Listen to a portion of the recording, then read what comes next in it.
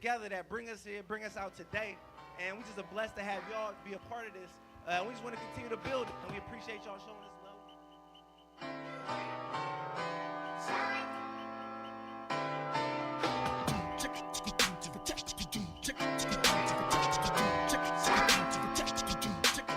We work to empower communities of color, largely low-income communities of color, to actually be able to have a meaningful input in decision-making processes that affect their everyday lives. These are all environmental decisions that are made every single day that impact everyone's health, everyone's well-being, everyone's ability to go out and participate in our society.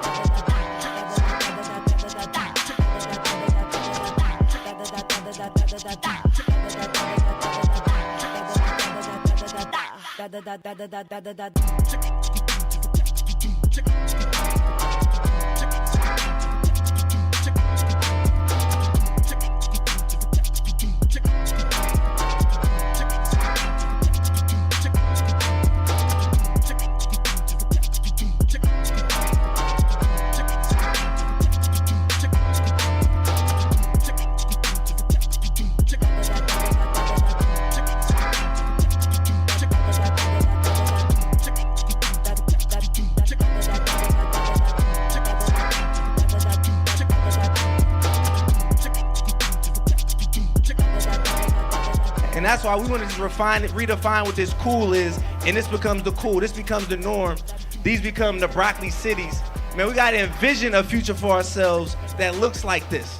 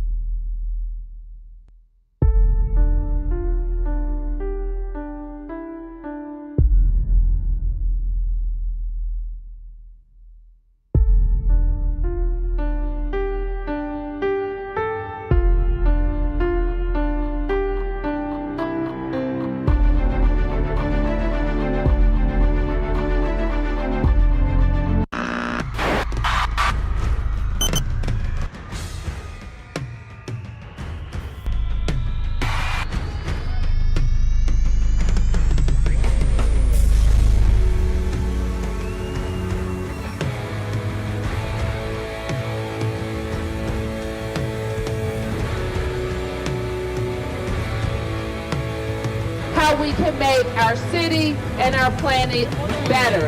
And we're committed to celebrating every year here at Broccoli City. They are deep in the crisis that will impact generations to come. Up to 100,000 Students, doctors, teachers, the unemployed. more police officers deployed on the streets of the country. An estimated 5,000 also took to the streets of Glasgow. One voice and one message. Was a major demonstration in Belfast today. Their next step will be to strike. Of students in National Police in Westminster today. Will be to strike. Of students in National Police in Westminster today.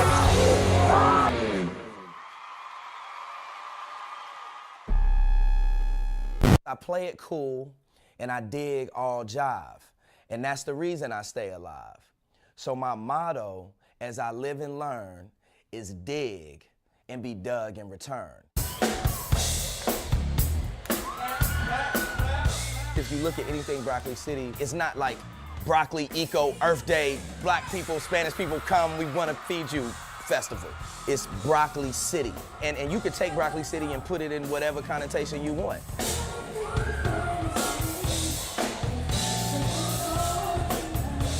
There's definitely a sense of community here at Broccoli City Fest, and I love that. Because the vibe is positive, and everybody here to have a good time. It's cool to just see everybody out here, you know, enjoying themselves and coming together instead of fighting and all that. It's on 300, man. It's awesome. The love that these guys have given me has been so incredible that I feel like I'm a part of the fam. Well, it's definitely like a family feel and a family vibe being here for sure. Everybody here to have good food, eat, enjoy the music, network, build, and show love. So it's all genuine, it's all love. There's so many people that I've seen here that I met, and I get love. A lot of the organizers I know through the creative scene here in Washington, D.C. So we're hoping it doesn't pour. Please don't, Ray.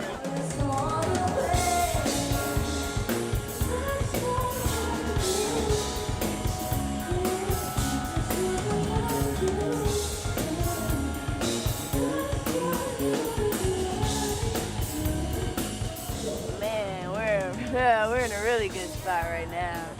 It's been a great day. We're blessed. We have a lot of shows coming up, just trying to keep it going, keep it moving. The momentum up and milk every moment.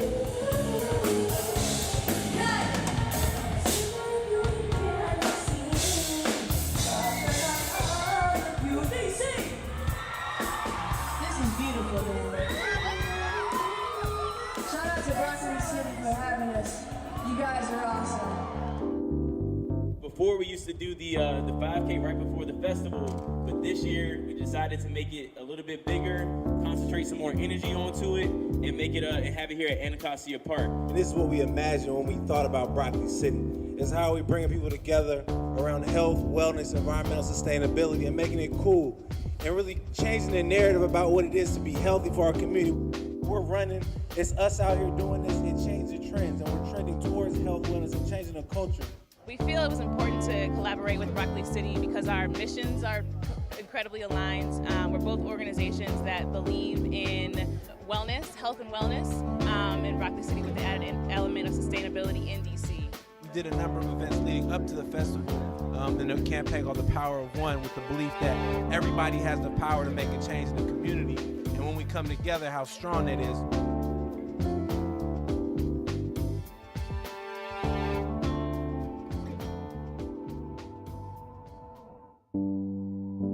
We're identifying areas, what we'll call food deserts, where people don't have access to nutritious meals. I teach 12th graders that are about to go into the world and be professionals, and they have no idea, like how to eat healthy or be healthy. So what are we doing for the students in the schools? Because I can have bananas in the corner store, but they want the flaming hot Cheetos. Yeah.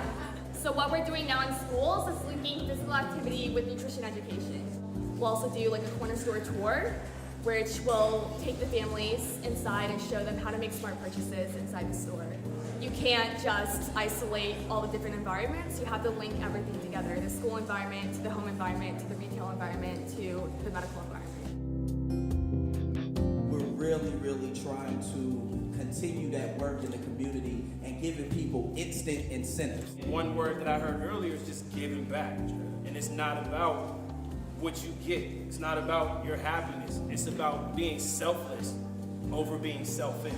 And there's a fine line between two, but you have to find it. You can't create real impact and positive impact for a community unless you start. Everyone started from somewhere, and everyone was passionate, and they kept doing the work.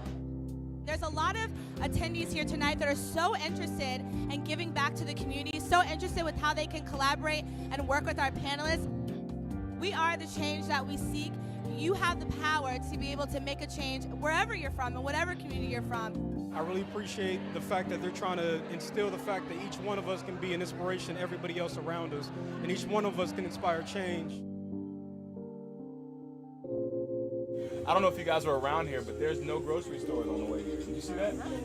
There were no grocery stores. So now the young people who are part of this will now learn how to make their salads. They'll be able to come out here and pick their own vegetables from here, and they'll have some broccoli on the other side, maybe some fruit. Isn't that cool? And all you guys are a part of that today. You've seen a huge culture change of food and nutrition, and it's been really exciting. To be able to have the kids see gardens that they're growing and to see that education about food where they're cultivating it themselves is so powerful. And so we're really excited to be able to give this to the kids and really expand on nutrition education and food justice and food access in this community. So this was actually our final and 12th Power One event. We're leading up to the festival. We've had Power One events all throughout the city, just getting people active and engaged in the community. We actually built 4 community gardens. We planted trees. and we've been feeding the hungry and homeless folks. Right now we're at Capitol View YMCA in Ward 8, east of the river in DC. One of the last places really now that's still Chocolate City. This building houses about 150 children, ages 3 to 14 every day, Monday through Friday. Here we pick them up. We serve about 16 schools in the Southeast, Ward 7, Ward 8 area. So in Broccoli City, one of our missions is to build thriving communities, to thrive. To almost go beyond sustainable. And let's be sustainable and continue to go, but how do we go beyond and shoot further so we're thriving and everybody's doing well? We'll be doing a vegetable garden, we'll be cleaning up, we'll be doing seed bombs, we'll be doing a mural. So we're just gonna do a full refresh of the YMCA here. We're making seed bombs, so we're just rolling up balls of clay and then inserting the seeds in, and then dipping it in water and then coating it with soil. And then it'll grow flowers. Kids are gonna be able to eat the food that we've grown today. I mean, they're gonna be able to eat salads, they're gonna be able to eat tomatoes, and they will have had a hand in being a part of it. But we're thinking, how can we leverage and get people out and engaged in doing something rather than just come to a festival and have fun? It gotta be more than that. Like, we can do more than that. 200 people can do a lot of stuff. 12,000 people can do incredible things. I feel like most people come to these events and they don't really necessarily think about that. They're just like, yo, I love this artist. But they have to know that if you love an artist this much and someone's taking their time, like a company or a group of people taking their time to bring you these artists, and there's a message behind it on why they're bringing it together, you just be a little bit mindful and like know what's going on in the background. Basically what I'm saying is when it comes to the local vendors and it comes to those type of people, I dig you. You know what I'm saying? Or if I dig you, then you gonna dig me. And Broccoli City is gonna grow, because Broccoli City, at the end of the day, it grew off word of mouth. It's really nice to be in like such a diverse environment. It's authentic. Compared to the rest of DC, this is like authentic. Listen. Everything else is like gentrified, to be honest. So like coming out to Southeast is like a little more like, this is what DC was. I understand that DC is a very soulful city. Listen, understand this. This is a woman's world. Yeah. Just the message that they're giving out to the community is imperative. You know, it's glad that we're doing it. You see what community that we're in. We're not in suburban downtown. We're right here in the middle of the African American community here in DC, and it's just amazing. It's a very different feeling. Like, I mean, we go to GW, so the area surrounding GW is a lot different than this environment. Just don't compare. There's been such a strong cultural movement going on in DC the past few years. Broccoli City Fest is at the forefront of what's going on. It's always been a cultural place, but now it's starting to get the recognition and attention that it deserves. I think we cleaned it up a little bit. We cleaned it up. We gave it more of a purpose. I think they understand that now, and people starting to really spread love here. Everybody just came out here to have a good time. They wanted some peace, you know. Like, and I think the Broccoli Fest did a good job of bringing that, you know, it's from the shops all the way to the music, you know, like all the way down, even to the food. So it's real cool. Like, you know, I'm really enjoying it. I'm happy that I got a chance to come out here. These are people who are trying to unite the community to strengthen the culture, and that starts with the local businesses, with the local stakeholders. So the reason why I've been rocking with Broccoli City Fest as much as I can, why we're trying to get Raw to support it, is again, it's about supporting the local community to strengthen the culture. And how can you not get behind that? All career has been about what Broccoli City has been doing, improving our condition, improving our state of mind, improving our spiritual, improving our physical, defining ourselves, talking about sustainable agriculture, sustainable living, talking about thriving. We're in some tumultuous times, ladies and gentlemen, and we need love amongst all of ourselves right here.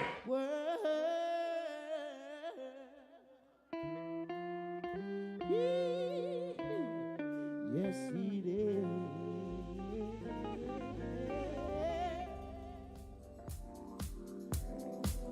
Small businesses need the support of the community. the local movement is now a movement, but it's always been there. Like when I was growing up, I always supported local businesses. So I think it's very important that young people, especially all the people that are coming here, these are millennials, they need to understand the importance of local businesses and try to support us so that we can, you know, in turn, when they're starting their own businesses, to support them as well. What about me? When you look in DC now, especially in Southeast, it's still a food desert. We just opened our second location in Southeast, right by the Big Chair. And so to be able to give this to the community and be honest, you know, it's 100% juice, we don't cut any corners, and to be able to make it accessible for people who wouldn't normally have access to it means a lot for us. We're also in Union Market, which is also a very like local hub for a lot of small businesses. So this just felt like the right thing to do. It's very DC, it's very local. So when I say food desert, you don't have healthy options. You have to travel outside of your community to go get something that's healthy. I grew up in an inner city neighborhood as well, and just not having access to a lot of produce, you know, just on a day-to-day basis where kids go to school and they eat a honey bun and a bag of chips and a soda for breakfast. I mean, it's not sustainable. It doesn't help you focus in school. I think it's very important that we're serving foods that we actually make ourselves, not foods that we grab from a bag and throw in a fryer. You know, these are things that like we actually created ourselves. The idea is to make someone self-sufficient so that they can go home and create these things in their house. So teaching them how to grocery shop, what's organic, you know, microgreens, wheatgrass, all of that stuff. So people are surprised when they have our stuff. They're like, wait, it's no sugar in here? No, we're teaching you how to go get stuff that's actually fresh. When we juice our pineapples, they're not the prettiest. We put them on display until they ripen enough so that they're the sweetest. I love to cook. I've always loved to cook, and I love Southern American food, and it has a lot of African roots, which is important to me. I'm West African, so this was the food that I was going to make. Turn Natural was my mom's business. She started it out of necessity. She was diagnosed with breast cancer in 2001. So she started in 2005 as a way to change her life. And so she started doing juices, smoothies, healthy living. She became a vegetarian and then in turn became a vegan. And so it became a lifestyle for myself and my brother. There's a lot of like local markets and local farmers, so it definitely helps bring the community together, combining like this sort of audience and kind of exposing them to different sort of healthy lifestyles, not with just eating, but just health in general. It's yours, it's mine. And look at the town, DC. My God. So precious. We out of this bitch, but y'all gotta dance before we go. Y'all ready? Well, I definitely think that healthy eating is extremely important. We should all be healthy. We should. Why not? Exactly. Why not? I'm in public health. I major in public health, so I'm all about healthy lifestyles and everything. The healthy eating aspect is kind of unique because we were at South by Southwest out in Texas, and we're in Seattle and other places. But the healthy eating aspect of Broccoli City is kind of unique. In our community, obesity is a big thing. You know, nobody's eating right. Nobody's living long. So having food that's compromised, like healthy living, is essential. And especially at an event like this, because you can only get junk food. So having some healthy, where it's like tomato, asparagus, it's all good. My God. So precious. It's yours. It's mine. Thank you so much. We out this bitch. Broccoli Fest one time. Come on. Put your hands together. Health starts with a right mind and good conscience. It starts with making the right choices. You know, it's important that we get our daily doses of greens and whatnot to flush the system. Drink your water, you know, and whatnot. You know, get your sunlight when you can. Get outside. You know, that's all part of, you know, living a healthy life. As you know, as we get older, like you start to feel the bumps and the bruises on your body that are just internal. And like we're all starting to eat like a lot healthier because we're starting to see like the effects on us. On the road. Yeah, on the road it's so easy to eat junk. I think it's good that we have a lot of information with the food that we eat now, like with the calories that's on it and whatnot. But I think there needs to be, you know, more of a push in schools to have more options for kids that may not want to eat a steak or want to eat something crazy. So. Even just in the households, promoting like healthier eating, like with your kids and stuff. Because for my household, it wasn't necessarily promoted. My father passed when I was 4 months, and I was from high cholesterol, so at least I know my household, my mom was really strict on what we ate, so you know, we made sure we had a lot of vegetables, really no fried foods, a lot of baked food, like, you know, baked or broiled. Growing up, my mom, one thing she always told me, man, she always told me to eat my beans. You know, lima beans, I hated those, but she was right, you know, like, based on your upbringing, your parents, what they feed you is very important. Baby, keep on turning it up. Yeah. I'm expecting a child, and I want to make sure that I give my children, introduce them to stuff that they need to eat. They're gonna first eat this rice and beans. They're first gonna eat this zucchini and broccoli. They're gonna get to know that and understand that this is what you need to eat, boy or girl. I think it's kind of deeper than it not being cool anymore now, just because the fact that chicken like with grease on it tastes better than chicken without grease on it. And on a deeper level, there's not a lot of options on the black side of town. You know, like I live on the black side of town in Atlanta. I have to drive 30 minutes to get to a get some healthy. Yeah, and then the healthy shit is more expensive, honestly. And it's more expensive. I think it's just getting to a point now where people are understanding it because they're starting to live it and they know that we're not preaching. It is a delicate balance between a burger and a salad. I am not perfect at all. I don't scream that I'm a vegan or nothing like that, but I do pay attention to what I put in my body, and I do try my hardest to be positive and give back as much as possible.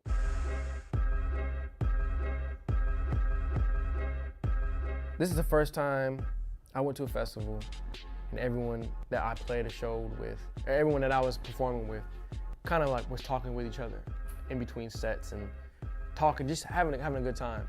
That's what Broccoli City is. It's a conversation. Come have a good time. Let's do it.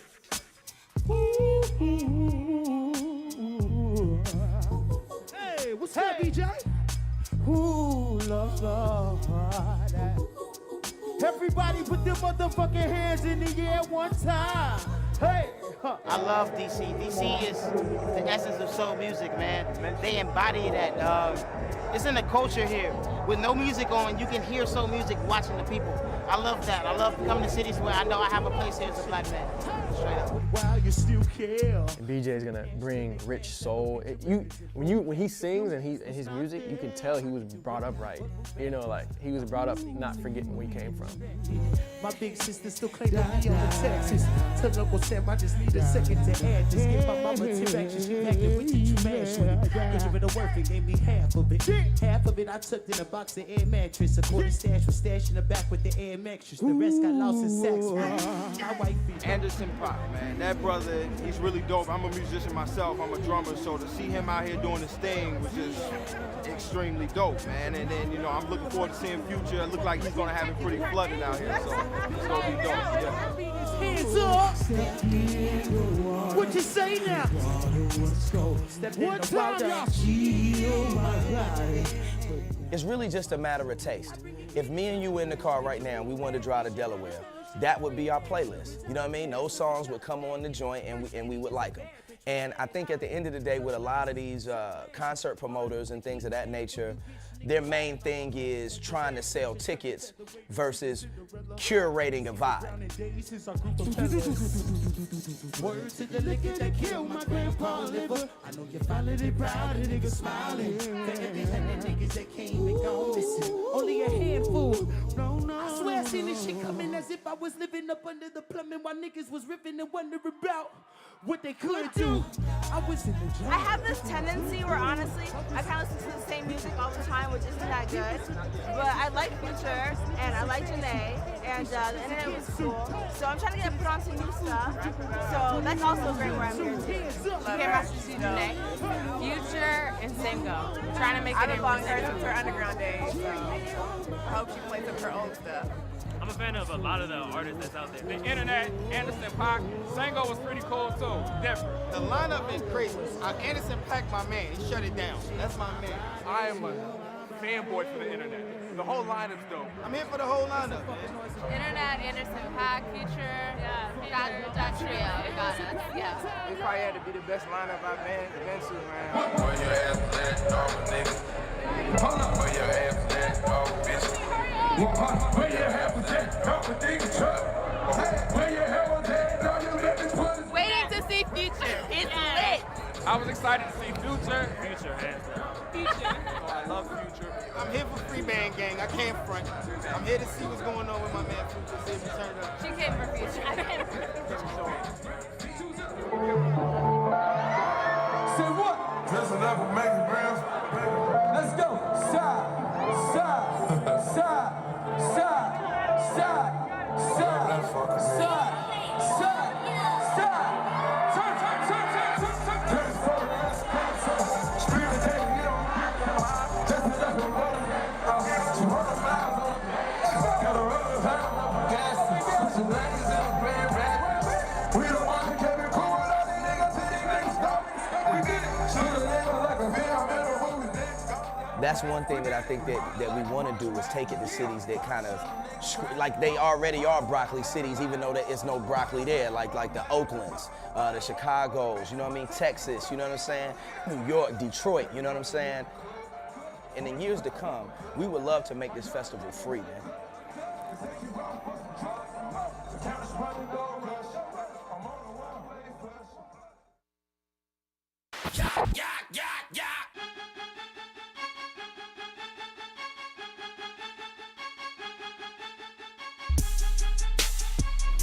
I'm gonna make history of my name. I see they like my name. I got a voice from God. My voice comes from God. Sent from man.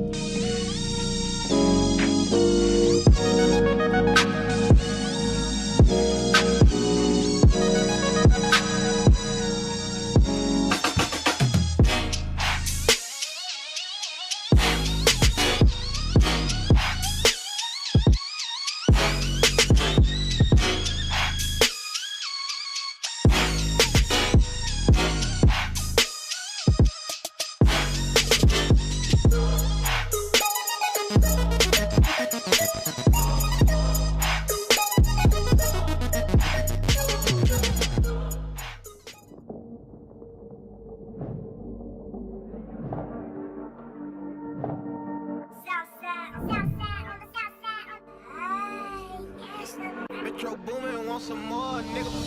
Young Savage, why you trapping? Why these niggas capping so hard? Why you got a 12-car garage? Why you pulling out these rappers' cards? Cut these niggas pussy and I'm hard. I turn it fucking soft to some hard. I grew up in the streets without no heart. I grew up in the streets without no heart.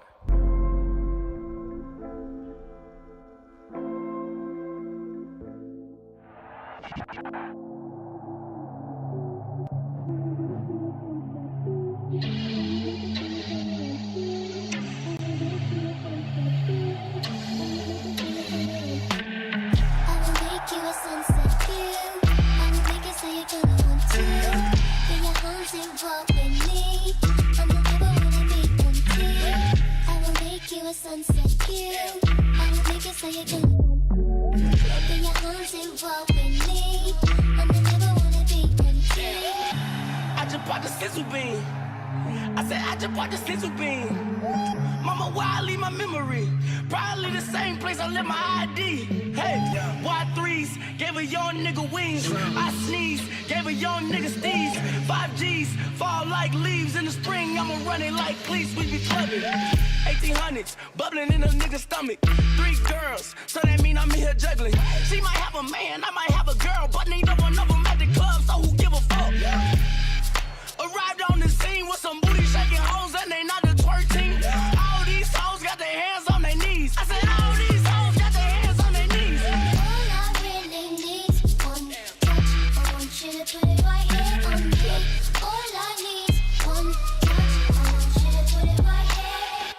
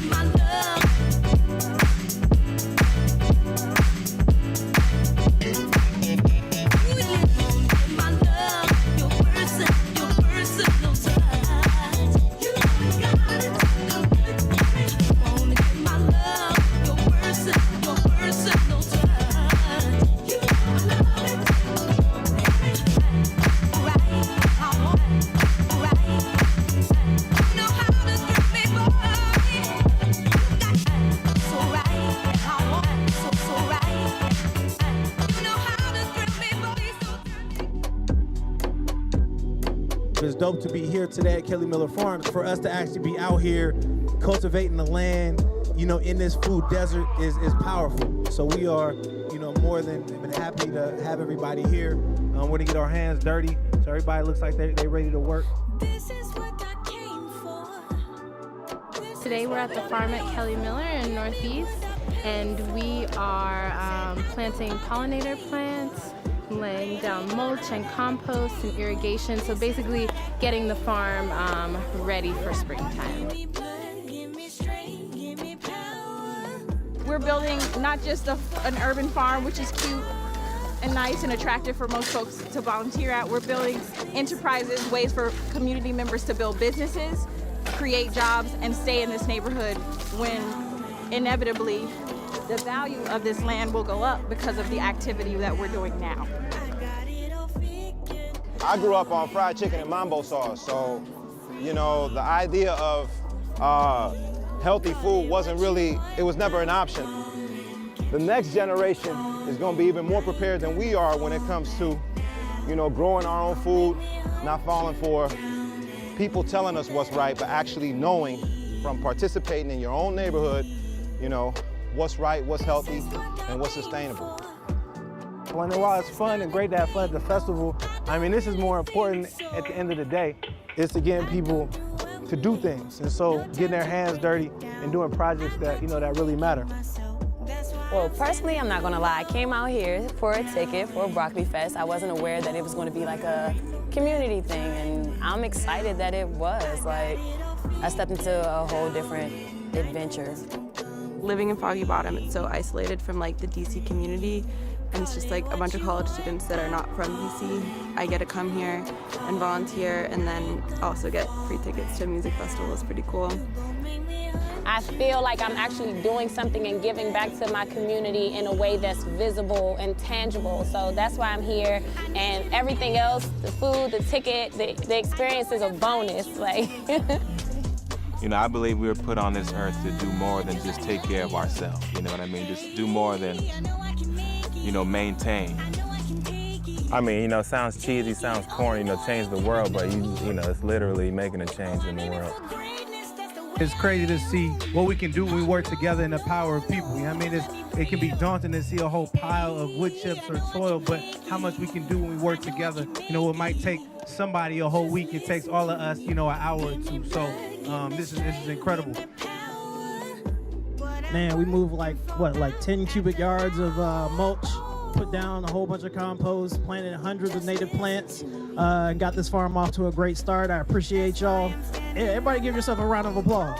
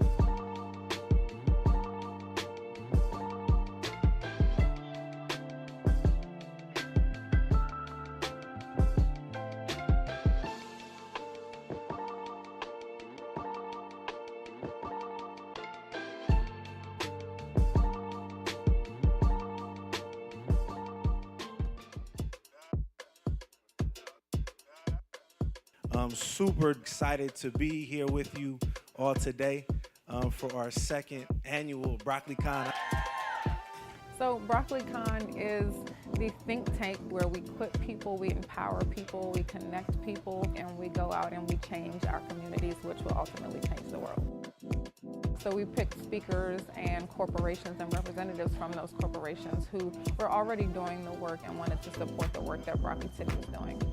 On this panel that I'm moderating today, we're going to be talking about the role of corporations in the triple bottom line, people, planet, and profit, and what they can do and how they are doing things to make the world a better place. Obviously, we know that diversity drives innovation, right? And that's going to drive our business, and that will drive the economic impact. Those people go back to their communities. They invest in their communities. they can sustain their families. They can become part of the economic process of the communities that we're trying to stay connected to. Broccoli City has a remarkable legacy. I know they've been building up, really trying to talk about social engagement, entrepreneurism. These are things that we celebrate. The audience that they're engaging with are a core, growth demographic for us. So the opportunity to be on this platform was a natural fit for us. So we have to have a cultural shift, a revolution that allows us to value ourselves. So our panel discussion was about building broccoli cities. And so we're just building on the different ways people can engage in that process, education, inspiration, access and participation, and then policy, legislation, and things of that nature. So I just moderated a panel called Black Business Success Beyond Music and Sports. It's really helping us find inspiration and understand the dynamics of being people of color, working in industries beyond the sort of traditional ways that we tend to see success. I have mentors and I have people who have helped me all along the way. And to be honest with you, most of them don't look like me. We tend to think, well, how can they relate to me? Like, it's not about that, come as your authentic self and they will respect you and they will help you if you are showing that you are putting the work in. What I like about Broccoli is it's showing all the positive work, all the partnerships. It's bringing very diverse groups together, and I think new partnerships will form over the course of these few days. I always get ideas from things like Broccoli City and see what the local change makers are really doing or hearing, and they're the ones that have their pulse on what's needed in the community, and I just want to help enable those great ideas with some of our technology, if it makes sense. Well, this is an audience and a group of people that are for social entrepreneurship to make a real change in the world. I think a lot of people kind of get this idea of DC as an exclusively government town, but there are incredible pockets of creativity in DC, from the artists, the musicians, the creators, the folks that are kind of building amazing things all around town. The creative economy in DC is something that's incredibly underappreciated and isn't known as much as it should be. Conferences like these are important because you get an opportunity to network with other people from different places that are doing related things and build connections and just strengthen community. We need to build businesses and we need to build movements. But one thing that's really important, you can't do it by yourself. It helps you be a better person, which in turn helps everybody else around you. I want y'all to lead us with the do mentality, though. Do it, do it, do it.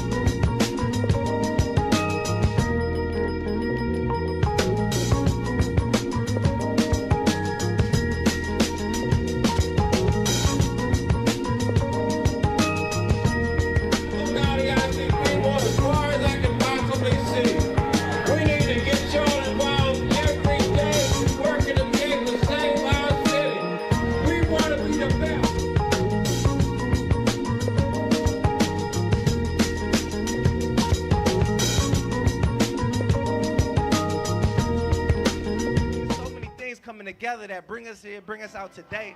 And we just are blessed to have y'all be a part of this. We just want to continue to build it, and we appreciate y'all showing us love.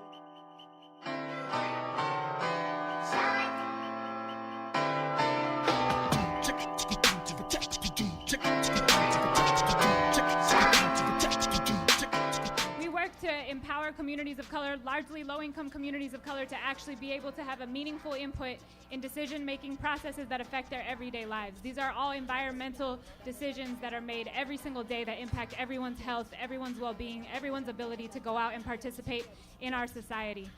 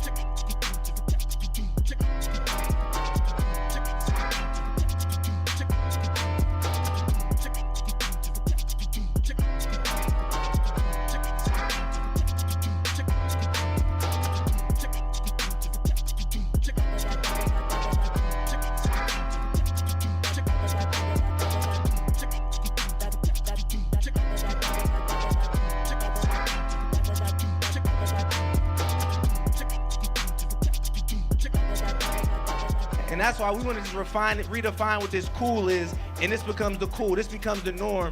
These become the broccoli cities.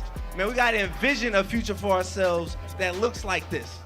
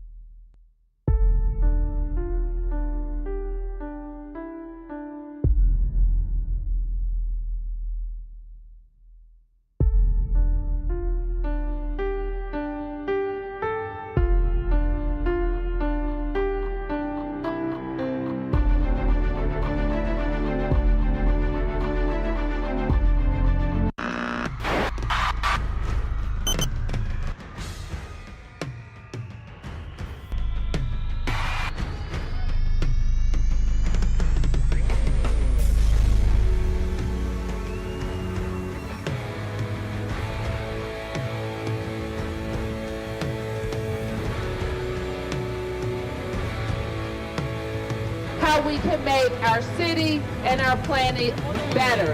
And we're committed to celebrating every year here at Broccoli City. They are deeply in crisis that will impact generations to come. Up to 100,000 students, doctors, teachers, the unemployed. More police officers deployed on the streets of the country. An estimated 5,000 also took to the streets of Glasgow. One voice and one message. There was a major demonstration in Belfast today. Their next step was to strike. Thousands of students have clashed with police in Westminster today. Thousands of students have clashed with police in Westminster today.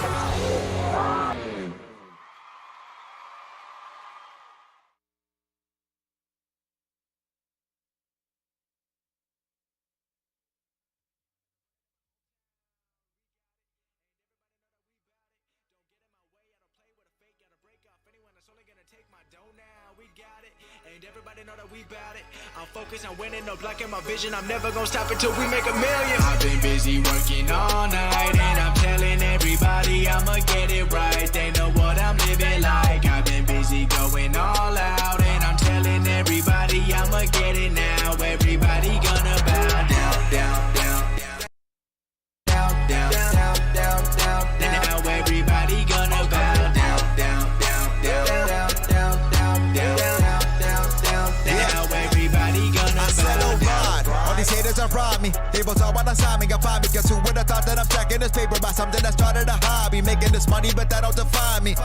Or the women that want me. Second we enter the venue, they gon' give it up for just choosing bazoo. Gotta get it for the days ain't back, and I know that I'll make it, I got the schematic. Tell me I fell, but it's clear that I'm passing. But no in the basement, I'm raising the attic. I'm fucking the game, and ain't nothing the same. So I swear on a lame in my lane. Shade on my name, never had it, and no I won't have it, so haters refrain. I ain't go straight from the ways of the savage life. Most thing I know is a lavish life. Checking, I'm keeping the G to the death. You ain't never gonna catch me, right? I ain't go straight from the savage life. Most thing I know is a lavish life. Checking, I'm keeping the G to the death. You ain't never gonna catch me, right? I've been busy working all night, and I'm telling everybody I'ma get it right. They know what I'm living like. I've been busy going all out, and I'm telling everybody I'ma get it now. Everybody gonna bow down, down, down, down, down, down, down, down, down, down, down, down. Now everybody gonna bow down, down, down, down, down, down, down, down, down, down, down. Now everybody gonna bow down.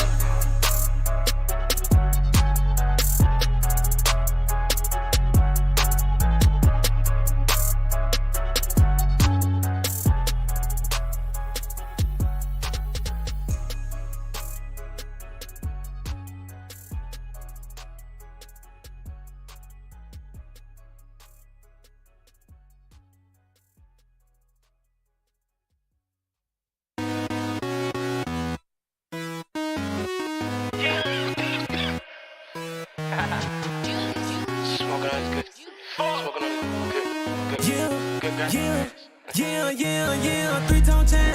I do it all for the game. Man can say my name. Why you stay on lane? Come this way. Come for the night, won't stay. See red like a bulldog leg. Feeling good, box close today. Section bad like rose. Impressed by the Cuban lane. Feel like Jeff Hardy in the rain. I'ma show the championship thing. Too many hoes like a cabaret. I'm gonna drug what I do today. Then the bitch made me feel okay. I've been chillin', staying out the way. Fast cars, what's your name? Like the way she walk, she bougie and I love the way she talk. Go to the store and ball, birthday out the mall. My stacked up so tall, she ain't care about y'all. Independent above the wall, gave me every rap. Secret might get out, got my money up now. Can't even talk to me now. Get too big, I can't even move around. Niggas act it down, don't make a sound. Right now, tryna work shit every day just to go find my way out. We driving in fast cars, that's the only way now. Turn me up, turn me up, turn me up, turn me up, turn me up, turn me up, turn me up, yeah. Fast cars, what's your name? Like the way she walk, she bougie and I love the way she talk. Go to the store and ball, birthday out the mall. My stacked up so tall, she ain't care about y'all. Independent above the wall, gave me every rap. Secret might get out, got my money up now. Can't even talk to me now. Get too big, I can't even move around. Make shit real loud, want shit right out. By the race go now, what's this right now? Yeah, I'm high in the clouds. Anything you wanna do, I'll do it. So much shit, get to it. Play with me, your life I'll ruin. Come gun up, blow us a shooting. Moving in my car, just vrooming. Running shit like Cam Newton. Spun the gas, oh yeah, we're booted up. White fringe, yeah, pulled up in the truck. Baby shoes every day, everything for my buck. Quit childhood, all I see with the drugs. Every single day, gotta pray, gotta talk. Stuff I wear, you don't wear that stuff. Kept slides on when I fuck that slut. All gas, yeah, tell me when it's enough. Used to be depressed, couple months, it was rough. Now I make music and I fell in love. Used to use my pain and life with the drug. Tell her the things that I do for the sipping my jacket to my face and I'm in the club. Fast cars, what's your name? Like the way she walk, she bougie and I love the way she talk. Go to the store and ball, birthday out the mall. My stacked up so tall, she ain't care about y'all. Independent above the wall, gave me every rap. Secret might get out, got my money up now. Can't even talk to me now. Get too big, I can't even move around.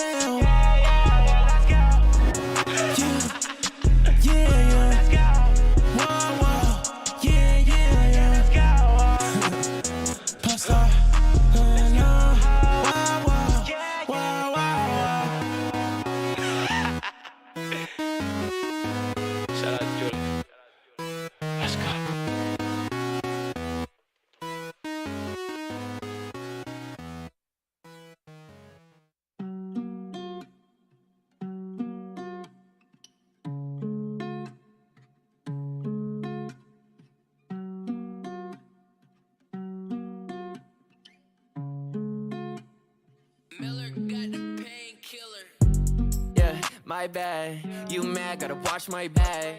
New shirt, gotta pop my tags. New whip, I'ma ride so fast. I just wanna be somebody that you care about. So everybody else, get him out, cut him out. Everybody else, get him out, cut him out. I don't wanna be somebody you don't give a fuck about, yeah. Yeah, run it back, yeah. Met a bad chick, put her on my lap, yeah. I'ma bag this, how to get the snap, yeah. I'm a savage, put her in the bag, yeah. Hey, run it back, yeah. Met a bad chick, put her on my lap, yeah. I'ma bag this, how to get the snap, yeah.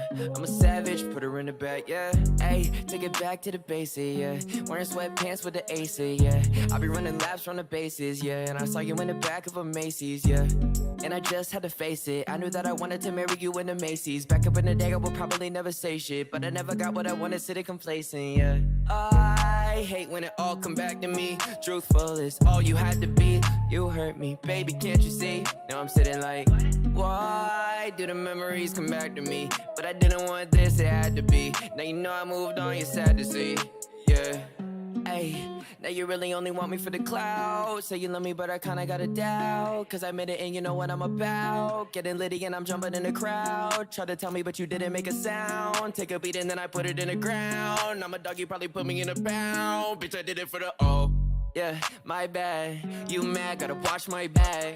New shirt, gotta pop my tags. New whip, I'ma ride so fast. I just wanna be somebody that you care about. So everybody else, get him out, cut him out. Everybody else, get him out, cut him out. I don't wanna be somebody you don't give a fuck about, yeah. Yeah, run it back, yeah. Met a bad chick, put her on my lap, yeah. I'ma bag this, how to get the snap, yeah. I'm a savage, put her in the bag, yeah. Hey, run it back, yeah. Met a bad chick, put her on my lap, yeah. I'ma bag this, how to get the snap, yeah. I'm a savage, put her in the bag, yeah.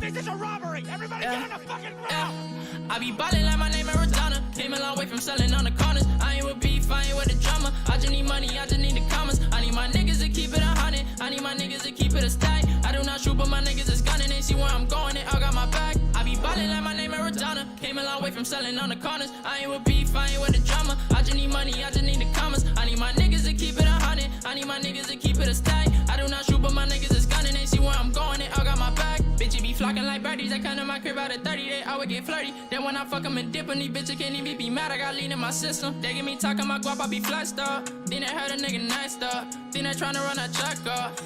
That ain't gon' happen. Take that shit way back in middle school, I was way too bro to be rocking the truies. Heard of the devil, wear Prada, but I'm just a demon, so I'm gon' keep rocking my Louis. Louboutins on a nigga feet, dollar signs all a nigga see. I do not fuck with no fake niggas, on my day ones, keep it real with me. All of these niggas be trippin', niggas be acting like bitches. My nigga, I do not get it, but all of my niggas is winning. Need to get out of the trenches, sometimes a nigga feel helpless. Don't got nobody to help me. My niggas died and I felt it, put the money over everything, even right over a wedding ring. I'ma make it, that's on everything. Pray to God that I see better days. Put that money over everything, even right over a wedding ring. I'ma make it, that's on everything. Pray to God that I see better days. Falling like my name is Rosanna. Came a long way from selling on the corners. I ain't with beef, I ain't with the drama. I just need money, I just need the commas. I need my niggas to keep it 100. I need my niggas to keep it a stack. I do not shoot, but my niggas is gunning. They see where I'm going, they all got my back.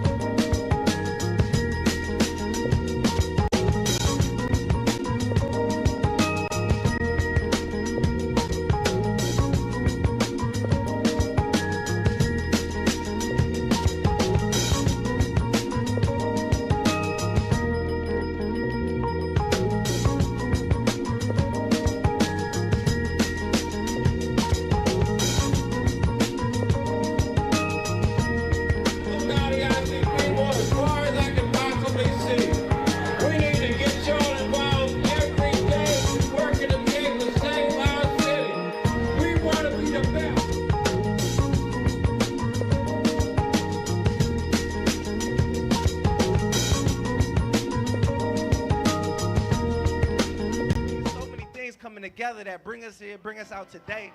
And we just are blessed to have y'all be a part of this. We just want to continue to build it, and we appreciate y'all showing us love.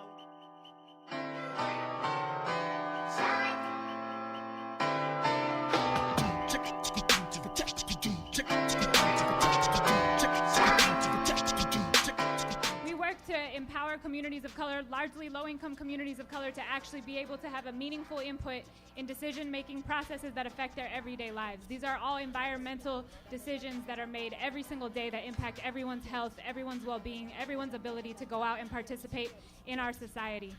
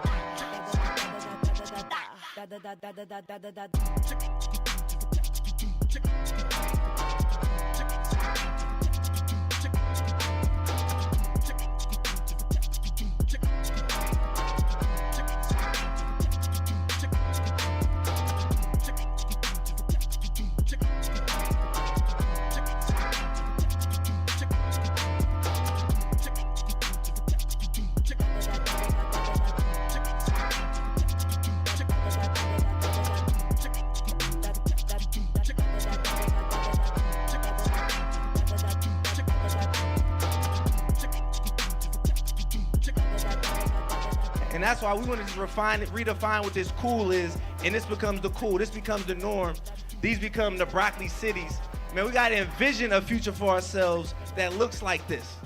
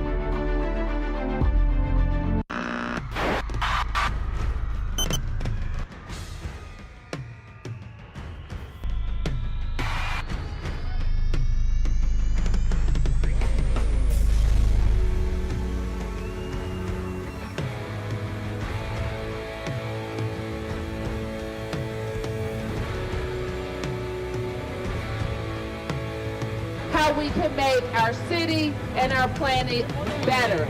And we're committed to celebrating every year here at Broccoli City. They are deeply in crisis. The women part of generations to come. Up to 100,000 Students, doctors, teachers, the unemployed. more police officers deployed on the streets of the country. An estimated 5,000 also took to the streets of Glasgow. One voice and one message. There was a major demonstration in Belfast today. Their next step will be to strike. Of students in passion for police in Westminster today. Will be to strike. Of students in passion for police in Westminster today.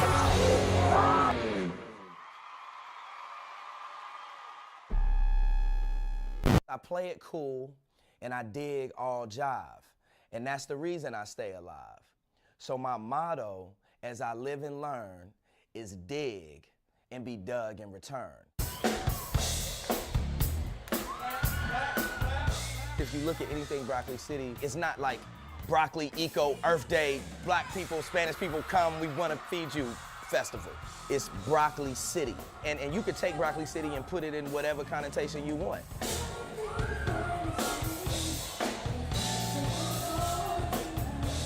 There's definitely a sense of community here at Broccoli City Fest, and I love that. Because the vibe is positive, and everybody here to have a good time. It's cool to just see everybody out here, you know, enjoying themselves and coming together instead of fighting and all that. It's on 300, man. It's awesome. The love that these guys have given me has been so incredible that I feel like I'm a part of the family. Well, it's definitely like a family feel and a family vibe being here for sure. Everybody here to have good food, we enjoy the music, network, build, and show love. So it's all genuine, it's all love. There's so many people that I've seen here that I met, and I get love. A lot of the organizers I know through the creative scene here in Washington, D.C.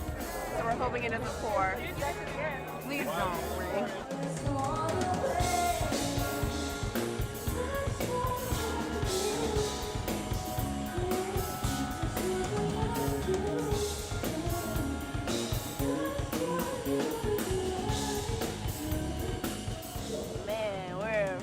We're in a really good spot right now. It's been a great day. We're blessed. We have a lot of shows coming up, just trying to keep it going, keep it moving. Keep the momentum up and milk every moment.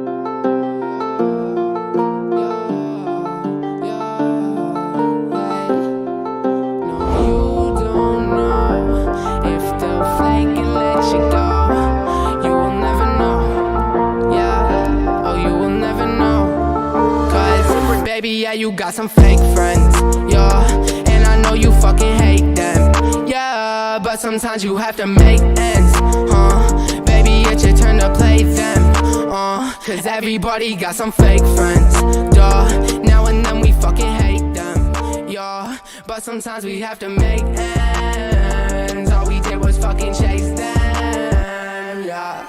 You all say that I'm nothing, you all say that I'm frontin'. I always say that I'm stuntin', yeah, I always say that I'm something. So don't fuck with me, I'm bumpin'. Hands up and they jumpin'. Money chasing, I'm hunting, yeah, I get the guap and I'm trumpin'. Then I fuck around with them bitches, heart covered in stitches, leaving me in them ditches, but I end up with them riches. So it's gang gang from day one, got the crew in their A1. Never fuck with them lame ones, they always up in your way, yeah, yeah. I was gone in the sauce, tryna be the one, but I had to pay the cost, yeah. Hey, you were wrong, you got crossed. Now you don't belong, and you feeling like you lost, yeah. Baby, I know sometimes it gets hard, feeling so alone and in the dark, looking for a spark. You just need to tell me who you are. Never know, maybe I can make your eyes start. Baby, yeah, you got some fake friends, yeah, and I know you fucking hate them, yeah, but sometimes you have to make ends, baby, it's your turn to play them, cause everybody got some fake friends, duh, now and then we fucking hate them, yeah, but sometimes we have to make ends, all we did was fucking chase them, yeah.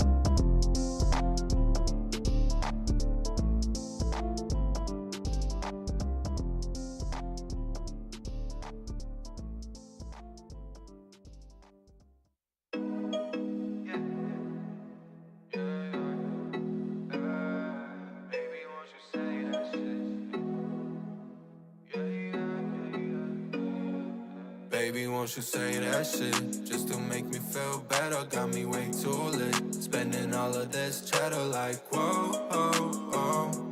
Gotta let it go, oh, oh. Don't know what to make of this, but it ain't too clever and them hits don't miss. Got the gas, no pedal like whoa, oh, oh. Gotta let it go, whoa, whoa. Yeah. You got me blowing up the bank, got me emptying the tank. Got me saying all the shit I never thought I would. And I've been filling up my cup, I've been saying way too much. I'm usually not the type to do. I think there's a misunderstanding.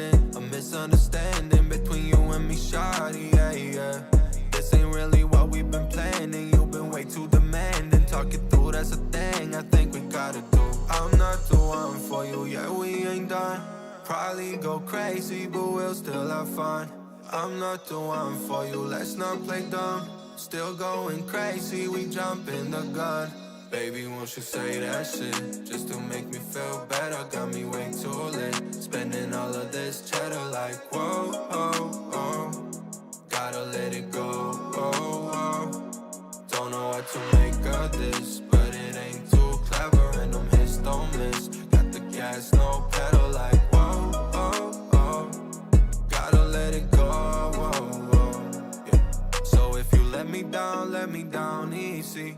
And if you let me go swiftly. And if you never coming back, then I'm cool with that. But just let me be. We've been through some growing pains, we ain't in the same lane. Baby, I could change the state and you could change your last name, but we still ain't gon' make it out or find a way to work. We still ain't gon' make it out, just gonna make it hurt. Baby, won't you say that shit just to make me feel better? Got me way too lit, spending all of this cheddar like whoa, oh, oh. Gotta let it go, oh, oh. Don't know what to make of this, but it ain't too clever and them hits don't miss. Got the gas, no pedal like whoa, oh, oh. Gotta let it go, whoa, whoa. Yeah.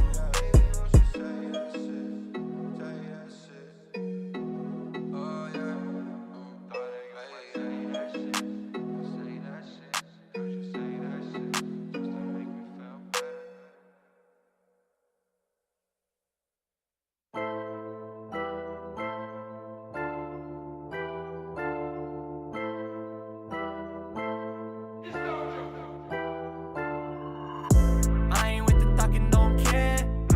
Really gotta make it, oh yeah. One shot, I got belief in the air.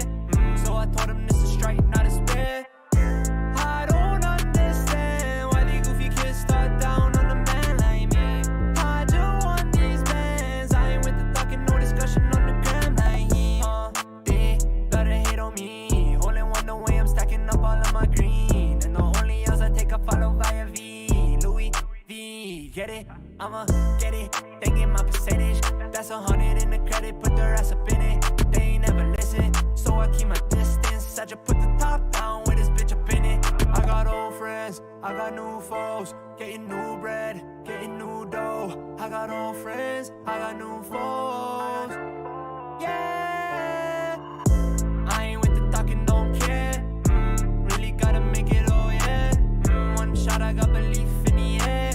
So I told him this is straight, not a spare. I don't understand why the goofy kids start down on a man like me.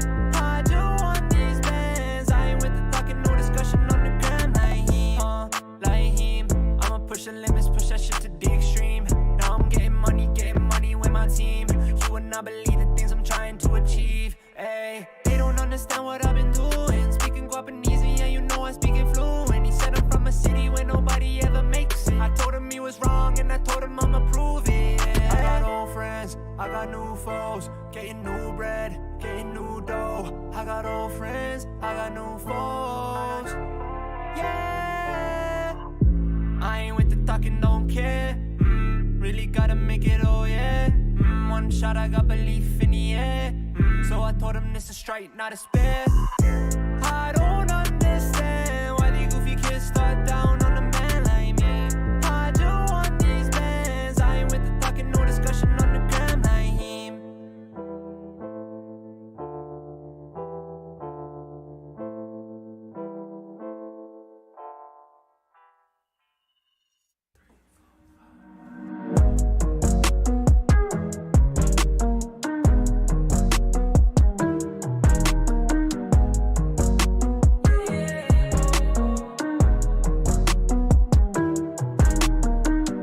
Mama told me watch the snake, say what can I say? I'm on the highway swerving like this shit was GTA. In a 911, this shit fast, so please get out my way. Cause I've been thinking for a minute, how long will it take? For me and you, cause girl, I know we on a different page. I think I'm Zion, cause I'm ballin' like the NBA. Hey, Port of Spain.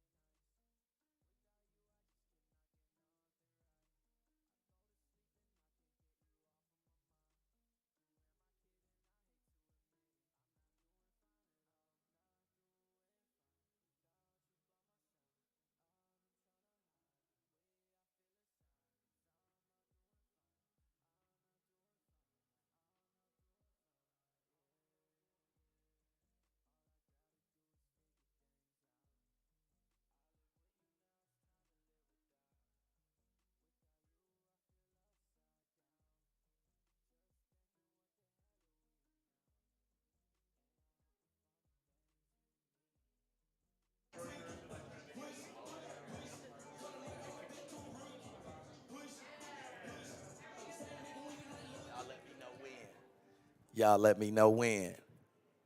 We good? We good. How are you folks doing today or this morning? Bless up. And I appreciate you guys for investing in yourselves, you know what I mean, by being here at BroccoliCon 2022. Obviously, we all have been through a whole bunch of things in the last 2 years, right? So we're happy to be back outside. We're happy to hold BroccoliCon here at the Gathering Spot, D.C. So shout out to Ryan and his team. We appreciate y'all for letting us up in here. But one of the things that I really want to discuss real quick, and it ain't nothing too deep, but it's this whole thing of investing in each other, right? When you think about all the great people of the past, a lot of those folks invested in people. They didn't invest in like building buildings and things of that nature. Your building is your friend or your compadre or whatever the case may be.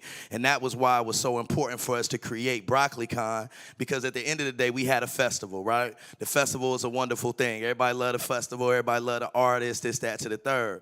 But a lot of people will ask me questions like, yo, B, like, so how do I do a festival? How do I put that together, right? And I say, all right, can you send me a deck? Like a one-sheeter? Can you do that? And they be like, B, what's a deck? And I was like, okay. We need to start this conference. You know what I mean? Like, we need to have a place where we can learn how to use the right tools to be able to go to the brands or whatever the case may be, to be able to get the finances, to be able to get your vision out there, right? So it's so important. You know how back in the day, your pops or your granddaddy would be like, don't teach me or learn how to fish. You know what I mean? Don't give me no fish. Teach me how to fish, right? So that's the importance of BroccoliCon. And I remember back in the day when I was grinding, I would go to different conferences, this, that, to the third, and I would see people sit in these chairs and they would talk about themselves, right, and their journey. And that's good. I love that. You know what I mean? Like, oh, you went to this, that school, blah, blah, blah. That's phenomenal. But what can I do now, right? Y'all remember that Martin episode when he was talking to Varnell Hill? How can I get to the yams? That's the question, right, that we all asking. All these young folks, they want to know, well, how do I get here, bro? Like, I need to know right now. You know? So the thing about BroccoliCon, at least one of the things that we want to do this year is talk about practical steps that you can take to get to that next part of your life, right? We always talking about faith and miracles and things of that nature. But if I want to be strong, then I need to go to the gym, right? If I want to impress somebody or I'm going out with somebody, I probably should put cologne on and put a little lotion on my elbow, right? Because that's just a practical thing that we should do. So at the end of the day, that's one of the things that I'm excited about for today is hearing some practical things that we can apply to our life the next day. And not just hearing about folks' journey, but also what are the steps? What do I need to do? Update my LinkedIn, you know what I mean? Get my resume right. These are practical steps that we need to do to move forward. So anyway, BroccoliCon is here. My name is Brandon McKay Hearn. I appreciate you guys yet again. And let's get this thing started. Yeah, dope. So we'll start with our first conversation. I'm going to hop off the mic, or should I stay on the mic, hop off the mic? Because I sound good. I'm going to be honest. I sound good. I'm articulate. You know what I mean? I'm talking. I'm giving eye contact. You know what I mean? I'm doing it. I feel really good. But y'all want me to get off? Okay, for sure.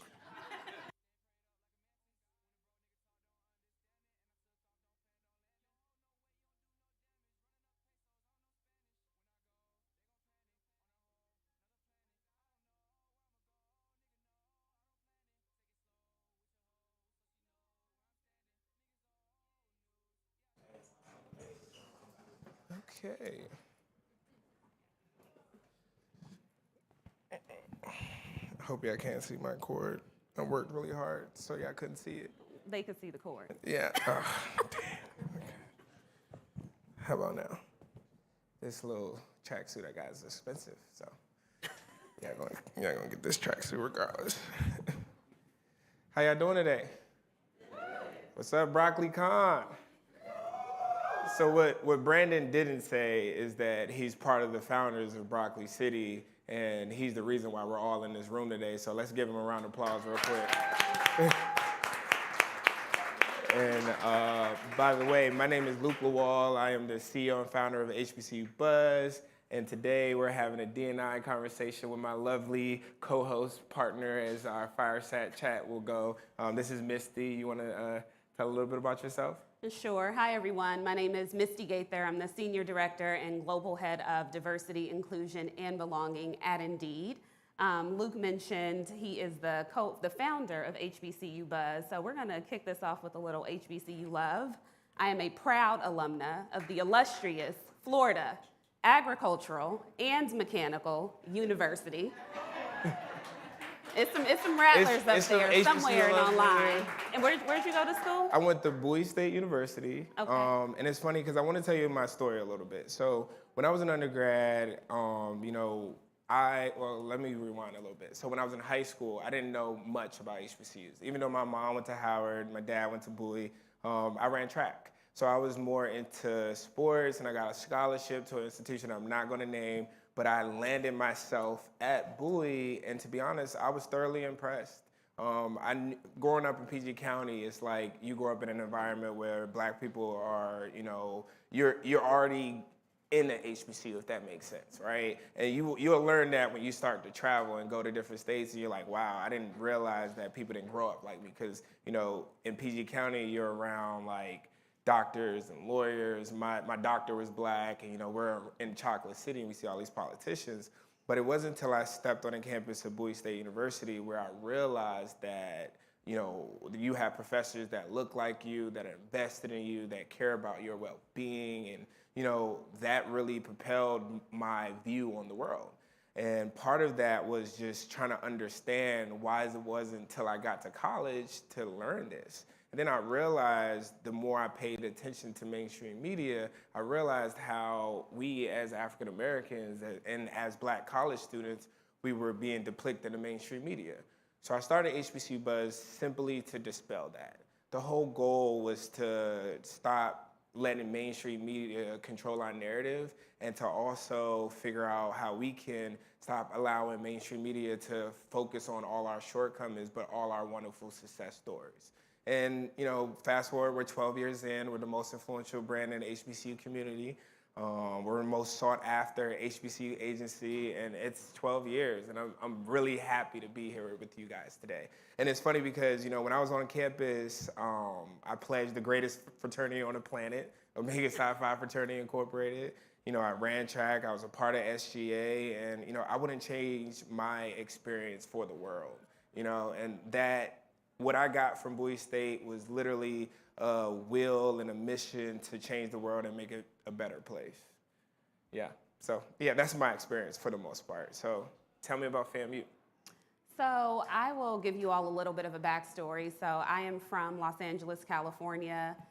That's the way that I say it, but really born in Long Beach, raised in Compton. But at the time that I was actually looking at schools, there wasn't really the Kendrick Lamar and Venus and Serena weren't popular. So I would always have to answer questions about menace to society, boys in the hood, and the stigma associated with living in Compton. And I'm like, I don't think that I want to talk about that every single time I tell someone where I'm from. And so I think what happens is we live in a society that makes you think differently, or you feel othered almost immediately. And so at that time, I really didn't have the language that I have today to understand why I would kind of move away from that. But I'm a first-generation college grad. I went to a medical magnet high school, thought I was going to be a pediatrician. Then I spent some time at a trauma center as a candy striper, and I said, this is not for me. I can't do this. And so I was a part of a program called College Bound. And so we met every first and third Saturday on the campus of Loyola Marymount in LA. And we did a roundtable discussion with about 12 HBCU presidents. And so at the time when I was looking at school, it was like 98, 99, mind your business, yes, I'm a little mature. And FAMU had just been recognized as one of the top business schools in the country. And not one of the top black business schools, but just top business school. And I'm sure many of you know, but there's a 5-year MBA program. I did the 4-year program, so I have my business administration degree with a concentration in marketing. And my HBCU experience was interesting because my high school environment was not we weren't well represented.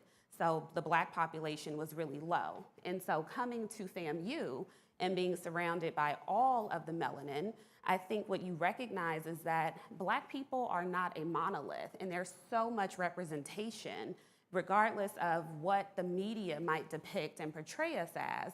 We all have a unique story. And so a couple of things that are some takeaways from my experience that have helped kind of navigate where I am today, because you probably are like, well, how did you get to be the head of D&I at a company that helps people get jobs in 23 plus countries?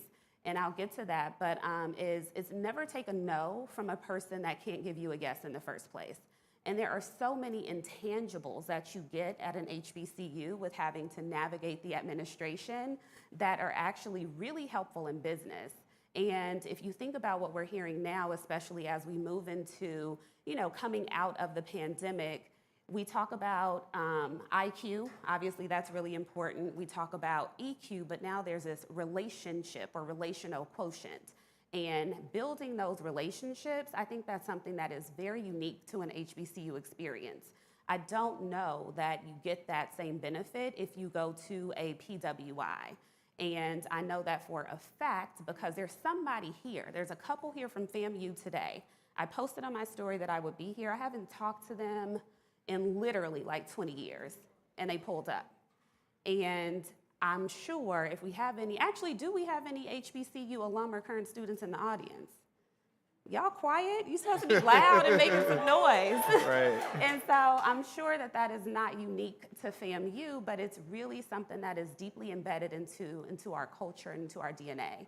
And so when I think about like the mission of Indeed, right, it's to help people get jobs. When I think about my personal mission, regardless of what company I was working at, the through line was always wanting to help. And I think that's also something unique to an HBCU. We recognize the importance of reaching back and giving back because we all had someone that was an advocate for us back in the day. Yeah, that's beautiful. I mean, when I think of like my time leaving Bowie State University, I can think of all the first thing I did was I looked at my Rolodex and was like, all right, who are my frat brothers that work at the company I'm trying to apply for?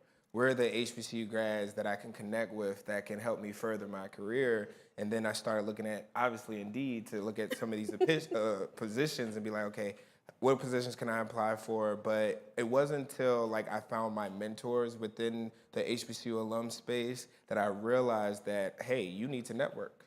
Without knowing someone at this company or that company, you're just going in blind. And I want you to tell me a little bit about your journey right after college. Like, what were your like first steps that you took to land your first job? And I'll give you a little bit about mine because I know I don't want to just beat you up here and get all your information.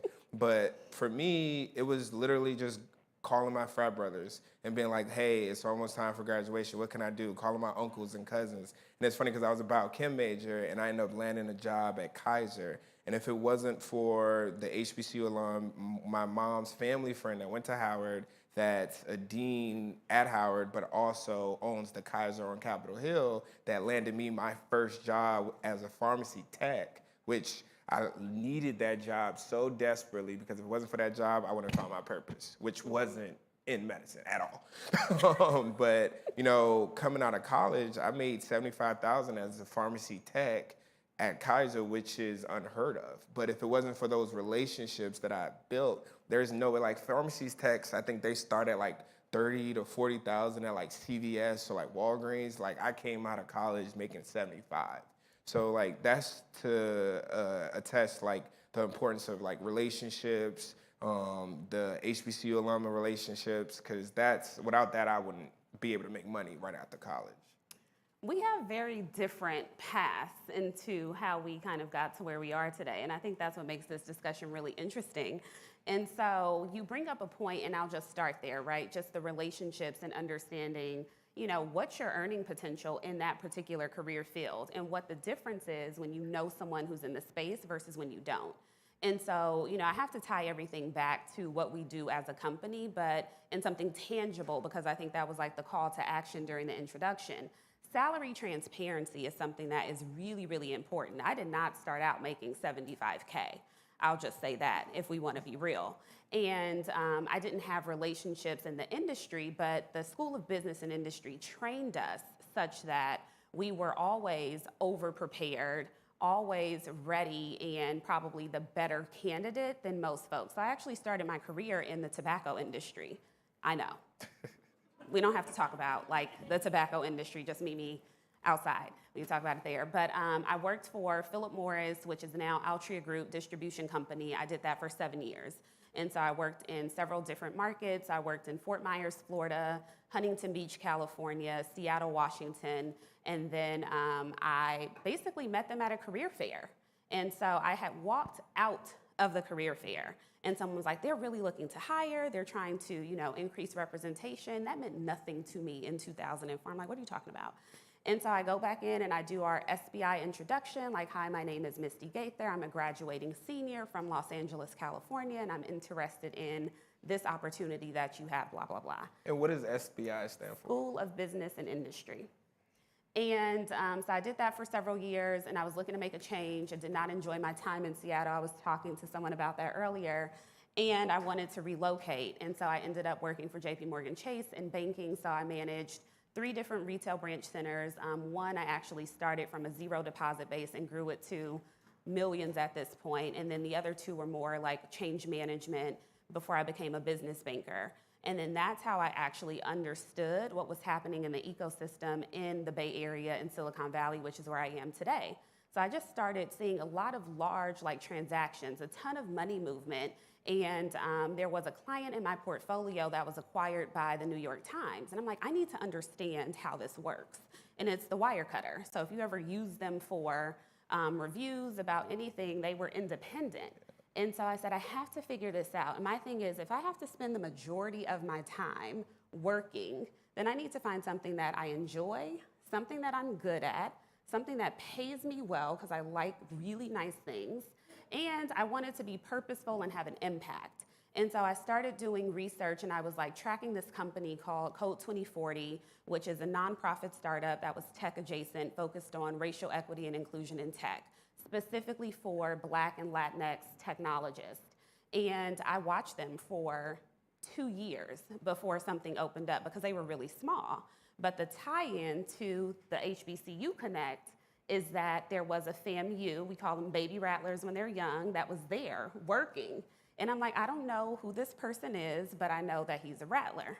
So I get on LinkedIn, I get on the GroupMe, I'm like, who knows this person? Because I want to work at this company and they have a job. So to your point about getting your role at the pharmacy and knowing people, so that's how I ended up, kind of getting into the ecosystem, right? Because we still have to secure the bag by showing up properly. It's not just handed to us. And so I became their director of business development. And so that gave me insight into companies, particularly tech companies, and to really understand who was actually really thinking about diversity and inclusion and belonging, and we'll get to the belonging piece, I believe, in a really thoughtful and structural, systematic way. Who's doing it for marketing and PR, and what does it feel like inside of these organizations? Because we know that we see things projected to us, right? And it is a completely different experience on the inside. And so I'll speed this up a bit, but then I went to Twilio. I was actually, so part of, I guess, finding purpose and meaning is sometimes you have experiences that you really can't plan for. So I was a job seeker in 2018. So he's referenced his fraternity quite a few times. So imagine being at Boulay. I'm a proud member of Alpha Kappa Alpha Sorority Incorporated. I had just come from Essence, and then I get a text message telling me my team had been downsized and I was affected and my final check was waiting for me. I'm in Houston, having a good time. But that moment was the moment that shifted my career, because I never pursued this as a career. I didn't even know this was a career. And so, again, I ended up kind of going back the relationships that I had built in business development, and I'm like, who can I haul? I was interviewing with everyone. And, a tangible thing is really look at the companies that you're, considering and understand what the reporting structure is, what's the vibe, what's the growth trajectory. I'm living in the Bay Area, one of the most expensive places to live, and I had the audacity to like take myself out of some interview processes because the culture just didn't feel right as I was going through it. So I ended up at Twilio for about 8 months or so, and then I crossed paths with my now boss. So she interviewed me, brought me on, and she was interviewing to come to Indeed. So I'm like, wait, what? How is this happening? But it was a crash course in how to do this work in a very different way. You know, how to redesign systems and processes, which is where barriers and bias really exist. And so I came to Indeed in November of 2019, and I'm here, and I absolutely love it. Man, you know, when I look at your story and I think of all the things that you're doing, you're the definition of what HBCU alums look for, especially because at the end of the day, as soon as you come out of college, the first thing you're looking for is a job. And then they're like, okay, well, where's the representation? Mm-hmm. Like, how can I work for a company that has someone in that role that I want to be in that can mentor me, look like me, and make sure they're enriching me just like my whole college experience. Mm-hmm. Then it's just like you're at a company in a role with a company that are helping people find jobs, but now you're making sure that the company is diverse and they're coming up with different unique ways to make sure Black people land jobs. So like, I just want a round of applause for her and all the wonderful things that she's been doing. Because when I think about that, that's a challenge. Like, that's really a challenge. And then, like, I want to talk about diversity and inclusion for a little bit. And it's funny because by definition, when you think of diversity and inclusion, you think of trying to make the environment that you work in very, very unique. Think of taking all these unique individuals, putting them in a room, and making sure that the representation is there. Mm-hmm. So I really want to know, like, what is your strategy? Like, even as an employer or an employee, like, how do you look at companies that are uniquely diverse and authentically diverse? And if you're looking for a job, let's say all these people are looking to apply for a job at Indeed. What are their key ways to know if a company is really diverse, whether they pay attention to some of the issues that are important to them as they're applying? That's a really big, long question. So I'll start with by saying we are hiring, and we help people get jobs at Indeed and at other places. And so obviously, I think diversity and inclusion, people know what that is. I think everyone's familiar with the quote, and it's attributed to Verne Myers, who leads D&I at Netflix. But diversity is being invited to the party, inclusion is being asked to dance. My boss put her spin on it, did the remix, and she's like, belonging is when your jam comes on. Because you know what it's like to be invited into a room for the purposes of inclusion. But if you are the person in the room with the unique perspective that gets glossed over or that gets restated, or sometimes we call it mansplaining, and sometimes it happens as women-splaining and all the other things, then you're like, I really don't feel included. And I'll be honest, like, I'm typically, oh, I forgot I had a mic right there, one of one, and I'm always saying, I have a slightly different perspective on that. I'd like to invite you to think about this differently. Help me understand. And so to get to how can in job seekers really identify the authenticity of diversity and representation, the brand recognition of a company is actually front and center long before you consider them as an organization. So when you think about social media, every company has an employer branded page typically. They also have a corporate page. And so it's not just about Heritage Months and saying, now we're going to highlight like Asian American and Pacific Islander or Black History Month. It's like, what does this look like every single day, right? Like, what are the images that are projected? And so for Indeed, it's like, I need to make sure that we show a mix of people who are working in tech, in technical roles, in high-paying positions, in leadership. I also need to show that we're not ableist by only focusing on those who are able-bodied, but really understanding the intersectionality of diversity. So, you know, obviously we get race, we get gender, we get age. Those are the three things we recognized almost immediately. But what we can't always tell is like disability and neurodiversity awareness or veteran status, parents and caregivers, which are really important. And so you should be able to see that. And so we also have like company pages, and embedded in company pages are a happiness score. And so we've engaged with happiness experts to really understand what is important to current employees and job seekers right now in this compressed labor market where we continue to have like 4.5 million people exiting the job market and over 10 million available jobs. And so essentially, if you think about Maslow's hierarchy of needs, you have to be paid well, you have to be paid fairly. Like that's a baseline non-negotiable. But what rises to the top is actually belonging and inclusion, meaningful work, feeling like you can be your authentic self, not your full self. Like full is not always appropriate at work, but you should be able to be who you are in any space and be comfortable doing that. And so then also we have our sister company, Glassdoor. I don't know if you all know that, that's our sister company, but you can go on there and look at company reviews and see what the employer experience is like. And then tying it back to the relationship, phone a friend, slide into the DM and say, hey, I see you're at this company. And we also post our jobs on LinkedIn.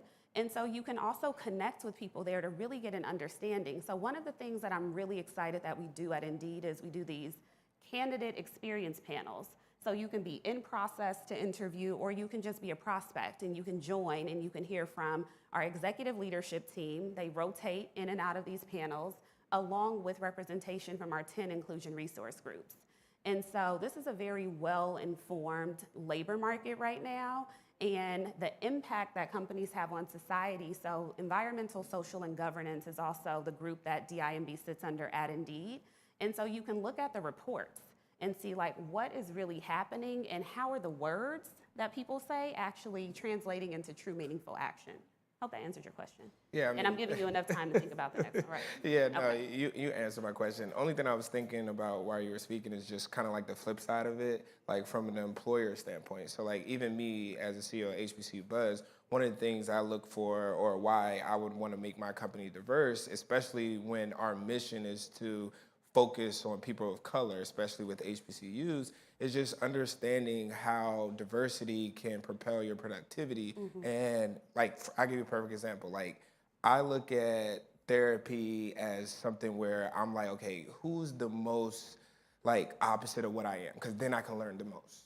Like even with our team, we like, most of them are like Gen Z, this background, because diversity doesn't mean just race. So I'm looking at it like, how can I create the most different team to get the best result? Because at the end of the day, I need people that don't think like me. I already know what I think. I want to know what you think.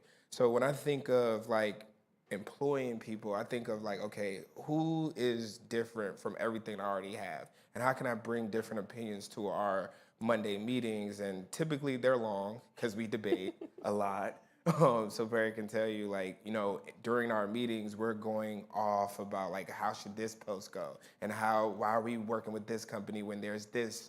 And, making sure that we're paying attention to pop culture as it relates to TikTok and Reels and all this new stuff that, me being a dinosaur, I'm starting to realize is important. If you're a dinosaur, what does that make me? I don't know. You could be a dinosaur by yourself. Well, I feel like a dinosaur sometimes. And I think it creates a really, really unique opportunity for companies to be more productive. So can you tell me a little bit more about how you think being diverse helps employers? Yeah, I think you touched on quite a bit. So innovation is something that a lot of the data points back to. And I'll give you a real example, right? So over the past 2 years, we've seen a lot of commitments, a lot of statements. And then we saw an increase. I actually still like to read a good magazine.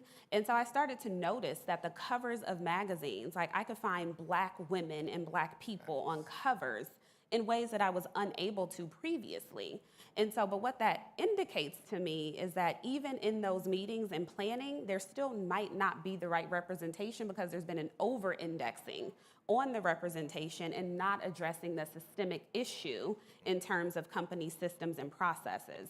And so when you have representation, to your point, it drives creativity, it drives innovation, and from an employer perspective, it actually helps you to mitigate risk to your company. We are one of the largest consumers of retail and clothing, and so we all know some of the mistakes, and I'll say mistakes, or that have been made by some of these fashion houses that we all love, right? And so imagine if someone was in that room who represented our demographic or whatever demographic that was misrepresented, and if they truly felt like they belonged, because somebody could have been there, but they were only there for performative reasons. Right. That would have actually saved the company money. It could have really helped them from a PR perspective, not have to do damage control. And so I think people look at diversity, inclusion, and belonging as adjacent to the business, but from an employer perspective, if you integrate it into your efforts, every way that you show up, you can actually embed it into like the fiber of how you approach things. So for the technical folks in the room, I didn't mention I spent a very limited amount of time at a very early stage startup working with their founder and their engineers, in particular like their AI and ML engineer. And so they're querying search results and like the back-end engineers. Bias even shows up in how those results are produced. So imagine you go on a website and you're looking for a job and they're asking you about your school history. You click it and it's a drop down that auto-populates and all you see are Ivy League schools and you went to an HBCU. Like that's bias. When you have diversity, someone will recognize that and make the suggestion, why don't you automate this? Or why don't you allow the user to actually type their school and then have it populate? And so it's things that people just don't tend to think about that are missed opportunities. And lastly, I'll say the competitive advantage. And so when you have, to your point, you can have healthy debate, you can understand like how you want to go to market because there's a lot of people entering your space, right? From an HBCU buzz perspective. You're number one, y'all the best, but you know, and there's competition in every industry. Right. And so it helps for you to actually maintain, I think, your number one spot when you're really deliberate about who you're inviting into the conversation and who you're listening to and what actions you're taking. Yeah, I mean, that's so true. And to piggyback off that, like, I remember we hired our first editor-in-chief. He was a student from Wilberforce College in Ohio, and he's a part of the LGBTQ community. And on the first day, he's like, hey, you guys don't have any posts that support my community. And, you know, I remember him saying to me in a meeting, he was just like, you know, it's just hard to talk about. I remember we used to do, like on Mondays, we used to post couples, right? And we would be like, you know, well, I remember my COO saying to him, like, hey, well, we post LGBT couples in our carousel all the time. And he's like, yeah, that's not enough. And, you know, that week we called, I think it was Human Rights Organization, and we met with them and just tried to figure out how we can create our own coalition. And then we worked with them to create HBCU hubs on every campus to help them organize better and how they can create their own events. And then we created our LGBTQ HBCU conference every year so that they can come and correlate together, and our editor-in-chief is kind of like our headliner for that every year. And if it wasn't for him just saying that during the meeting, like I would have just missed it, you know? So I definitely see the value of that, and representation and diversity in the room just makes it just a better work environment. And I just want to shift gears a little bit because I want to talk about how you can actually land jobs, because I know that's why you came. Like, you're like, hey, how can I get where you're at and how can I apply? What are the tools? So just tell me a little bit about what strategies. Like, I want to like just literally throw away strategies and let them pull out their pen and paper and be like, look, this is how I can land a job. So just walk them from A to Z on like, what is their what is your quick nugget to how people can land jobs, not just on Indeed, but just in general? What is your key takeaways? So one, I think you need to understand what's your personal value proposition. Like, what are you bringing to the organization? What is your brand reputation? And so are you known as getting things done or getting S done? I won't use any profanity, but if you are a person that has a bias for action, if you like to tackle problems, and like, are you intellectually curious? Like, what's your brand? Like, what's your personal pitch? So I think that's something that you should get really, really clear on. Identify the brands that you actually like, maybe brands that you use and that you wouldn't mind doing something every single day. And then, you know, I think there's a number of different things. You notice I'm like kind of not talking about resumes because we are testing moving away from resumes because there's so much bias that happens in the resume process. But you need to understand where you're applying because you may still need to have that. And like you mentioned being a dinosaur, when it comes to a resume now, I'm like, someone else is going to have to design this because everyone that's coming out, you almost need to be like a graphic design student to make your resume pop. But I think it's really having a compelling story. Storytelling is really big. And right now, it's also, I think, getting comfortable with any gaps that you might have in your employment history. There is a book that I would recommend. I haven't read it, but I like the thought behind it, like the squiggly career. And so when you think about career pathing, everything is not a linear path of progression. And so sometimes I think it's mindset, it's your personal brand, and then it's where do you need to show up and engage. I think networking is something that we hear a lot of, but networking can be really daunting if you're naturally maybe an introvert or you don't know where to start. And so I think there are apps that you can use now. You want to take out your phone, you can go to your app store and type Indeed, like Indeed Flex. The gig economy, it depends on what you're looking for, right? And so that allows you to find like work immediately in very specific industries, like name your pay rate, how many hours that you want to work. And then I'm trying to think what else would I recommend in terms of like getting to where you want to go. Just being comfortable, like until you find what that is to the extent that you can do that, right? Like I know that everyone has a really different runway, whether it's time, whether it's cash, in order to find a new job, but really be intentional and be purposeful in your search when you can, and get to know the folks here. The other thing I will say a lot of times in finding a job, I find that people go all the way to the top. And so I think it's important, and Issa Rae says this, you need to network kind of at your level because you never know what relationships and what access can be provided to you that way. So I would say, again, personal branding, understand the industry that you're looking at and kind of where they go for candidates and make sure whatever platform that is, it's polished. And then getting to know people and have conversations using technology electronically, and then really getting comfortable like back in person. Yeah, I mean, I just want to add one or two tips to that. When I think of all the stuff you said, like one, just making sure yourself is marketable and trying to, well, this is what I will say. Understand, like when you're searching for a job, I would focus on narrowing it down. Because a lot of times what people will do is like, hey, I'm looking for a job in sales. And then they're going to apply to every sales position that they can find, right? So like, I think the first thing you need to do is like identify what industry you want to do sales for.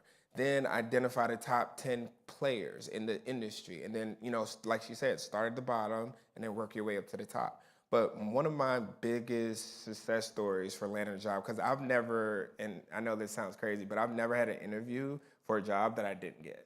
And the reason because of that, from my perspective, is I'm very aggressive.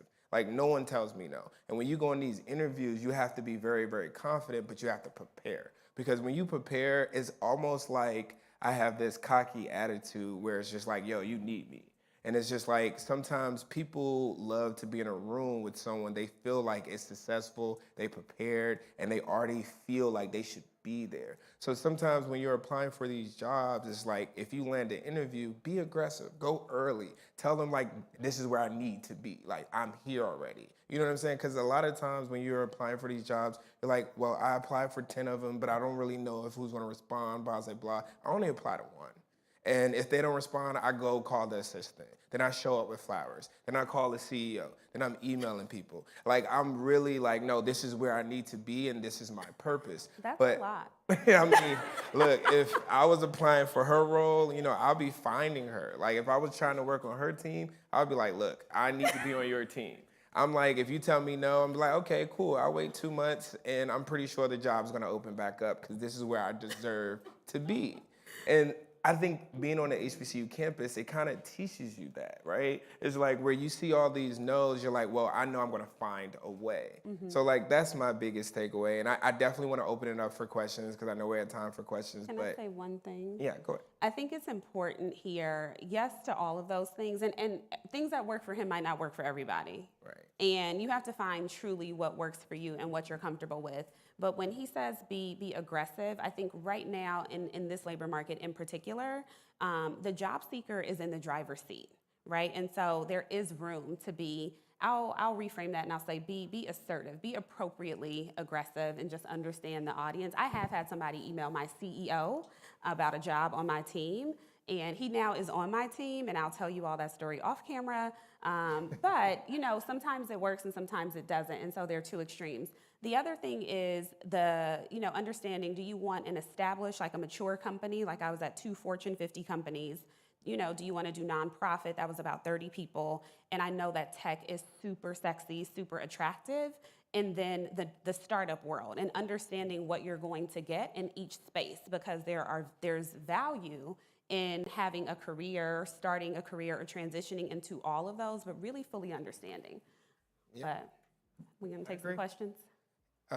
So Harry, I think we should just stand up, introduce yourself, and let's start with the questions.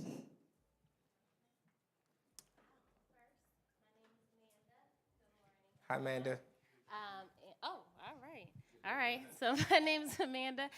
So I am an HR professional of 12 years. So I absolutely enjoyed your conversation. But I wanted to ask specifically about diversity, equity, and inclusion. So at our organization, we are really big on working with other organizations to help them identify what are they missing and how do they do better where they are, right? But when we look at the job seeker and from their perspective and really understanding, is that happening in the organization? I just wanted to ask, what are your tips that you would say when they're going through that research process, when they are going through the interview process, on identifying if the organizations are doing that? So your question is, how can you all? As the job seeker. So if they are looking at an organization, they say, hey, I want to work for H&M. I don't know if there's people that look like me or not on that team. I don't even know if they're leaning towards that. How am I, how should you respond? Right.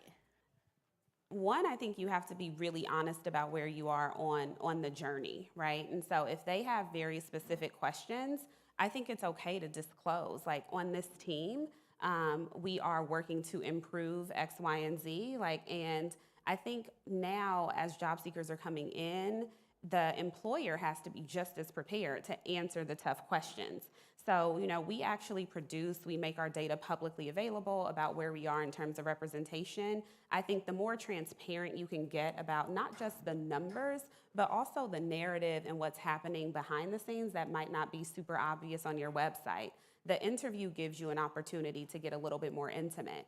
So one of the things that I would communicate to that person, what processes, particularly when you're in HR, and when you're at a company where processes and policies have been established and they haven't been revisited as the company has scaled and grown, that's a really good place to start in terms of kind of communicating what changes are being made and sharing your personal story. I think the more human-centric we can be as people that are on the other end of looking for talent and telling our real experience, I think that's also helpful. Yeah, I mean, she answered all of them. Transparency, humanity. I think only thing I would add is just making sure that you're trying to do that publicly, because a lot of times you don't want someone to get into the interview seat and be like, wow, I didn't know that. And then they're like, okay, well, you wasted my time. So it's just like trying to figure out how you can publicly let people know where you are. So, or maybe in the first round of interviews, you let them know like, hey, this position is this, and then you give them a background on what it's actually like so that they're not feeling like, okay, we were shortchanged or made to believe something different. Yeah. Hopefully that answers your question. Good morning. Sean Freeman. I'm a HBCU grad from Alabama State University. Also work at a HBCU, Central State University, doing fundraising there. My question, I've been at CSU for about a year now, and really just trying to dive into, how our institution can just become, the biggest and brightest that it can be. And one concept that I wonder if it's working in other places, and if you all have seen it or may think it works, is how can Black businesses partner with HBCUs? If you've seen it, or if there's ways that you think it will be very fruitful.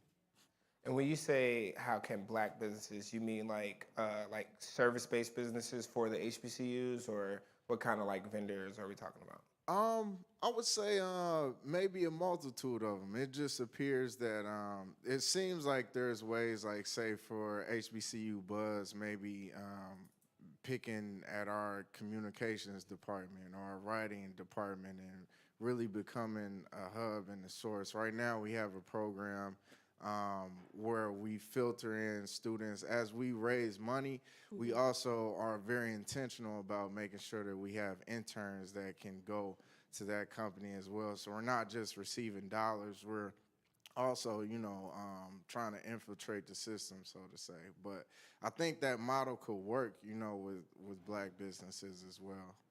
Yeah, I mean, just to answer your, maybe I can tell you a little bit about what HBCU Buzz is doing. Like, we are landing these partnerships all the time. So, like, I'll give you a perfect example. We work with companies like Jopwell to provide jobs and opportunities for different HBCUs, like putting on virtual conferences and stuff like that. And then I would say there is a need to make there more, but I do believe that HBCUs are hiring people within that start businesses to create different partnerships. It's just a matter of like going up to your HBCU and figuring out what service you can provide to make sure that they feel like this is comfortable. But I think for the history of HBCUs, we've always hired from within, and sometimes that can be problematic, but at the same time, it's also beneficial because HBCUs or HBCU alums or businesses from HBCU alums will always have that priority of making sure we continue that mission and growing our own. But to answer your question, I think that there is a need for that, and the best strategy would be to present the opportunity to as many HBCUs as you can. I know with HBCU Buzz, we hire interns only from HBCUs. I mean, that's the obvious given, but we work with all the communication departments to figure out how we can get out their information as well. So where it's like, we get all our press releases and we're directly in communications with all the PR and communication departments at every HBCU. When I think of Central State, one of our editors went to Central State, Tommy Mead, and he's like pioneering our Central State's information on our page. So it's just more about like representation and making sure that you're having these meetings with these institutions to make sure they understand the importance of partnerships. The only thing I'll add, and I'm getting the sense that we need to be wrapping up our discussion, I think I'm hearing a bit of maybe supplier diversity and understanding from your university's perspective if they have a program in place where they have an intentional effort to bring in minority-owned businesses. And so I think that's something that might be foundational to what you're looking to do. And if they do that, understanding kind of where are they looking to bring businesses in, like what part of the campus. And we could chat more. We'll be here all day. Ensure what we're doing that indeed. Mm-hmm. Yeah, we'll take one more question.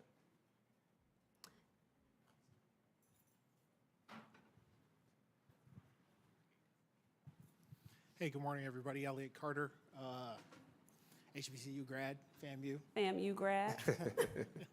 I really appreciate the conversation. I think it's really good information.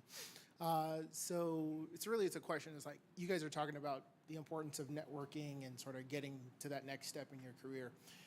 Can you maybe give us some tips as far as like how to either A, approach someone that you know that's maybe in a position to connect you, or B, make an introduction, but how do you approach it without being off-putting, without being aggressive, because you don't want that first impression to be a bad impression? I'll start, or you want to start? You go for it, I'll wrap us up. Okay. I think the most important thing is she touched on this earlier, is to remember the humanity in everyone. Try to make sure you remember, like, take away, like, okay, he went to FAMU, he's a part of my organization. Think of them as a human first.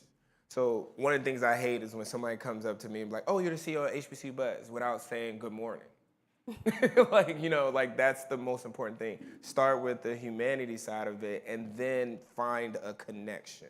Whether that's, hey, I went to X, Y, and Z. I heard you were from X, Y, and Z. Compliment them. Be very intentional about reminding them that, like, hey, I see you, I'm human, we're both human, and we're like on the same level. And once you do that, that's when it's easier to just kind of like communicate and then like stay in touch. And then I tell people all the time, like when you're networking, look at it as like a business deal. Always remember to close. Before you finish the conversation, ask, hey, can I email you? Can I follow you on LinkedIn? And can I follow you on Instagram? And then try really, really, really hard. And this is the hardest thing ever. Try really, really hard to not talk about yourself. get them talking. That's what I like to do. Like, I'll be like, hey, so where are you from? Like, because people in positions typically like to talk, so you would want to like get them some sort of microphone and just be like, hey, so like, just allow them to talk more, because a lot of times when you're just sitting there talking about yourself compared to like listening to what they have to say, it might come off as like, cocky, or you don't necessarily need them. So I would say, like, just normalize the practice of just communicating and asking for things directly. I think when you approach someone, 9 times out of 10, depending on what the environment is, I can almost name why somebody might be approaching me or what they're going to ask me, particularly when I'm in like Indeed capacity, and our whole entire mission and why we're here today is to help people get jobs, right? And so I think when you're in certain environments, it's actually expected. And so I would say show interest, and I think he touched on this, in the person, that you understand what they do. I think being intellectually curious, like I'm curious to understand about your path, and not going directly in and asking them for something and saying, hey, like I've been tracking this company, I'm just curious about your experience, I've been looking at this role, is there anything you can tell me about it? And sometimes they might say, oh, you're interested, I can make a connection. Or what school did you go to? Oh, we have this great, robust kind of network of HBCU grads, et cetera. And I'll say lastly, always offer something in return, right? Like, how can I be helpful to you? This is what I do, and it's an exchange, right? And so I think it's easy for me to say as I sit here because I'm gainfully employed, but part of what I feel we have a responsibility to do at Indeed is, one, make things faster and simpler, because job seeking can actually be really demoralizing when you are putting your best foot forward and people are not willing to take a conversation, or your application goes into a black hole and you get no response, right? And so I think it's also, you might be on the receiving end of someone asking, and so just imagine how you would want that experience to go. And I think there's just mutually beneficial reasons to engage with purpose and with intention. So I think that's what I'll say, and I think that's our time. Yeah, I think that was great. Thank you guys for everything. I'm Luke Lawal, And I am Misty Gaither, and I will see you at the Indeed table and upstairs. Thanks, everyone.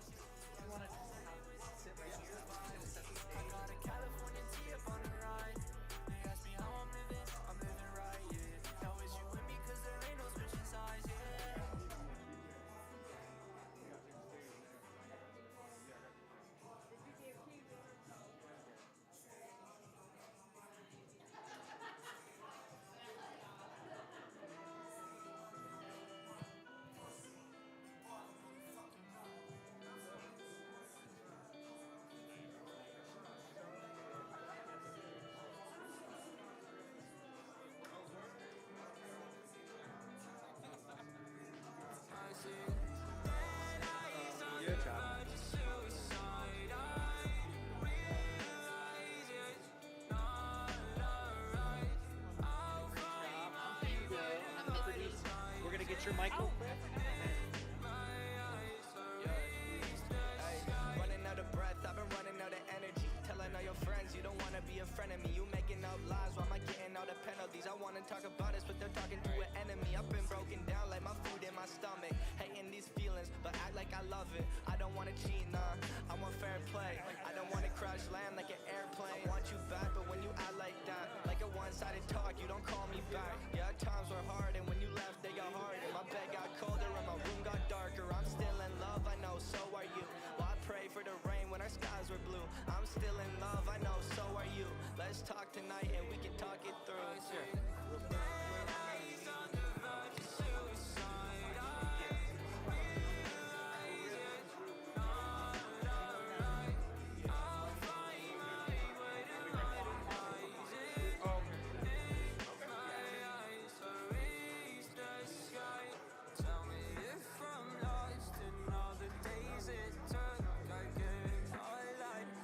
Without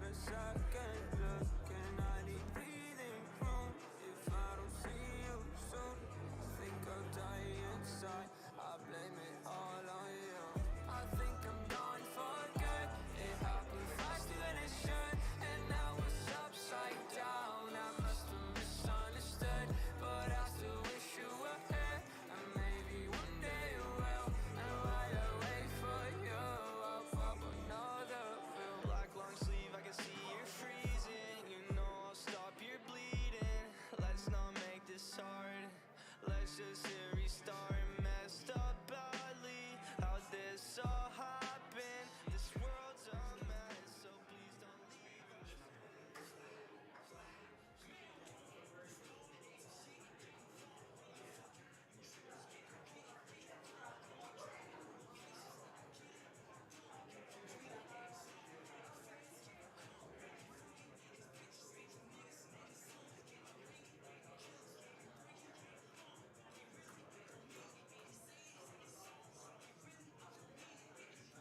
You got that other concept for Ryan?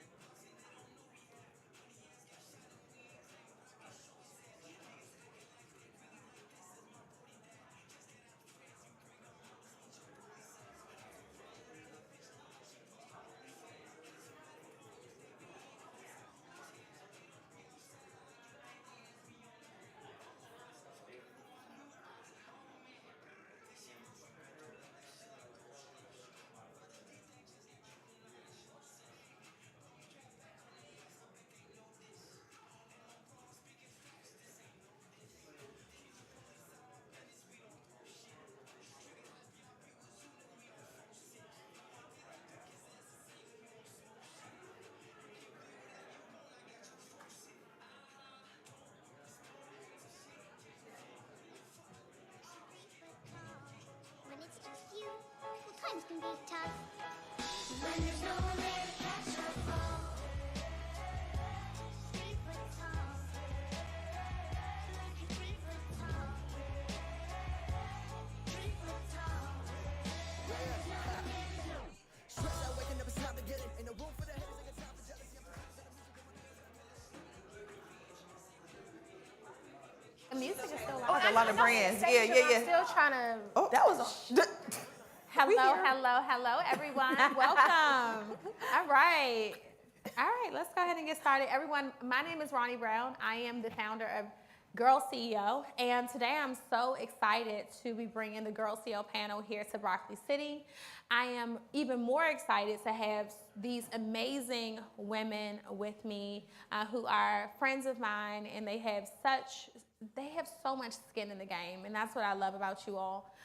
One of the things that I was really looking forward to today is talking a little bit about finances, starting as an entrepreneur, but some very intermediate ways that people can kind of get their businesses going. And you two ladies are all about making that money, investing. And one thing about Courtney knows everything about the corporate place. So let's go ahead and get this party started. Before we get started, I think I want to do a toast to women in business. Yes. Let's do that. It's Mental Health Month, so let's go ahead and get this toast on. We start to stay out good. Perfectly. Every day should start with a bellini. Yeah, we believe that every day should start like this. But I'm going to kick it off with you, Tanya. Everyone, let's go around and just introduce ourselves and tell the audience a little bit about yourself. Yeah, my name is Tanya Rapley. I'm an award-winning financial educator. I started my business, MyFab Finance, in 2013. I've been a full-time entrepreneur since 2015. Along with that, I'm an angel investor, art collector, and a real estate investor. Love it. Love it. I'm Courtney Couch. I'm the founder of C-Lux Creative, where I work with athletes, entertainers, and corporate platforms where we do brand activations, we do endorsements, and I'm also the marketing director at Atlantic Records, where I represent 12 different artists and run plays for them, and one of which is Don Tolliver. So happy to be here. Love it. Hello, everyone. My name is Dominique Broadway. I'm an award-winning personal finance expert and the founder of my amazing company, Finances Demystified, where we work with millennials, entrepreneurs, and creatives, helping them to demystify their finances so they can bring all their dreams to reality. Outside of that, I'm the mom of 2 beautiful little girls. I have a 2.5-year-old and a 9-month-old, and I'm also an angel investor as well, and just on a mission like most of these ladies to help help people live their best lives. I love it, love it. For you all who don't know who I am, once again, my name is Ronnie Brown. I'm the founder of Girl CEO, and I specialize in branding and helping people build authentic brands around being themselves. So let's kick it off. Tanya, I thought that you would be the first person to throw the ball to. So many people right now are transitioning out of corporate America into entrepreneurship. And I just saw an article on CNBC last week that says 68% of people who are working in corporate America are opting out of going back to work if they have to. And you are all about preparation before leaving corporate America.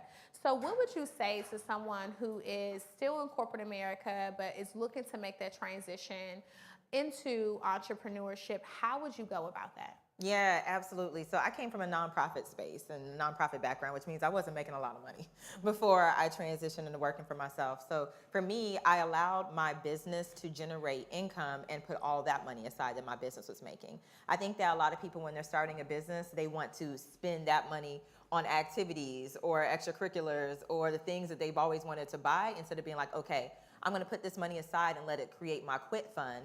That way, when I leave, I'm not stressed about money. Because one of the worst things I feel like you could do as an entrepreneur is leave without a plan and leave without money, because then you do things or sacrifice your vision for the sake of $1. And we don't create businesses to be slaves to other people. So Tanya, are you meaning when I'm seeing people say, fire your boss, quit your job, jump off the cliff, you know, you'll be okay? What do you say to the people who are listening to people that are telling them to do things like that? They don't pay your bills. Like, in all honesty, they don't pay your bills, and do it with a plan. I think that there's a way that you can jump but still have a plan. So like when I quit, I had been planning for like 6-7 months. So when I wasn't planning to leave that job for another 5 months, but they forced my hand. I was like, you know what? Today's my last day. I'm done. But I had been putting money aside for 6 months planning for that transition. So they don't pay your bills, plan for the transition, and then quit responsibly. I think there's a lot of people saying just quit, but there's a responsible way to quit. Wow. So would you say it's a 6-month savings, a 1-year savings? What would that comfort quitting look like? That's a good, it depends on a person's individual circumstances. So when I quit, I didn't have any children. I wasn't married. It was literally just me, and I was comfortable with 6 months. But someone who has children who are depending on them might need a little more runway. I would say you probably need that year. You need a little more time, because you can't give to your business what I could when I was a single individual with no kids. Yeah. So give yourself more space, the more responsibilities you have. Yeah. But if you're in a position where you don't have a lot of people relying on you, it's just you have a good fallback plan. Even if you got to go home, or a spouse is going to take care of the bills, or a significant other takes care of the bills, then you could save a little less, like that 6 months. Yeah, and I always tell people, can we not put people in situations where we've made decisions based on just in the moment, and then we end up being a burden on someone else, right? And just putting all that pressure on them. Because they're gonna be like, ain't nobody tell you to quit your job. And you can't just come over here with all your kids. Right. Ain't nobody tell you to do that. But the person online told you to do that, but they don't pay your bill. And they don't know your life. Yeah. For sure, for sure. And Dominique, I'll bring it over to you as well. One of the biggest mistakes that I made, I remember making my first 7 figures back in 2013. And the first thing I did was run and go buy my first Chanel bag and Gucci bag. Look, don't judge me. But I was so excited. Yeah. And I really was at a place where I wanted to just go and get that thing to give me that quick. It's something about when you walk into that store and they hand you that glass of champagne and just walk you over there, and you're like, I've arrived. And I never forget arriving at my accountant's office, and she took a look at my bank statements, and she said, you bought 2 designer bags this month. Do you have stock in these companies? And I had to just kind of pause like this. I was like, the answer was no. Yeah. I had no stock in those companies. And at the end of that meeting, I found out that I had owed over $100,000 in taxes. And I needed to get my stuff together. I didn't even know that I could have stock in those companies. And this is where you come in at. One thing I admire about you is you've been investing for how long now? Like 20 years. 20 years. Yeah. How did you even get into investing and get in a space where you have 20 years of skin in the game? Yeah, that makes me sound really old. I'm not old, y'all. No, but I started teaching myself how to invest when I was 16. And it's so funny, actually, a few weeks ago, my mom sent me a screenshot, and she was like, look, she had ordered me this book, I think when I was 18, and it was like how to start investing in stocks. And she had ordered it on Amazon, and it took, I think, 2 weeks for it to get delivered, because it wasn't like how it is now. They ain't no Amazon Prime. But I actually started teaching myself. I literally just started having my mom order me books. I was still in high school, but also, going online. I went to investopedia.com, started teaching myself. I remember going to my grandparents' house and asking my grandfather to read like the prospectuses that came with the mutual funds in his thrift savings plan. And that was literally what I did. I just started teaching myself. There wasn't no YouTube or nothing like that back then. And I never forget, like my first 2 investments, I had, I think like 25, 30 bucks, right? And my first 2 investments were Apple, right? Wow. Apple stock. Y'all write that down. and Jones Soda. Y'all remember Jones Soda? No. Okay, so no one remembers we Jones don't Soda. remember So Jones Jones Soda. Soda was this soda, y'all, and it was so good. And they had this green apple soda.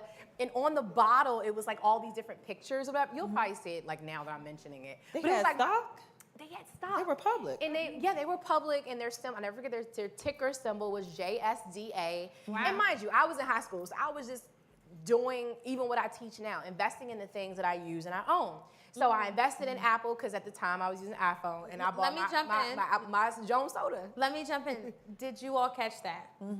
The bar was invest in things that you use and own. Go ahead. Yeah, and so that was like my first investment. Now I will say the Jones Soda did not pan out. Maybe, I mean, it's still around, but I guess everyone didn't love it as much as I did. But their flavors were really good. But they also had like bubble gum and like bubblegum soda. Yeah, and then like for Thanksgiving they would have like a turkey stuff. So anyway, so they went a little like out of control. But anyway, those were my first investments. And I just started slow and steady, right? And just whenever I had extra cash, buying what they call fractional shares, right? What is a fractional share? So a Dominique? fractional share is when you're just buying a piece of a share. So a lot of people feel like or think that to buy a share in a company, you have to buy the whole share, right? So let's say right now, if Apple's trading at 100, I think 150 something dollars. You don't have to buy the whole share. You can take whatever you have and buy just a fraction. So I was buying fractions, buying whatever my $25, $30, $50 or whatever could afford. And I was stacking up my shares, right? Now, obviously, Apple stock popped. When I was buying Apple stock, it was like 20, 30 bucks, and it got to like $100 when I was in college. Wow. And you couldn't tell me nothing. Okay, I sold that sucker so fast. Worst decision ever, obviously. But that was really how I got started. So it was like slow and steady and just teaching myself and reading Black Enterprise and all the different magazines. And that's how I got started. So let's kind of talk from a perspective of I'm working in corporate America. I have a side hustle that I'm trying to build. I want to get into investing. What app do you recommend that I start investing on? And what should I put my first $500 into? Yeah, good question. I mean, there's so many apps now, right? There's the Robinhood and the E-Trade and Fidelity and Webull, and honestly, they all the same. To be honest, they really are all the same. The only thing that's different with Robinhood is the easiest to use. Robinhood has been able to like gamify the whole stock market. The only downside to Robinhood is that it only allows you to have one type of account, meaning it only allows you just to have an individual account. You can't open any retirement accounts or things like that. Oh, okay. And for a lot of people, they do like to kind of play investing or trading in their Roth IRA because it is a tax-free way to invest. So I always tell people if you're eligible for a Roth IRA, max out the Roth IRA, you can only do $6,000 and then invest all you can in there because all that money you make in your Roth IRA is completely tax-free, okay? Now, that's also why you can only put $6,000 in there. But you can really try any of those. Like I said, I personally I love Robinhood, Webull, Fidelity, E-Trade, Stash. Acorns is also great if you just want to do like putting money in and setting it and forgetting it. I literally have accounts with all of those places. Yeah, I remember when I started investing and I woke up and I went over all these different stocks, right? And then I had a good friend tell me that I should really narrow it down to about 4 to 5 main long-term stocks. What would your top 4 to 5 be? Good question. Okay, so right now, and these are actually a lot of things I'm buying for my daughters. So I have it set like right now, every month, $2,000 of Apple stock is purchased for my oldest daughter, right? And my newest daughter, we're setting up the same things for her as well. She's only 9 months. So that's one, definitely Apple.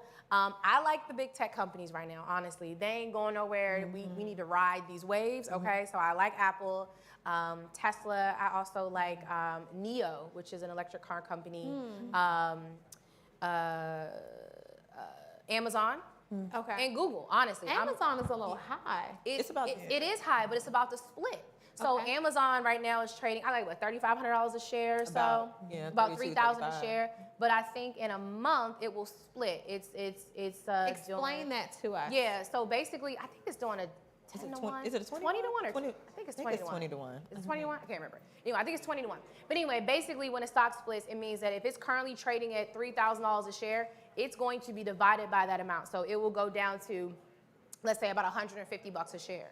So right now, if it costs $3,000 a share to buy, $3,000 to buy one share of Amazon, once the split occurs, you will be able to purchase stock at a lower price.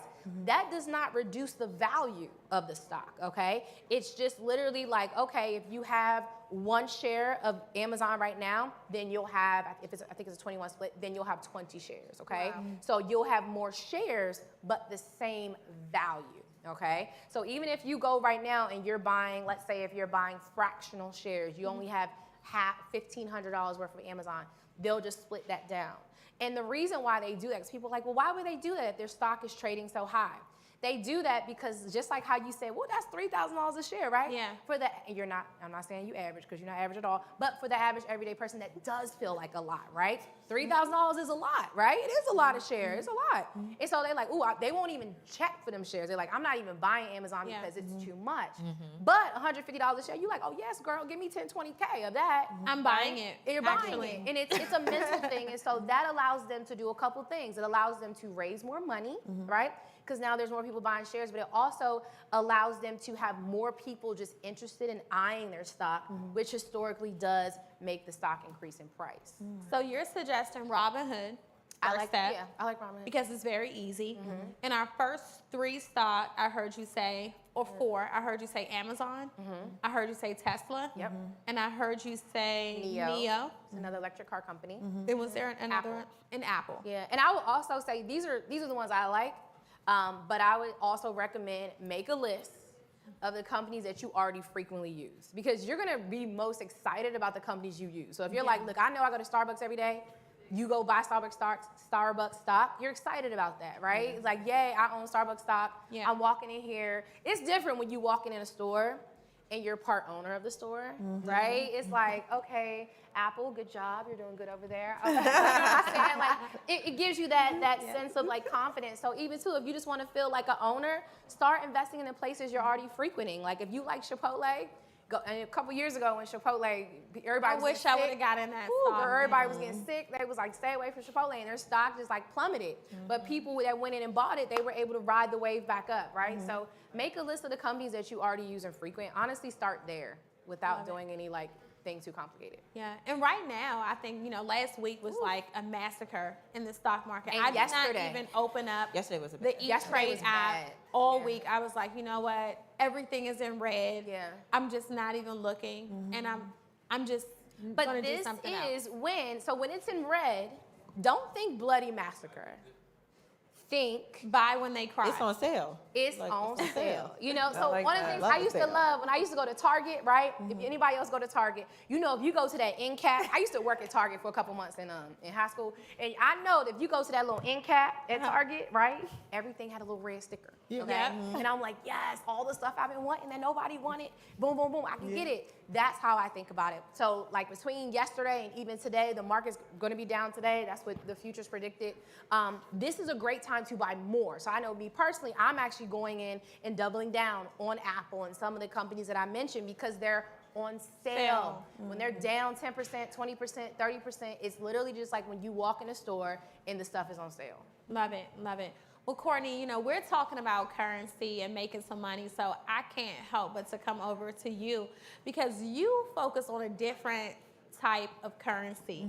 And whether people believe this or not, whether people embrace this or not, I think the time is here. Your lane is all about social currency. So many people have taken social media for granted, and you all know that I love social media. I believe that everyone should be on social. I work with so many entrepreneurs, helping them build and develop and scale their brands on social media. And for years, people just didn't think that it was a prerequisite. Yeah. Let's talk about social currency with Courtney. Courtney, how important is social currency right now in 2022? That sounds like a podcast title. Yes. No, it really is. We're bringing you on to the Girl CEO podcast for that. We must do it. We must do it, Ronnie. I think it's super important because I think people don't understand how important it is to be able to call people and talk to them and have conversation and have a real network.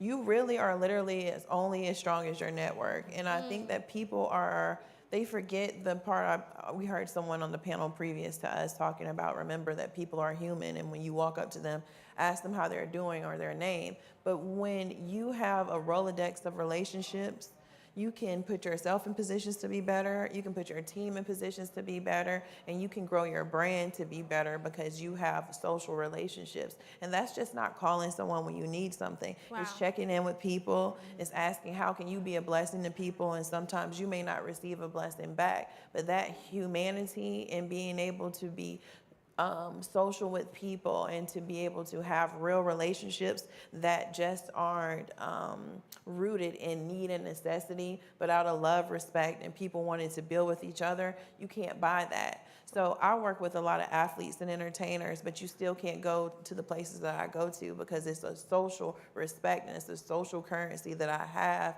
that people want to be able to walk into the rooms that you are able to go into, you know? Yeah. And I think that when people are working in different industries, whether it's finance, whether it's entertainment, no matter what it is, you forget the character part of this world that we live in. Speak on that. Okay, and you still have to have good character. You have to treat people right. And when you do that, you don't know where your blessings are going to come from. Because sometimes when you need to run a play and you see, okay, someone may work over here that you went to college with, or that you greeted in a room when nobody else was speaking to them, and they remember that. Yeah. And you don't remember that yourself because you're not focused on, you know, keeping tabs on what you do for people, but your presence alone because you were nice to someone, you made a phone call for someone, that always comes back to you 3 times fold, you know? And I'm a Christian, I love Jesus, but that is a humanity thing of treating people right. And social currency is real because when you need something, you have to pick up that phone or you have to put a play together for people. You need to be able to call the people that you've encountered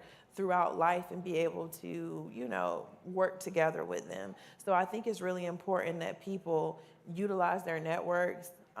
You pour into your friends, you pour into people that you see are doing business the way that you like. Even if you aren't there in your own level or space and you aspire to be like them, it's okay to give people their flowers, to ask them their questions, you know, and be able to bring those people into your network, you know. I love that. Some people, they just don't pour into others, but they always like to take. But if you're making sure that along your way and along every path, every room, everything that you do, you treat people accordingly, that is the most important thing to me about social currency because you can always go back and call it in. You know? Yeah. You know, that old saying, like, don't burn bridges. That you may have to walk back over. Yeah. And one of the things that I want to stress, because I love that, you know, you're from North Carolina and you live in LA now, but you work with so many NFL players and artists and, you know, you're at Atlantic Records and you're just doing amazing things. And that is not small as a Black woman. Like you had to really work to get to where you are. How important do you think it is for women or people who are trying to grow socially and to get into these rooms to get out of their cities and venture out? I think it's very important, you know, because everything I've ever known was in North Carolina.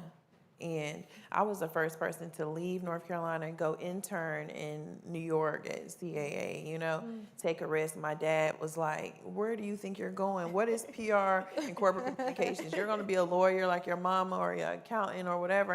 And I was like, no, I had never heard of these other opportunities, but I researched them. And I took an internship at CAA where Leon Rose, who was the head of CAA Sports. He was LeBron James's agent at the time. He's now the general manager of the New York Knicks. He had to call my dad to ask him, can I intern for him in New York? Because my dad was like, she's not going anywhere. And I'm my dad's first daughter. He's like, what, New York? So Mr. Leon Rose had to call my dad, like, listen, sir, we got this opportunity for her. Can she slide?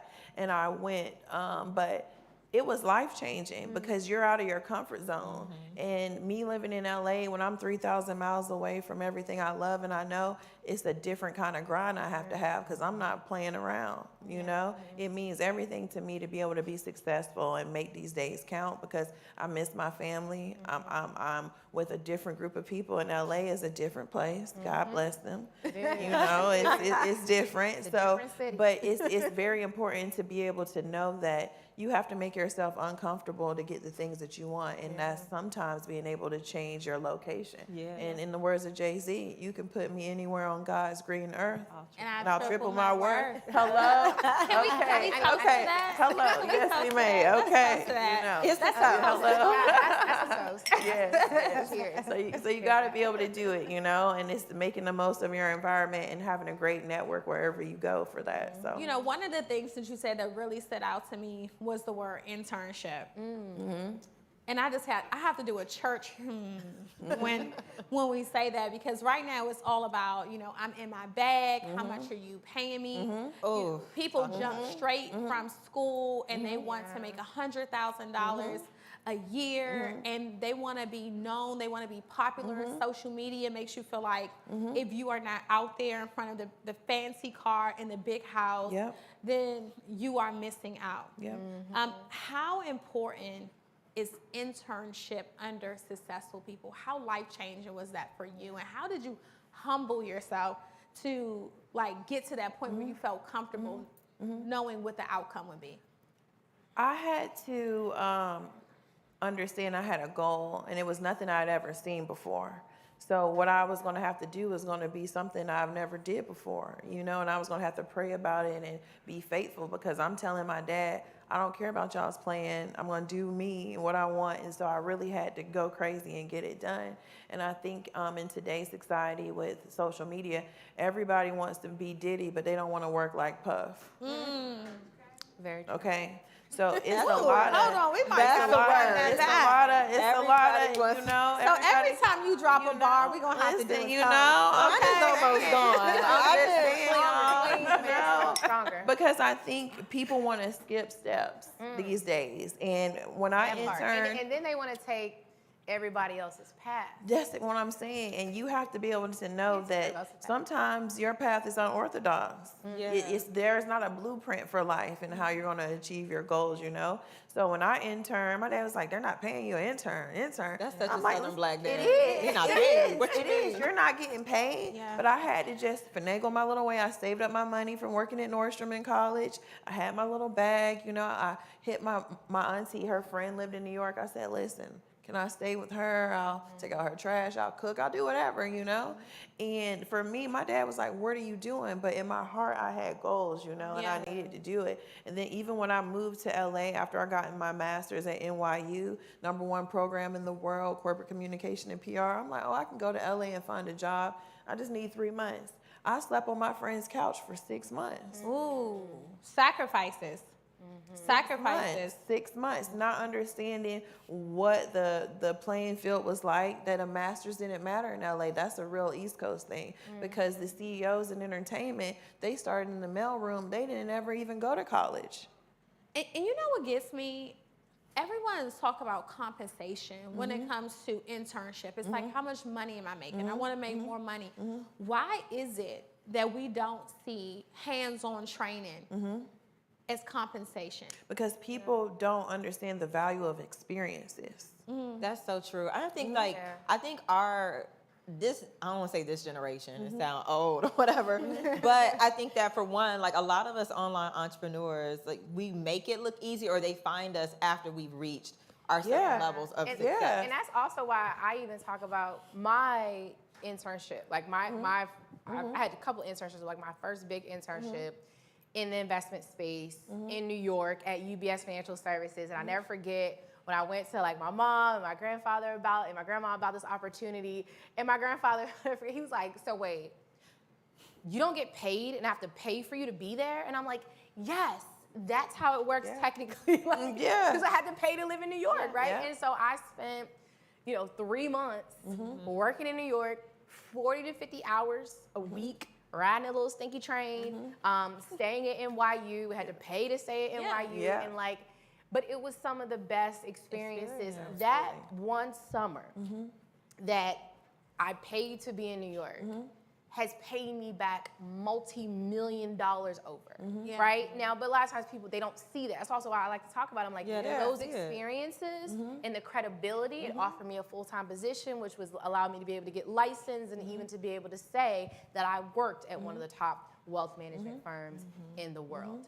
And nowadays, like Tanya's saying, they see a lot of us now, and now we're completely in the online space.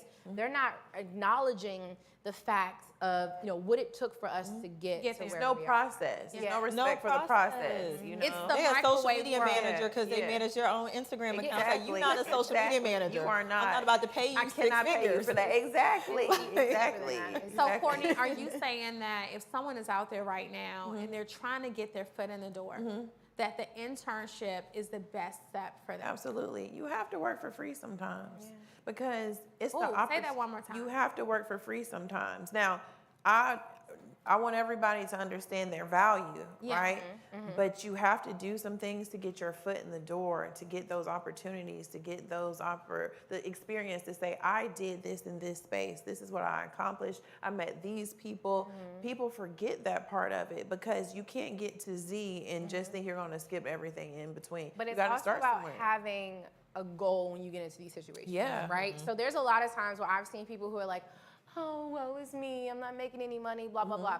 And then there's someone right beside them who's like, okay, I'm not making any money, but I'm gonna get in here and I'm gonna meet everyone. Everyone's gonna know my name. Yep. You know, even now, like so the two things I've always wanted to be when I grew up was a stockbroker and a real estate developer, okay? And I'm not a real estate developer yet, so even I've been hitting up some of my friends like, can I shadow you? And they're like, you wanna shadow me? I'm like, yes. I want to shadow you if you would allow me, just because this is a space that I'm really eager to learn about. You know, I'm not gonna do it today, but in the next few months, this is something I'm really eager to learn. But I'm asking to shadow them. I'm not asking for them to pay me. Just can I just ride in a car with you as you're looking for opportunities and meeting with your contractors just to see how it flows. And I think that goes back to what Courtney says, like your network is your net worth. And Courtney, now you've done some amazing things. What would you say, you know, was just one of those moments where you kind of had to step outside yourself and say like, wow, like look where I am, look who I'm working with, and look what I'm doing right now? I honestly feel like that all the time, Ronnie, because I'm never satisfied. And I feel like I'm very blessed, you know, and the positions that I'm in or the rooms or the situations or the opportunities I have are always like taking me aback. And most recently, the NFL did the Super Bowl in Los Angeles, and they initiated their diversity, equity, and inclusion division that they've never had before. And you know, the NFL has been under fire for everything racist, you know, from Colin Kaepernick to, Coaches. you know, coaches, just everything. So I got a call from one of my friends, and they said they wanted to activate and do these panel series with Ice Cube and all these people in LA for the Super Bowl. And I used to do this event series called 40s and Waffles. We do it all over the country, and it was lit. Justin Bieber, Travis Scott, everybody would come and turn up, but it was based in LA. So for one All-Star weekend, I did it in New York, and we activated, really fun, but everybody was in there listening to Drop It Like It's Hot and just having a good time. Wow. One of the ladies that worked for the NFL attended my event, and she said it was produced so well and was such a great vibe. This was like 8 years ago. Wow. That she wanted to see if I could produce the NFL's event for diversity, equity, and inclusion. Wow. And that when she met me, I was just so nice, but I had like real vibes. But you aren't thinking that those two things will ever correlate. And I didn't even remember her coming. Exactly. But showing up as yourself, being yourself, and then people coming back around to ask you, can you provide a service to them because of who you are and what you bring to the table? And I really had to take a second to be like, okay. And that was my first time being back at my agency since the pandemic, because I was juggling Atlantic and my agency, but that was my debut back to the world to say, hey, I'm back in my bag, you know? Okay. And that was with the NFL. And, you know, for them to come get a Black woman to execute their events is no small ordeal. And I really had to sit back and say, thank you, Lord. Because you living right, you're treating people right, you're doing what you're supposed to do, you know, and it's going to come back to you, you know? So that was a moment, I think, this year, and I was super grateful, and it really resonated with me. Just be yourself, do the work. People are going to show up, they're going to remember you, and then when it's your time, the blessings are going to come to you. Like my dad always would tell me, he'd say, let the game come to you, couch. And I didn't understand what that meant. But now I I understand. You know. I said, okay, let the game come to you. But I always thought I had to be like super hustling for that, But what he said was basically, soft life.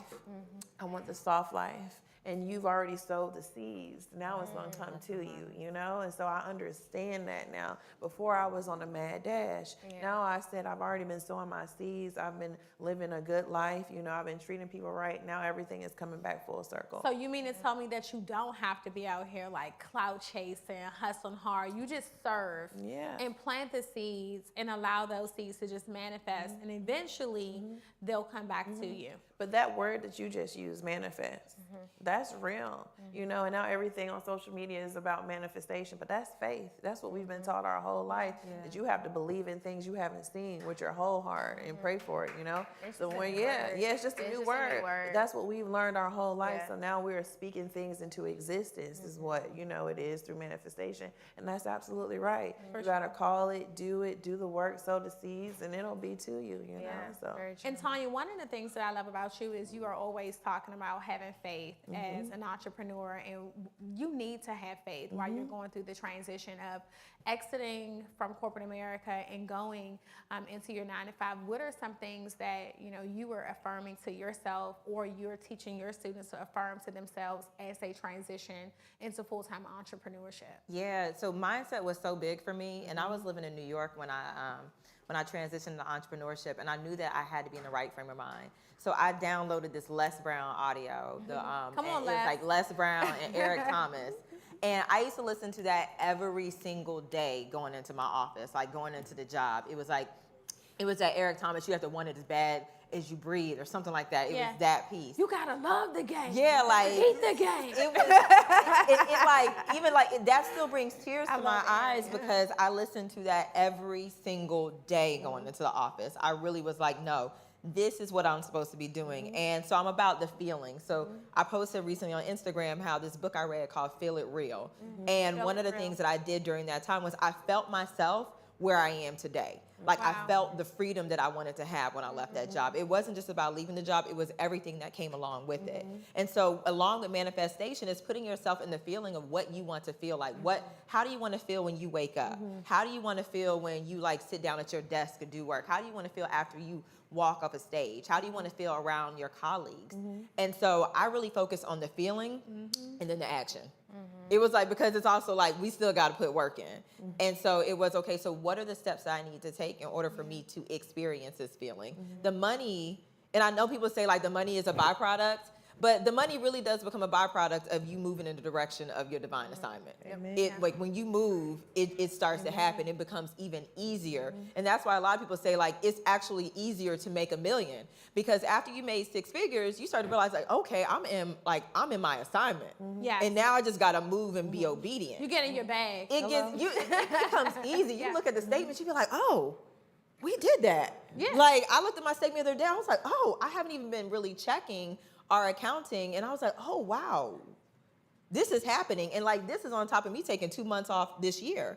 And so it really is feeling that feeling and feeling what you want to feel like when you arrive at where you want to get, and then doing the work to get there. And I think we have to do another toast, because I saw that you had a 7-figure year. My first 7-figure year. Can we congratulate Tanya on her first 7-figure year? We have a mutual friend, and I was on her 6-figure friends, so 6, 7-figure. I said, wait a minute.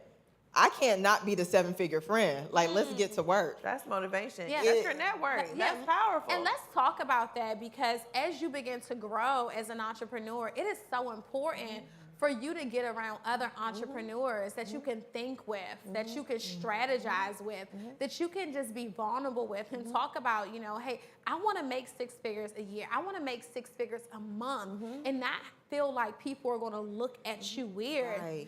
How have you all transitioned out of that old network to people who inspire you? Like you said, you were like, man, I'm around these people. I'm not about to be the only 6-figure earner. I'm tapping into this 7-figure circle. How did you navigate through that? I would love all of you ladies to kind of answer that question. And I also want to say, it also takes a certain amount of humility to understand, where you are, you need support to get to the next level. But then also, like, me and Dominique operate in similar spaces. Like, she does investing, but we've operated in similar spaces, and we've maintained a friendship over the course of our careers. And you all share a lot of panels. Yeah, together like, as well. this is my girl, you know, and I think that's also important to understand is that you need people who are in your space that you're like, no, like, okay, here's how you can get better, and here's how, and you know, you start to mastermind with one another. And we even like recommend each other. For So stuff. it's like if I'm not free, I'm like, well, call Tanya. Like, Right. like, it's like, well, talk to this yeah, woman it's like, or it's her enough program. business for everyone. So you mean like there does not have to be competition. So I want everyone listening to this to really learn from this segment and understand and know that someone can do what you do or something similar to what you're doing, and they don't have to be competition. Yeah. No. The way that you can really scale and get to your bag in that situation is if you all collaborate. Is learn from them, because like Dom done hit her 8-figure year, so I'm like, I need to learn from her. Yes. You know what I'm saying? And like humble yourself and realize there's more for you to learn. I think no matter where you are at, there's always more for you to learn at each level, and you can always learn from someone. And Dom, we're gonna just go ahead and celebrate your 8-figure Her 8, year. like, listen, we year. go. And your Our glass are empty, but drink's still empty. But you know, how did that feel for you breaking into 8 figures as a Black business owner? yeah, it was weird. It was weird. I mean, it was weird. I was scared to tell anybody. Oh, wow. It was very weird. I remember when I had the first $1 million month. That was my goal. I set this goal, I'm like, make $1 million in a month. You know, I'm always setting a goal. And then I did it, and I never forget, I was like up on a Friday night, just like reviewing my accounting, and I was like, hold up, wait, what? I was like, I done made $1 million in the last 30 days. And it blew my mind. I didn't even know because I was like working so hard. I never forget, I was like, I need to take a couple days of myself because I just made $1 million and I didn't know. So clearly I need to slow down. But I didn't want to tell anyone. I did a photo shoot like a couple weeks after. I'm like, well, I have to commemorate this. This is a big deal. I made $1 million in a month. I did the photo shoot, and I never forget, my team was like, okay, you want to release these pictures? I'm like, no, don't tell nobody. So like, these are just for me. Let me ask you this. What do you think the most powerful things were that you implemented in your business that took your business from 7 figures to 8 figures? What were those things specifically that you I will tell you, I had launched a new program. I did $800,000 in 5 months. So from August to December, I did $800K, and then in the following 12 months, I proceeded to do another 8.5 million. So I 10x'd it, and so it took me technically 1.5 years to do the 8 figures. So was it a new product? It was a new product. Okay. So the thing was consistency. Now, I am like a true Aquarius. I'm like all over the place all the time. I am not consistent. Consistency is not my thing. And this was the first time I that I was being consistent. I was selling every single week. I was doing my webinars every single week. I was running ads. I was just really focusing on building a high quality product and then focusing on scaling. So even when I did the first probably 3.5 million, it was just me, a graphic designer, and my ads person. That was it, right? And then to help scale, I was able to start bringing on other people to help me because I was burnt out, right? So I would say pick your product, have something that you believe in, and not something that you can just sell, but something that other people are naturally selling. Got it. Right? So the product and the course I created was so good that I wasn't just the salesperson. My students were the salesperson because they were winning and they were seeing results and they were referring their moms, their friends, and all those things and affiliates. And then, outside of that, just doubling down. And I think a lot of times what people do is they have too many products. Wow. I did 8.5 last year pretty much with one product. I love that. This year we're on track Simplify. to bring in another 5 products, right? So we'll probably do 20 to 50 is the goal, right? So, but it's like focusing on one. And so the simplification of that, like I had other products, I wasn't even focusing on those. If someone found them, they bought them. But it was like, I'm only gonna sell this one and I'm gonna sell this one all day, every day. And so it was simple because I was able to clarify what the process was for selling this process, and then I could just double down and just only literally selling that one thing. I love that. And you know, Courtney, when we talk about consistency, you are in a space where you have to be present, you know? And we're talking about social media, but one of the things that I love about what you do is that you've learned the power of corporate partnerships. So while we're talking social, you're getting to the bag a whole nother way. Let's talk about how people are playing small by spending so much time focusing just on social and overlooking those corporate sponsorships and partnerships. You're good with that, Susan. Yeah, that's I think my that when G. people are thinking about, you know, having events or having partnerships or doing things and spending their own money, it's really important that you think about your partners that could be an organic partnership with, you know. So let's just say when we're releasing a Don Tolliver album, he wants to do like a clothing line. What would be great for him and his audience? Where you drop a Bathing Ape line, you know, because everybody doesn't get to do that. It's exclusive. It resonates with his brand. It's going to be able to put money in his pocket, but it's also going to give his fans that may not necessarily buy an album, but they wear clothes, and a chance to be able to relate to him, you know? So I think when people think about partnerships, it's okay to think out of the box and see what coincides with your goal, you know? Because one time we did a partnership with Jean Rondo. No one would ever think that, you know, he would be talking about diabetes because he's a world-class athlete. He's a two-time champion, you know? But when you get down to our families and the people that matter and the people that you can touch with your message, those are the things that you should be doing. And sometimes it's not all about an endorsement check, but it's about the people that you can touch and give some information to. Because him talking about dieting and being, you know, having family members that are diabetic or type 2, we use that partnership to help a lot of people in Kentucky where he's from and across the world. You know, it didn't put any money in his bag, but it helped people in real life. Impact. Absolutely, it was impactful for his audience. So I think it's levels to partnerships, you know? I agree. Yeah, I was gonna say I agree. Even on like from the influencer level. So most of my business revenue on my Fab Finance is brand partnerships. Like we do over 2 million. We've done over 2 million in brand partnerships. And it really is, and like I've also monetized my personal brand on the brand partnership level. And I meet a lot of people who have more followers than me, but they aren't properly monetizing. So let me jump in and ask this question before we wrap up, ladies. Tanya, can you give me 2 things that you need and every entrepreneur needs to even align themselves with brands? 2 things that you should have. You need to be clear on who you are and what you offer brands. Like if you are all over the place in a brand, like you have to understand, am I going to sell to an audience or am I going to sell to brands? And what am I selling to brands? What are they buying into with me that they can't get on their own? Got it. And then I would say second is you need to have some type of structure or strategy for how you're going to serve those brands. Because you want them to come back, or you want that person who worked with you on this campaign and goes to another agency to come back and bring you in because they enjoyed working with you. So you need to have sound processes on how you're going to give them deliverables, and then capture the impact that your work had and send them those reports so they know how effective you were. So you have to know your analytics and know your data as well. Yep. I love it. You know, and let me just say this. This was just such an amazing conversation, ladies. I think that, you know, you all are all doing great things. If we could just give everyone your social really quick. Yeah, so my social media company is MyFab Finance, MYFAB Finance. And then there you can find my Instagram in that bio, which is Tanya with a O, TONYA.Rapley, RAPLEY. Courtney? Okay, my social is Courtney Lux, LUXE. Courtney with a C before the Kardashians. And my personal business is C Lux Creative.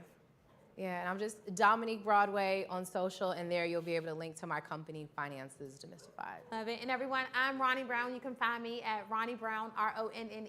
There's no I in my name, last name Brown on Instagram. And be sure to make sure you all follow myself, all these ladies, and Girl CEO INC, because we will be bringing you so many more of these amazing conversations. And we, of course, are going to end this in a toast to all of you ladies, wishing you peace, prosperity, and 7 figures. Yes, more Girl So good, ladies.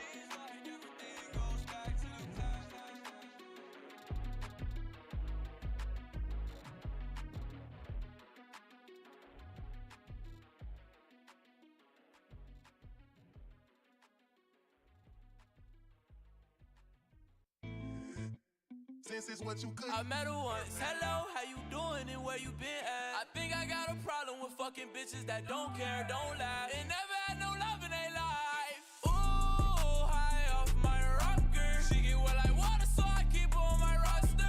Ooh, she a eater. Shawty want trust, not love. Can you believe her? Ooh, high off my rocker. She get what I want, so I keep her on my roster. Ooh, she a eater. Shawty want trust, not love. Can you believe her? It's impossible to love you right. My heart turns stone, cold like ice. I fucked her good after the party, now that bitch 99.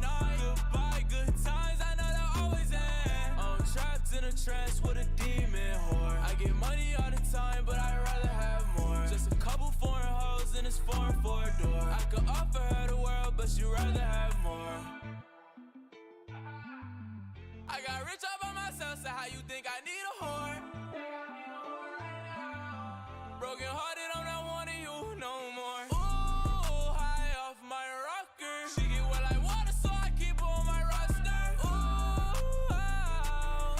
shawty want trust, not love. Can you believe her? Ooh, high off my rocker. She get what I want, so I keep her on my roster.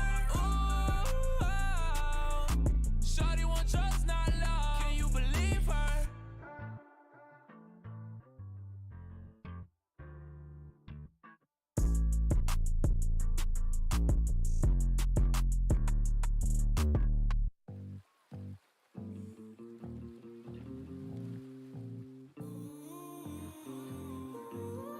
Blow.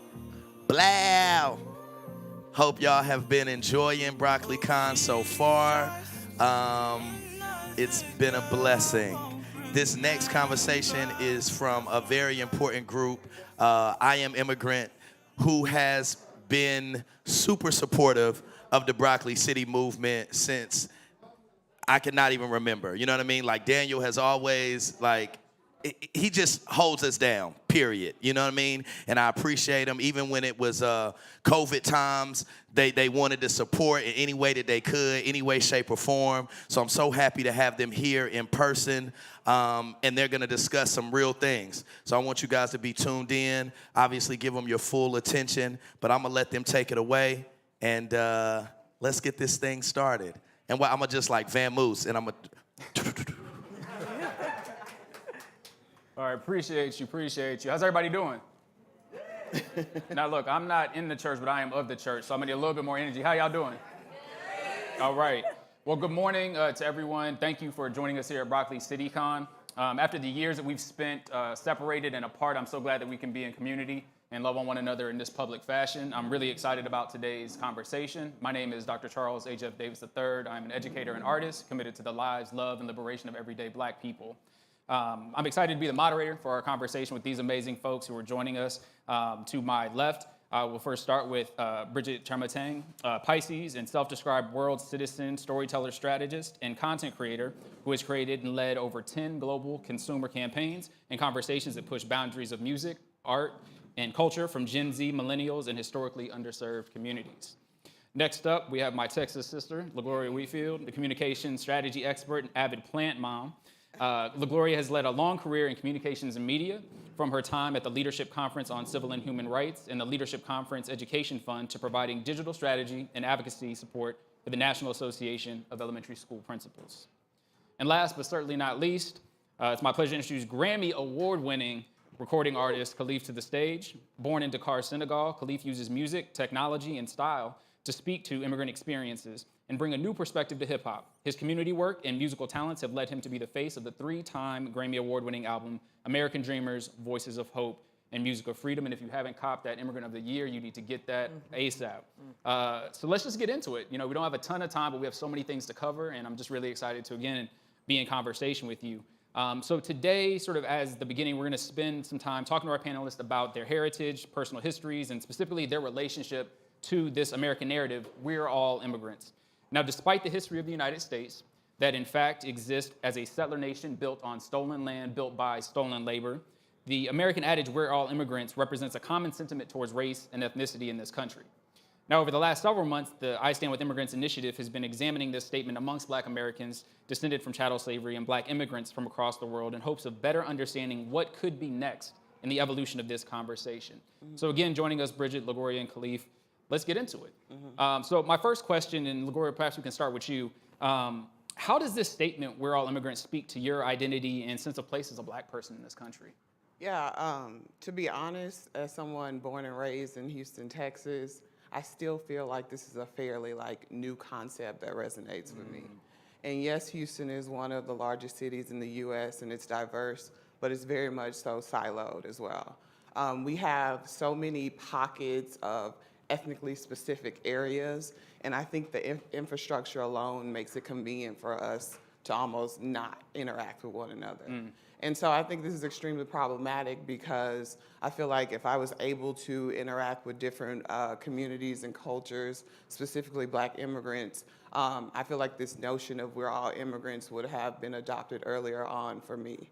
And so you don't know what you don't know, right? And so I think I've been fortunate enough to travel and live abroad, and also just moving to DC about 7 years ago, realized that I have a large group of Black people from the diaspora that I'm in community with. And so one of those commonalities, or some of those commonalities that thread through those friendships as it pertains to culture, is deeply rooted in that strength, that triumph, that struggle, and that pride. And so I think that we should lean towards those similarities so that more Black people can kind of grasp that idea of we're all immigrants, whether it was voluntary or forced. And I want to re-emphasize that you don't know what you don't know, and I feel like it's a privilege for me to be even on this panel talking to you guys and being in community with you guys to gain that deeper understanding. Bridget and Khalif, I want to bring you all in here too. So thinking a bit about what LaGloria was sharing, right? If we're in this country, anything that is not white seems to get collapsed and reduced, right? For simplicity, which is even the way we think about racial binaries, right? White and then other. And so I'm wondering for you all, if you can speak to a bit of how sort of this narrative in your experiences, right? Often dismissed and erase sort of aspects of how you lived and navigated the world because of this collapsation, this reduction of all of us, being the same when we know that's not to be true. And Bridget, maybe we'll start with you. Oh man, I could talk about this all day. So for me, I was born in Italy, and so when I came to the States, I was Italian, right? And I didn't understand the notion of Blackness until people were like, "You're a nigger," right? Or "You're from Africa." And I'm like, well, yes, I'm Ghanaian, but I'm also Italian. So this notion of them already seeing me that I am not white, right? Or I don't possess whiteness in the way that I didn't realize I also thought I had because I was Italian, already reduced me to someone that was much lower in the context of the US, which is that if you're not white, if you don't possess whiteness in certain forms, you are other, you are less than.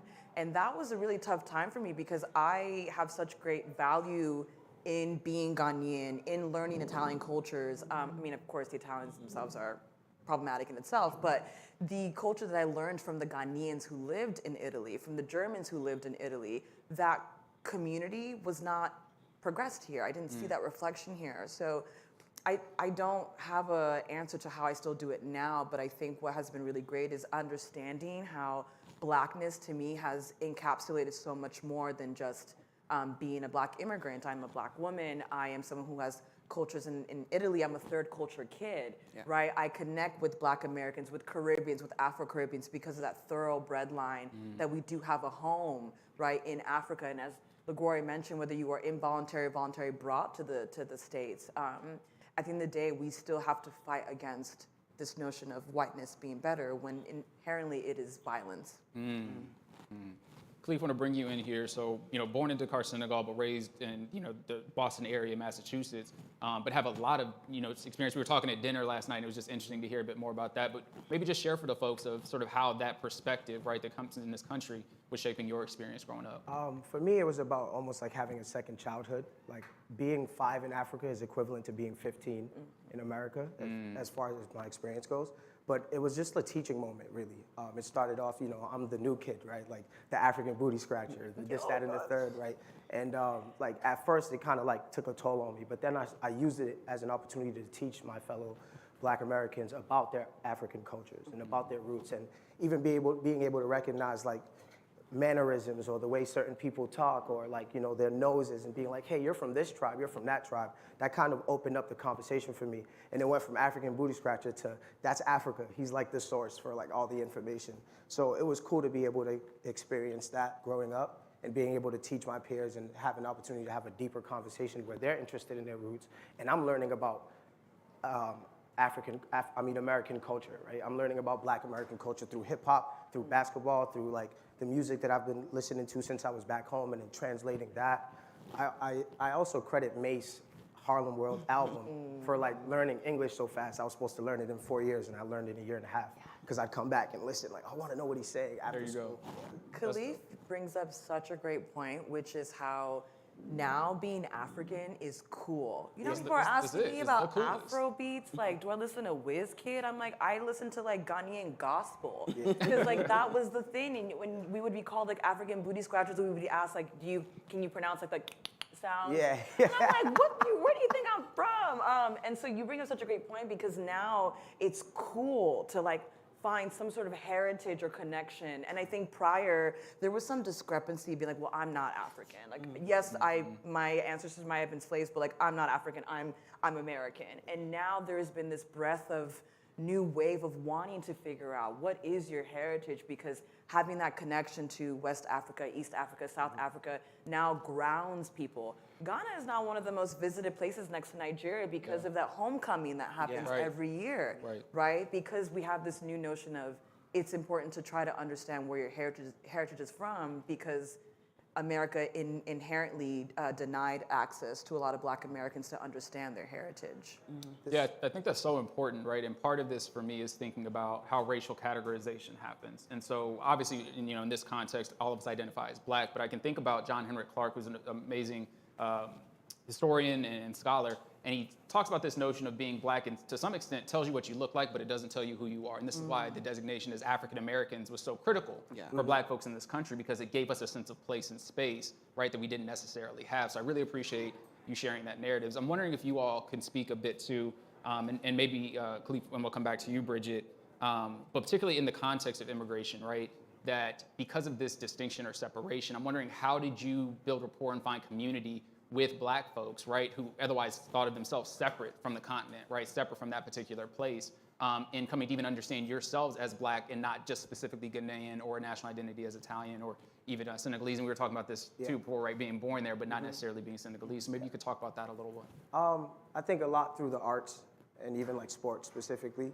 For example, the first language that I spoke in America that coincided with my friends was basketball, right? So like I actually made the notion, like I remember the moment where I transitioned from being a soccer player to a basketball player, right? And it was the first like moment of like, hey, you're a part of us, you know?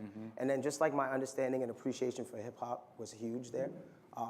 I mean, it's not a coincidence why I'm a hip hop artist, right? It's because like it's been like the first like language between myself and my peers here.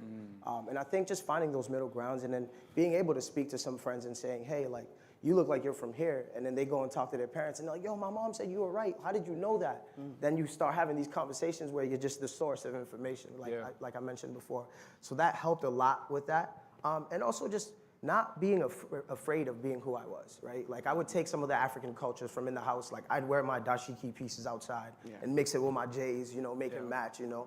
And like, it was like weird and different for people at first, but then it turned into, hey, like, he's teaching us about ourselves. This is why we like colorful things, because back home, that's all it is. A friend of mine made a notion of like in America, like the insides are black, white, grayish, like the homes, right? Like in Africa, it's all about color and vibrant colors, right? So I think just like being colorful in your personality and allowing people like the option to come in and ask questions, because a lot of times when people single you out, it's out of fear. So once you like kind of kill that fear off and let them know, hey, like I'm one of y'all. Y'all just like me. Like, yeah, I love that record. Like Mace went crazy. Say, oh, Jigga's crazy. All right, cool. How do you know about this, that, and the third? And it's just through experience and learning through my peers. So. Yeah. Wow. When I moved from Italy to the U.S., I was just telling this to someone. I only knew 3 words. It was yes, no, and hamburger, because they would teach us English in the Italian schools. And when I came to the United States, right, I had this notion of like, I'm Italian, I'm Ghanaian, and you know, sort of had to relearn what my identity was. But I learned how to be an American, that assimilation, one, my thankful parents who forced me to stop talking Italian, which I think now as an adult has made me really sad. I've lost that beautiful language, but it was their way of helping me assimilate, right? So one, having to learn English. Two, I watched so much Disney Channel, particularly That's So Raven, because it was the first time I saw a Black woman on the screen, and I would practice the way that she spoke, like the fingers and the head. Like I did all of that because that's what I thought it was to me to be a Black woman in the U.S. So That's a Raven was my inspiration up until I was like 18. I wanted to be, Raven Simone because she embodied a eccentric, beautiful, smart Black woman. That's what I wanted to be when I grew up. And the way that I found my Black community, unfortunately, was not in middle school or high school. I was too African or Black for the Black kids, and I was too Black for the white kids. So I was really in this mixture of like the Latinos and the like nerdy kids.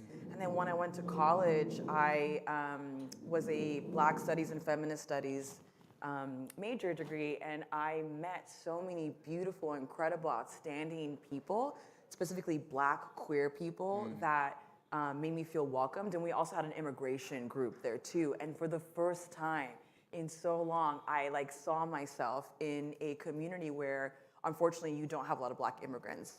One, due to safety, you don't want to talk about your status.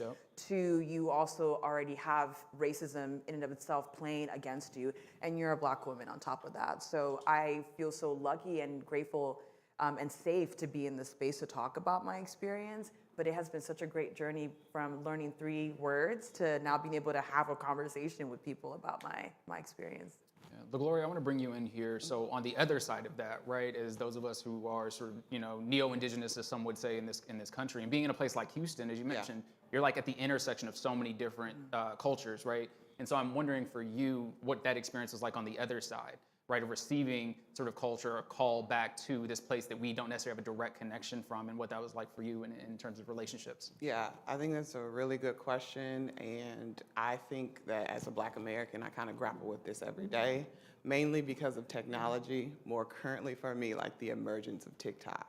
I think they found a way to popularize like Black American culture, be it like fashion, music, dances, and even like the support of like Black Lives Matter, and bottle it up and put it on an app.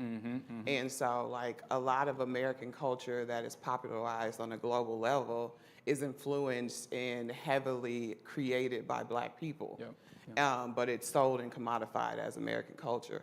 Until something happens that's a result of like racism, systems of oppression, and poverty happens, they directly link that to Black people. And it's no longer American, and it's not our problem, right? And so I don't know, I find it interesting that, America and its white supremacy is like the driving force to the divisiveness that we talk about amongst like Black American and Black immigrants. And so I just think that we need to kind of, again, lean into those similarities so that we can be a unified front against anything anti-Black. Yeah, I mean, so many amazing points there, right? And then just even that, how white supremacy in some ways is a connective tissue, right? So like, if the police stop me or there's a raid, they're not gonna ask you like, what specific place are you from? Exactly. Right, whether you do or do not sort of identify in this particular way. We're all sort of racialized similarly, right, by state power. So I want to pivot here, and Khalif, come back to you. So again, thinking about your experience, and I think, LaGloria, you can talk about this a bit too, of how important is a sense of like national and ethnic, and I think also in your case, religious identity and heritage. Talk about your relationship to Black folks, right? And I think about that, Khalif, for you specifically, when we think about like the first Muslims in this country, right, were Black, right, and were African. So how does that sort of shape your relationship to Black folks as well? On top of being an immigrant, being a Muslim, when you look at me, you don't think so, right? You think I'm just like Black American, right? So at face value, you get treated a certain way until they find out details about you, right? Specifically, like I remember 9/12. A lot of people remember 9/11, but I personally remember 9/12. Going into school, and for a month, the teachers, my friends, peers, no one spoke to me. Like I went from being a kid that participated a lot in class to like raising my hand to crickets, right? It was just like, all right, the whole school looks at me as the terrorist. And it was one of those moments. I mean, mind you, this is middle school. I'm like 11, 12, 13, like trying to learn about myself as a human being and then experiencing this at the same time.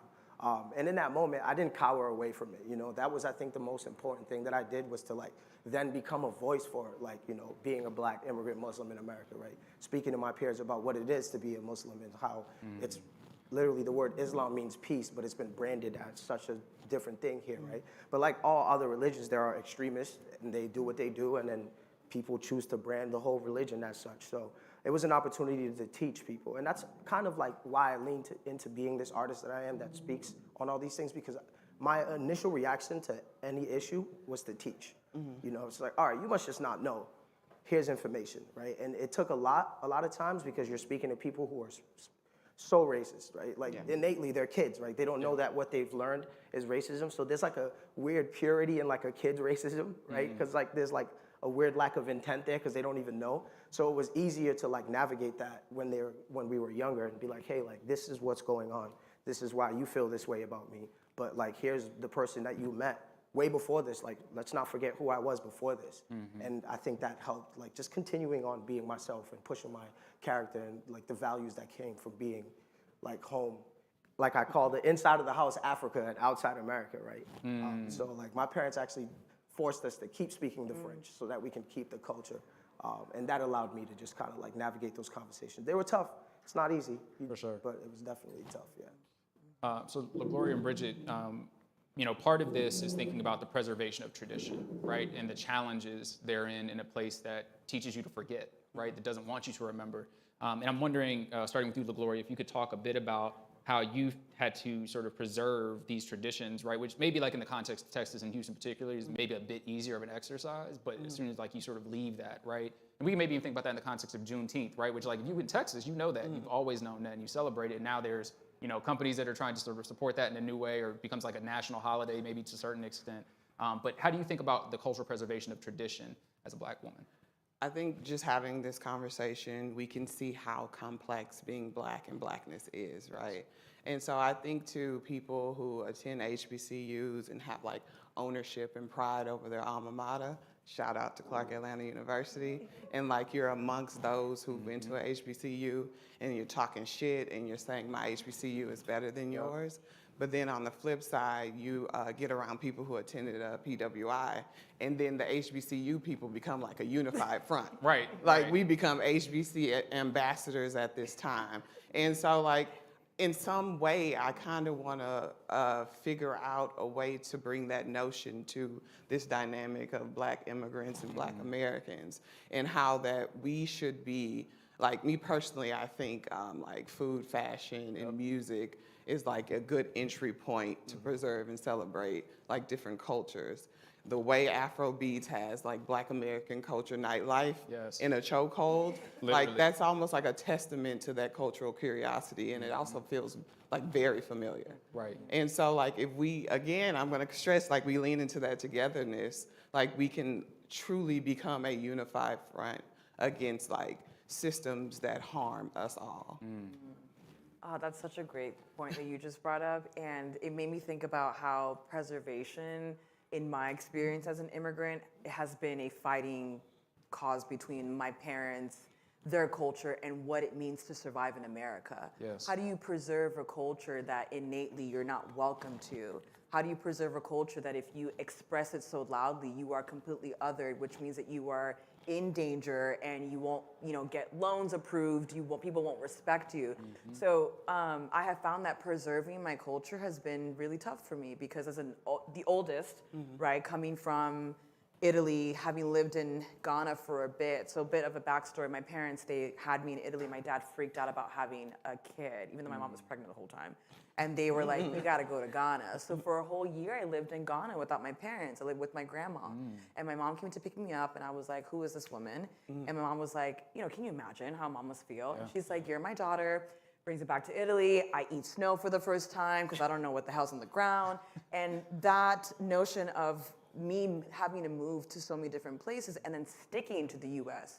My parents were like, all right, at this point, you must become American because that's how you're going to succeed. They saw the racism that happened to them in Italy, and they didn't want that to repeat. So in a sense of survival, they tried their very best to erase parts of me that anybody could use against me, which was why they were so invested in making sure that I did not speak about my status, that I'm from America, but I have family in Ghana, because they wanted to protect me. In and of itself, what happens is that we erase that culture.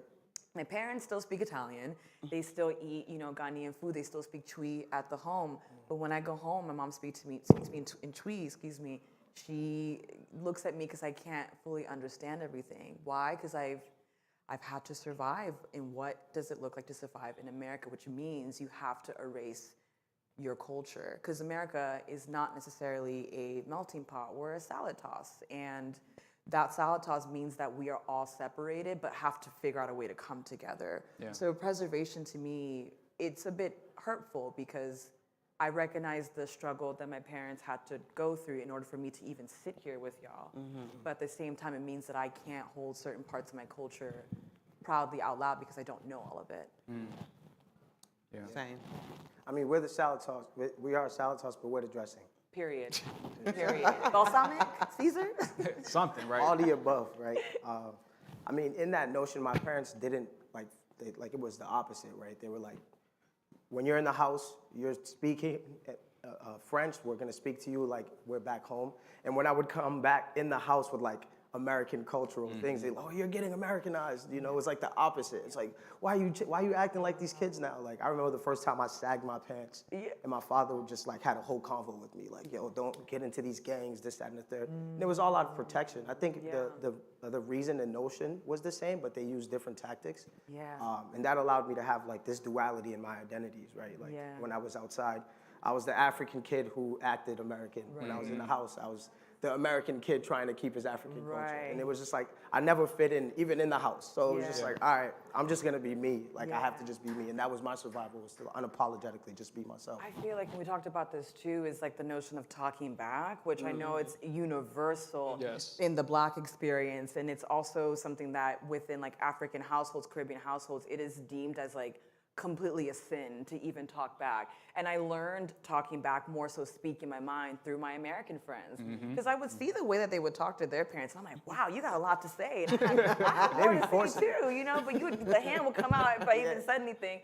And so the notion of talking back, to me, even now as an older woman, when I speak to my parents, they're always like, respect your elders, like don't talk back. And I'm like, you have to listen to what I'm saying. I'm a human, right? But that notion is so universal between Black Americans and Black immigrants and Caribbeans, because that notion of like talking back, I think, is so deeply rooted in like our ancestors and what we saw against like powers and structures. But that is something that they saw that I was learning from my American friends. Why always open your mouth? Like, I got a lot to say. I think that's a good point, that all of our parents are like the driving force of like keeping and preserving these traditions. Because I thought about it, like Southern in the South, cooking is what it is. It's smothered, covered, and it's not good for you, but it tastes so good. It does. And I came home one day from college and said, I don't do dairy anymore, like cow's milk. And she looked at me like I was foreign. There's no gluten-free, there's no options for that in this house. So you kind of like eat what you eat. And so like, it's just a wild thing that like I said, our parents are like that glue that keeps and preserves those. That's it. I mean, both being from the South, right? Like vegan biscuits and gravy is not, like that's not a thing, right? Like that's a sin of itself. So as we're sort of turning towards our close, I want to think about sort of where we began our conversation, and I want to invoke the work of Robin D.G. Kelly, who also amazing historian at UCLA, has a book entitled Freedom Dreams. If you haven't picked it up, please, I would say it's almost mandatory reading. And in that book, he talks about the importance of our imaginations in creating new worlds. And he specifically writes that without new visions, we don't know what to build, only what to knock down.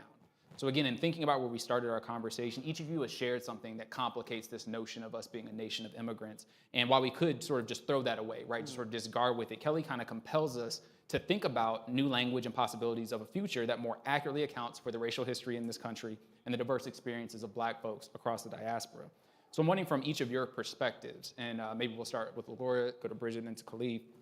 What are some possible alternatives to this statement, we're all immigrants, and what would be a more truthful representation, in your opinion, of the United States as a nation that must reckon with the various truths about Black people's experiences? I don't have like a catchphrase or a statement, but I think like we're all Black together would be like a general like umbrella. And so that these complexities can exist under each other. But I imagine a world where Blackness, where we can be our true full selves, we can own, create, and be happy, healthy, and liberated. And also like be that unified front to fight against like systems, like I said, that harm us all and grow to be better allies for each other. I just wanted to take an interrupted moment here that the comm strategist said I don't have a catchphrase and then gave us a whole campaign. Yeah. I mean, just so we can like recognize the brilliance right there. It comes off the dome. For sure. Bridget. I don't have a phrase either, and it's because I think that folks need to understand what it means to be an immigrant. And what I mean by folks, I actually mean white folks.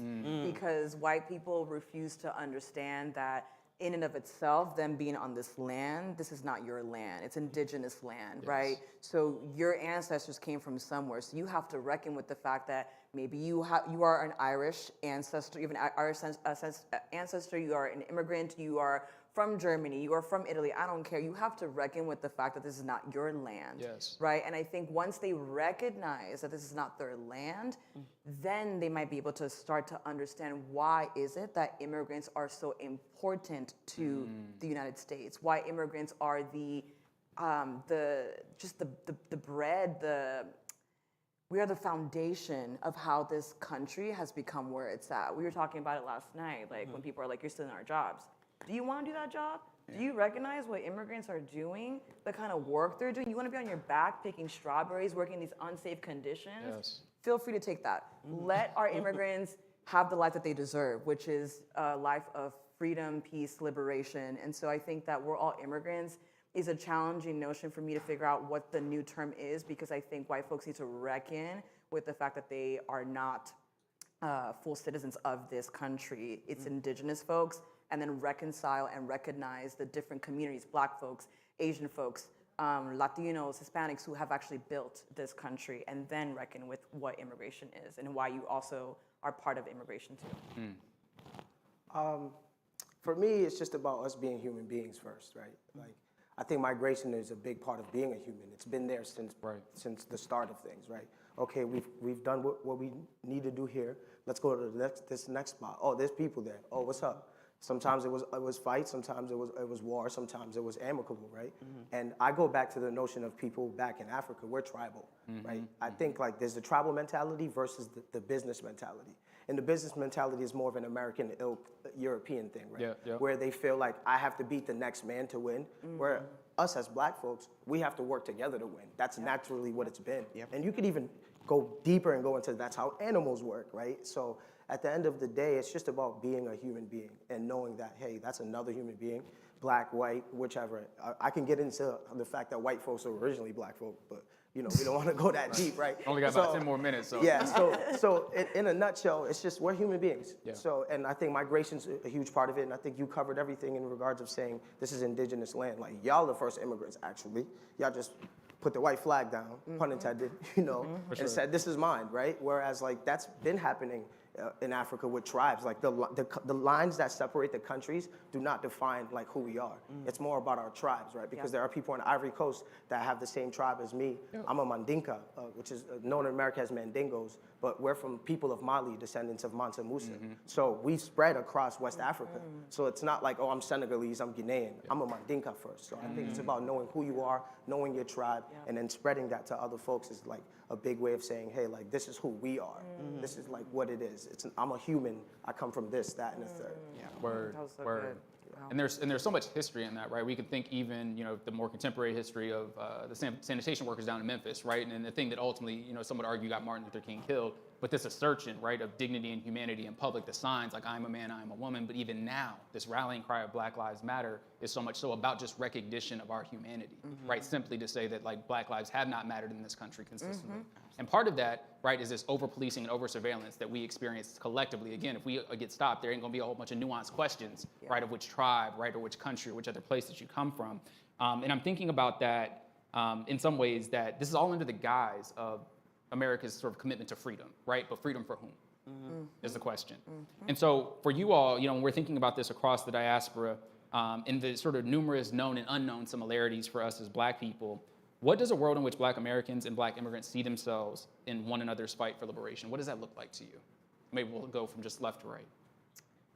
One of the things that I have always wished for when I was younger was being able to be in a room with a lot of Black, Afro-Caribbean, African immigrants and Black Americans and talk about the similarities and the differences and how that brings us together. The collective power that we have together is outstanding. It's out of this world. Just the love and the perseverance and the resilience that Black people have in and of itself is so scary. That's why they're always policing us, because they know the power that we have. And so I think that, in the future, having us all come together and really discuss and find that power together is where I think we're gonna jump over that bridge between Black Americans versus Black immigrants. Black immigrants do face one of the highest police rates because of immigration. You have deportation, and you also have police brutality. And that notion of immigration is completely erased, not even talked about, because we're so hyper invisible, yet hyper visible at the same time, right? So having LaGroya on here and having Khalif on here and us talking about this, you could really erase our status, and we are one just like beautiful cloth of experience and love and wisdom. But our status just changes our experience a bit, but now we're able to learn about it. That's the power. The knowledge is the power, and I really want that to happen for us in the near future, is bringing these different Black folks together to bring like one big ball of like power, I think that's a great segue into a story. I am in a cohort, in a fellowship, and my cohort is like, we have a decent amount of Black people. And we were having a conversation about dismantling systems of oppression and like what solutions look like, right?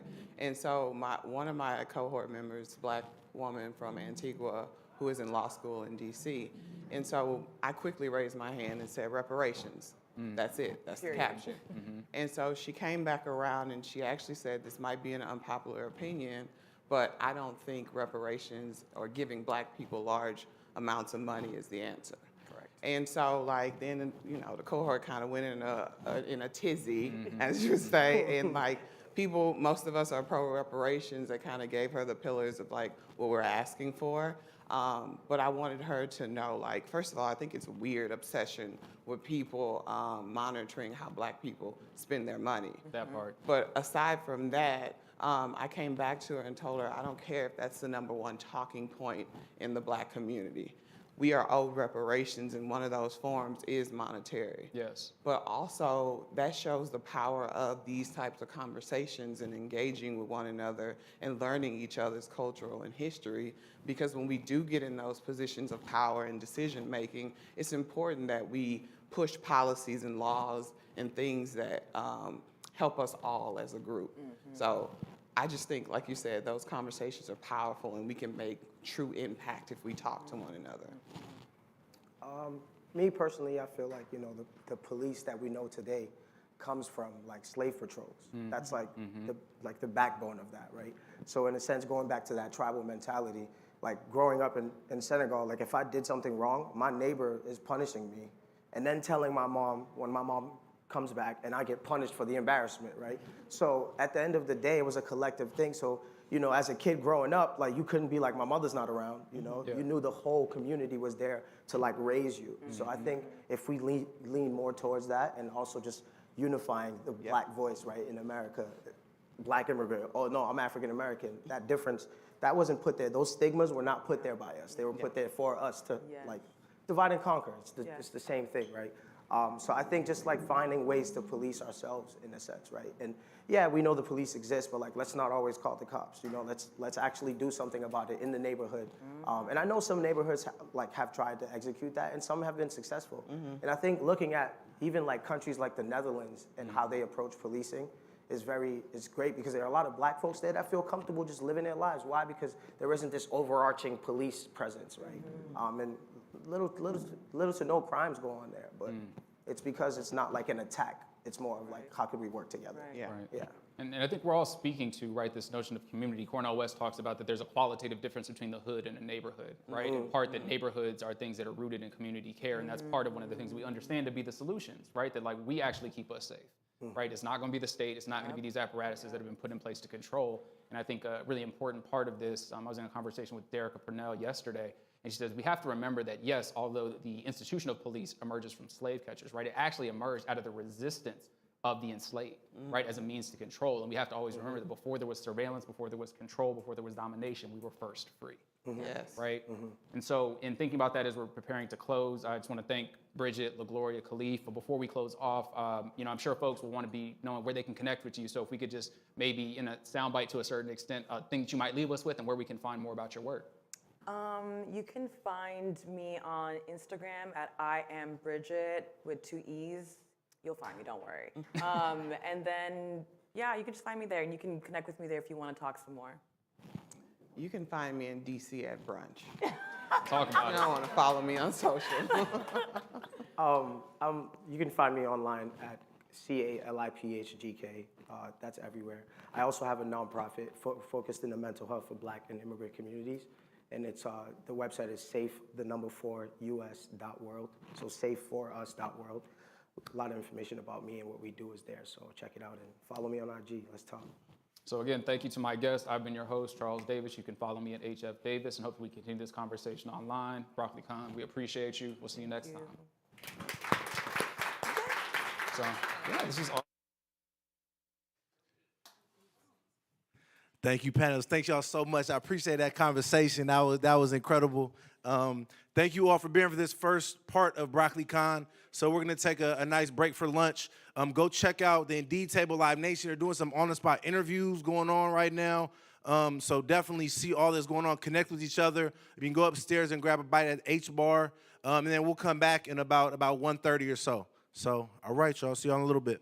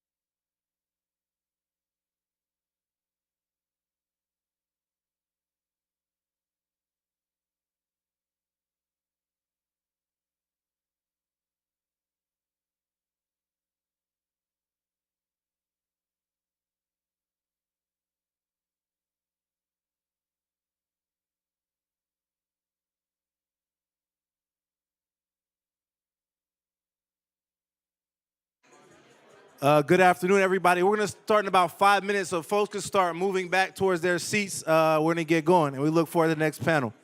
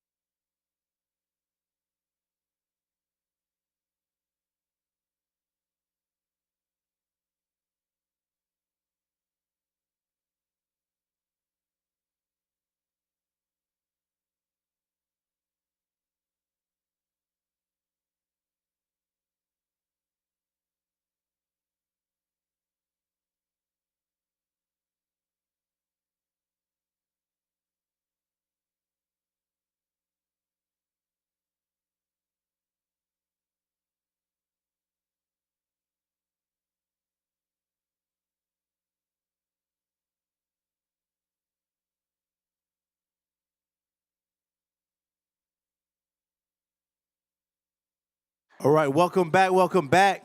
Everybody had a good lunch? Yeah? Lunch was cool? Y'all quiet, all right. Now, let's get a little energy. Everybody had a good lunch, all right? Excellent. Well, we appreciate you guys being here. My name is Daryl Perkins, one of the co-founders of Broccoli City Festival. And, I mean, when we built Broccoli City, when it was about how are we taking over spaces. You know what I mean? Like, it started, we didn't see folks talking about environmental sustainability or community health that look like us, talk like us, and so we created that space. I mean, as we progressed and the conference progressed, is like, how are we taking over all spaces? And so I'm really looking forward to this next panel brought to us by Wasserman, is how are we excelling and black folks excelling in white spaces? But really, I feel like the conversation is going to be about how are we taking over these spaces. So I'm going to bring up my good friend from Color of Change to kind of set the tone, and then we'll bring up our panel. Is it going to cause a conflict? Okay. Hey, everyone. How are y'all feeling? Good. So my name is Kelly Roselle. I am the Chief Marketing and Storytelling Officer with Color of Change. For those who are not familiar with Color of Change, we have over 7 million members, and we are the largest online racial justice organization. And what we really do is we are a political home, and we help people effectively respond to racial injustice. And we do that through a few different ways. One is political accountability, one is narrative power, another is corporate accountability. So what we're here to talk about today is some of our corporate accountability work, which is Change Industries. And it's all about culture-focused industries like fashion, Hollywood, and music. So we are here today with Wasserman Music, who's our Change Music partner. And we're gonna talk about Black excellence in white spaces. And what this means is how we break barriers and, basically build these industries and the culture. So I am going to bring up CBS correspondent Danya Backus and Wasserman artist Vincent, and we are gonna have a great conversation about Black excellence in white spaces.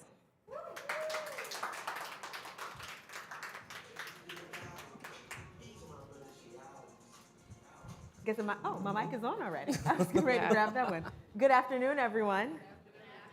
So happy to be here and have, I think, what is going to be a much needed conversation about Black excellence in white spaces. Yes. Because I think if you are a Black person, you've had to navigate this in some way or another. And we have someone here who I think can speak very well with good experience. I'm going to tell you a little bit about Vincent. If you don't know, fresh from Coachella tour, getting ready for a headlining tour as well, preparing for. Internationally acclaimed singer-songwriter Vincent is praised by Billboard as a legend in the making.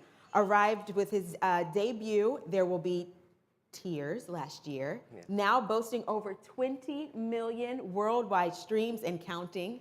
Dynamic songcraft and radiant charisma has seen him lighting up stages around the globe, including headlining performances at Pride events, multiple sold-out shows across the country, including Coachella, South by Southwest, New York City's Governor's Ball, Music Festival, and so much more. So everyone, please give a round of applause for Vincent. And then, of course, Kelly introduced herself, so she does not need another proper introduction. But let's just jump right into this. Vincent, I want you to first talk a little bit about your musical style, your genre, and how you have navigated that space as a Black person. Well, first, hello everyone. Nice to meet all of you. Also, there's nothing more awkward than sitting and hearing people run down your list of things that you've done. You're like, hello, good to see you. Okay, let's talk about it. I make pop music. I'm a pop singer-songwriter, and there are not many of us in our little section of the world because pop is created for white people, is the narrative. And so living in that space has been very challenging, especially when I first started, because I couldn't get into any of the sessions that I wanted to get into in LA or New York or in Nashville because someone like me wasn't supposed to make the kind of music that I wanted to make because we didn't fit the mold of what a pop artist should look like, you know? And so it's been a crafty journey getting to where I am today from where I started, but it was more so me stepping into my own space and thinking, okay, because I hate the term white space because it gives like hierarchy and I don't like that. It's music, and so I had to be okay with being weird and being by myself and making sure that I was seen because I didn't have someone who looked like me doing what I wanted to do yet. I didn't have like a Lil Nas X like kids have today, you know, and so I had to be the person that I wanted to be. And so I started doing it on my own and making music in my room and going to friends that I went to college with and being like, hi, let's just make songs. We're not gonna tell anyone, we're just gonna put them out. There's not gonna be the formula that everyone else uses. We're just gonna make really good songs, and I don't care if people see and know that it's me, because I want them to understand that pop doesn't look or sound a certain way, if that makes sense. No, that makes complete sense. Then if you were doing it by your own, did you have a mentor, someone who kind of said, okay, I see what you're doing, I'm gonna take you under my wing, or was it truly just you navigating the waters by yourself? So I'm a big fan of like divas, and I had this really, really weird notebook where I wrote all their managers' names down and their publicists, and I would follow them on social media. And I would also look up their bios, and I'd go to their colleges and read their like manuscripts and all this stuff and like learn how they did it. I did like the Matthew Knowles boot camp that he put online. And it was more so, regardless of all the stuff that happened with Destiny's Child, he turned them into stars, into superstars. And I followed that method because it worked, you know? And I also followed it because it was a Black man who came from Texas who worked a 6-figure job, quit his job, and built these girls from nothing into megastars. Sorry, Jurassic Park is happening somewhere.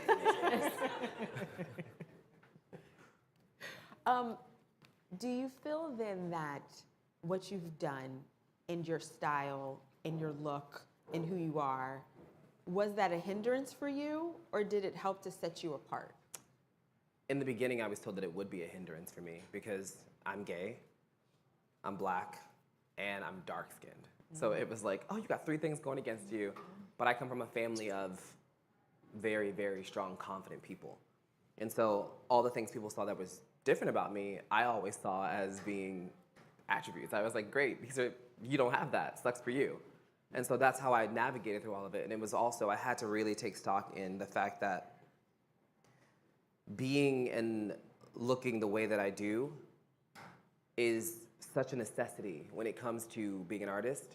I have never wanted to fit in. I did my hair like this when I was in 7th grade and kept doing it all these years. I'm amazed that I'm not bald yet.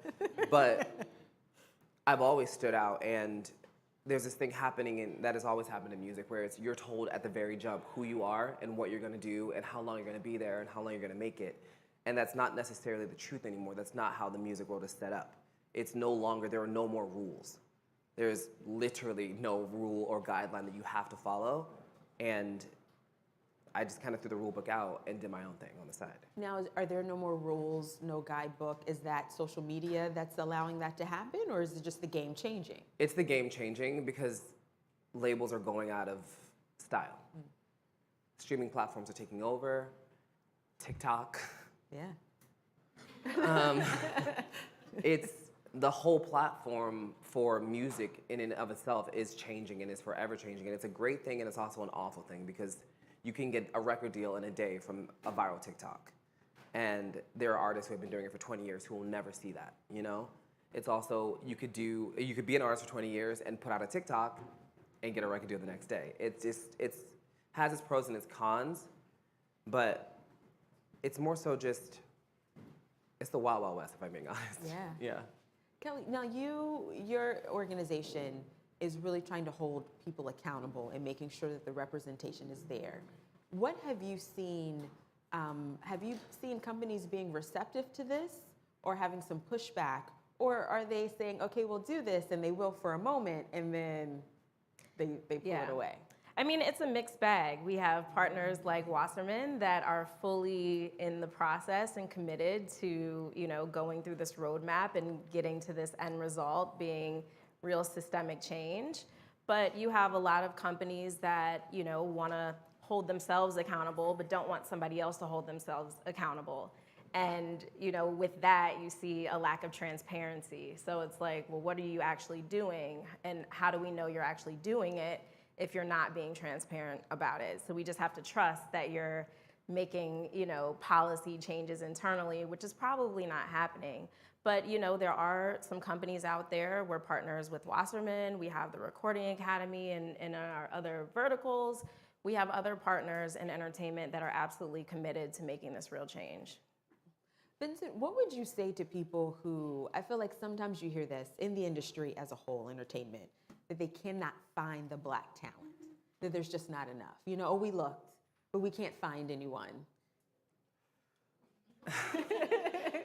Here's the thing. All the trends that you see online and all the things that you hear on the radio usually come from a Black creator. It's not that they don't have, there's no Black talent out there, it's just that they don't want you to see it because it's not marketable. And it's bullshit. Sorry. No, I don't think we have to be politically correct in here. It's been happening for the longest time where it's, this is not, we can't sell this. We're never, so we create all the things that you think are cool.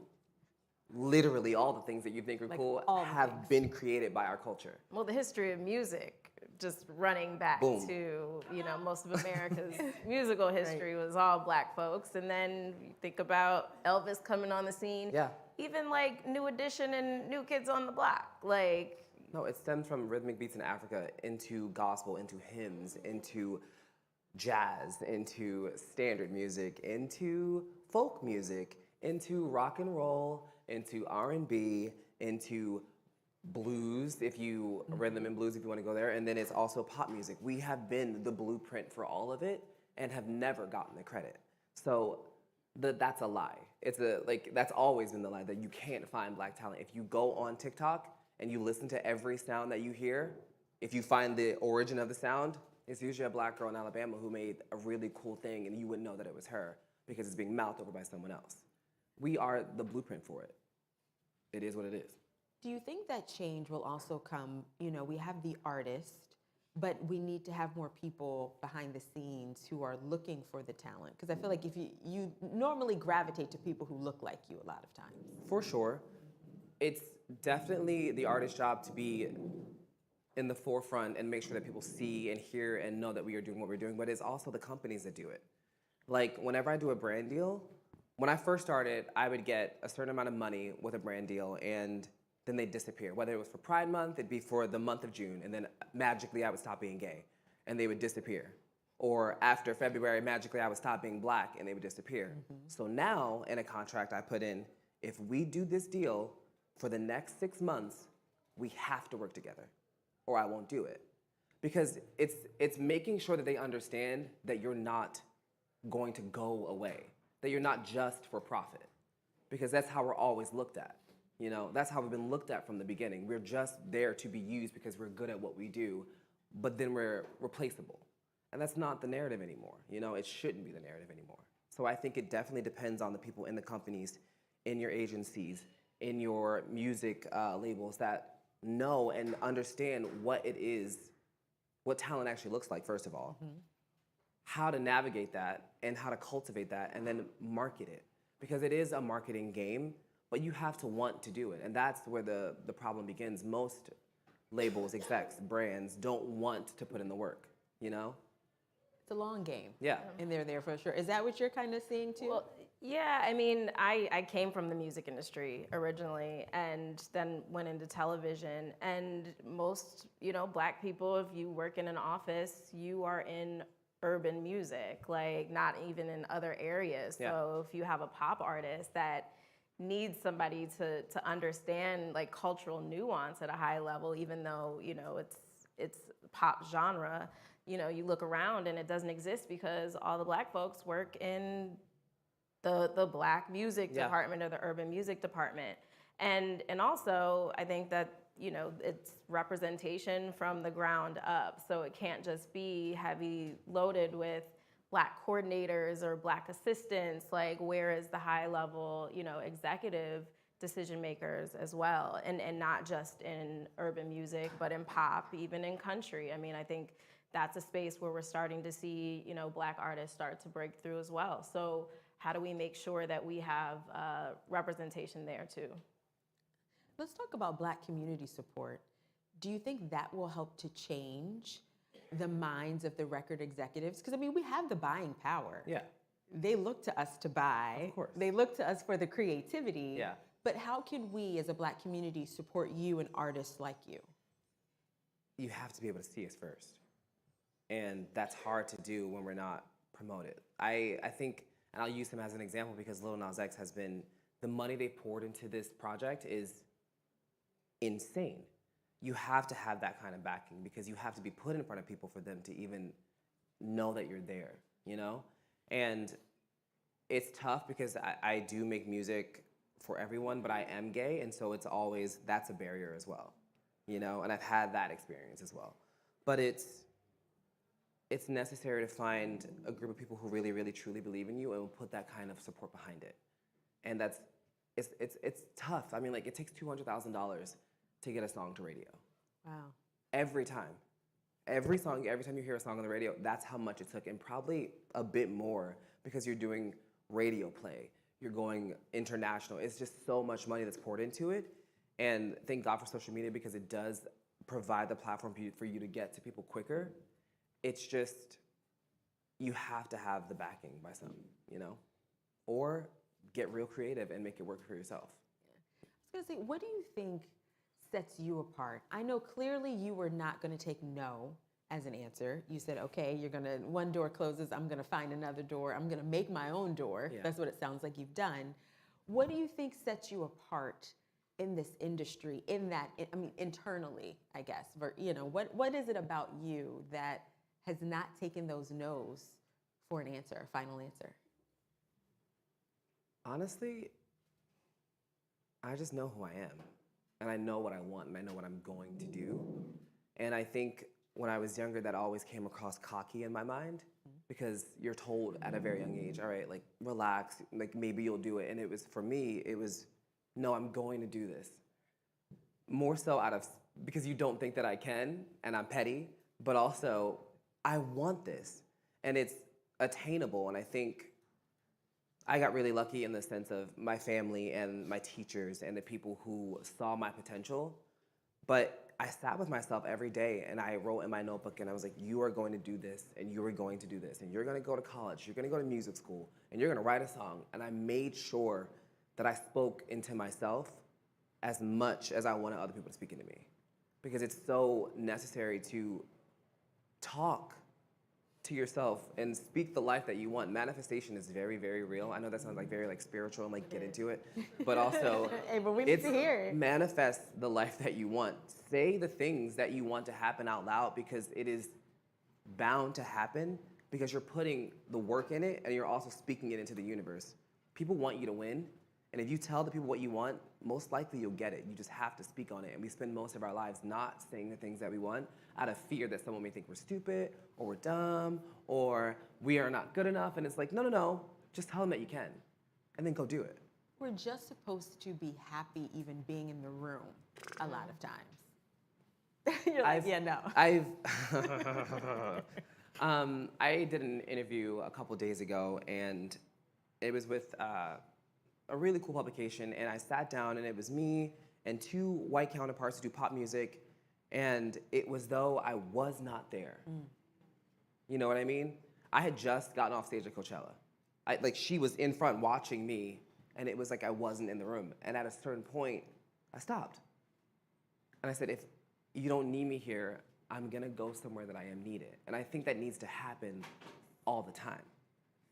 I'm not gonna sit here and be invisible for you because either you're afraid to ask the questions or you don't feel like it. It's a waste of your time and my time. I have a whole life to live and I have a lot of things to give. I did not mean to make that into a song, but that is, it's just necessary. Exactly. It's just very necessary, especially for the creatives in the room. If you are not being heard, leave. There are many other rooms that you can sit in. And I learned a long time ago when someone told me, just be happy that you're invited to the table. I am the table. Do you understand? Like, I brought everything to this. So whenever you walk into a room, understand that they are there for you. That's not the other way around. Make your presence known. And if it's not appreciated, leave. Do you have, in your experience in dealing with this in the representation, do you see that same mentality? Do you feel like companies are more so they need us more than we need them? I mean, we are the culture. This is it's pop, it's R&B, it's like we make things pop. So I would absolutely say without Black culture, there is no entertainment industry. I came from TV as well, and I'm hearing conversations even in 2022 of Black women being in rooms and coming in very confident with these plans of I would like to see this and this is how I want to contribute, and having, being explicitly told just don't shake things up, just sit here, you're in the room. And I mean, if people wanted to make that a problem, they absolutely could. But, I know that there are people that are let me just be strategic about this and kind of tough it out. So I think everybody makes decisions based on what's best for them. But I think at the end of the day, they absolutely do need us to keep the culture flowing in and freshen things up. So if you're in these spaces, just keep pushing.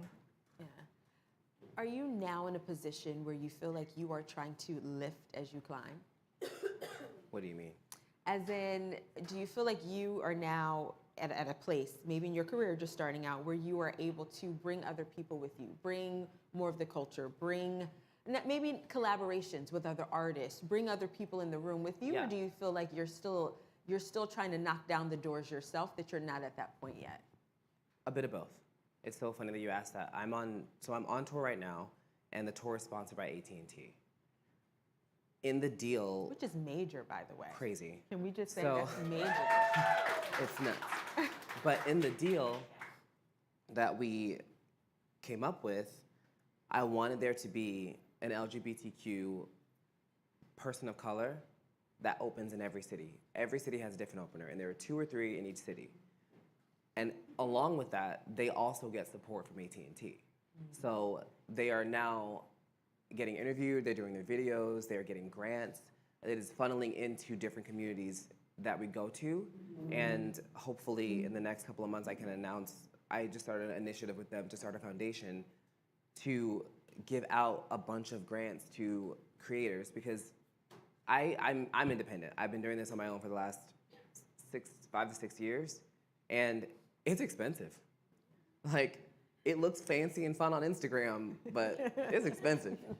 And I know what it looks like to really, really want to do this and not have enough to make your dream come true. And so we've been partnering together to make these kind of changes in our communities, and it's been insane. So yeah, I think for sure I am lifting and going as I go, but there's more to do. I have so much more that I want to do and that I'm going to do, but there'll never be a moment where I'm not going to look back and remember where I started and see people next to me and think, we're good. And see people next to me and think, yeah, I'm going to help. Because that's the job, you know? Why someone helped me, so why wouldn't I help someone else? You said something that I think people don't even realize when you're in this space, the power that you do have. I've heard of these things called inclusion writers now, and then you said when you're making sure that there is a person of color, LGBTQ opening, like you have the right to say that. And I think a lot of times artists don't realize how much power they have in these spaces, and probably are silenced too. To, like you said, don't shake things up, don't do that. Because you don't want to lose your sponsorship, or you don't want to be seen. You're also pressured a lot not to say things. Because I mean, like, money talks, and it changes the way people act for sure. And so many artists get into situations where they're just like, it's better that I'm just quiet and I do what I'm told because I don't want to lose what I have. And it's just like, yes, but also that's no way to live. Also, you're not helping anyone, and you're definitely not helping you. I can't imagine going somewhere and having someone come up to me and be like, I'm a singer-songwriter and I would love to like show you my things, and like if there's anything we can do together, I would love to do that. Of course. You know? It just doesn't even register to me to not be able to do that with someone. And so, and also I'm independent, so I can do that. Labels are different, and you have a bunch of people talking for you and at you.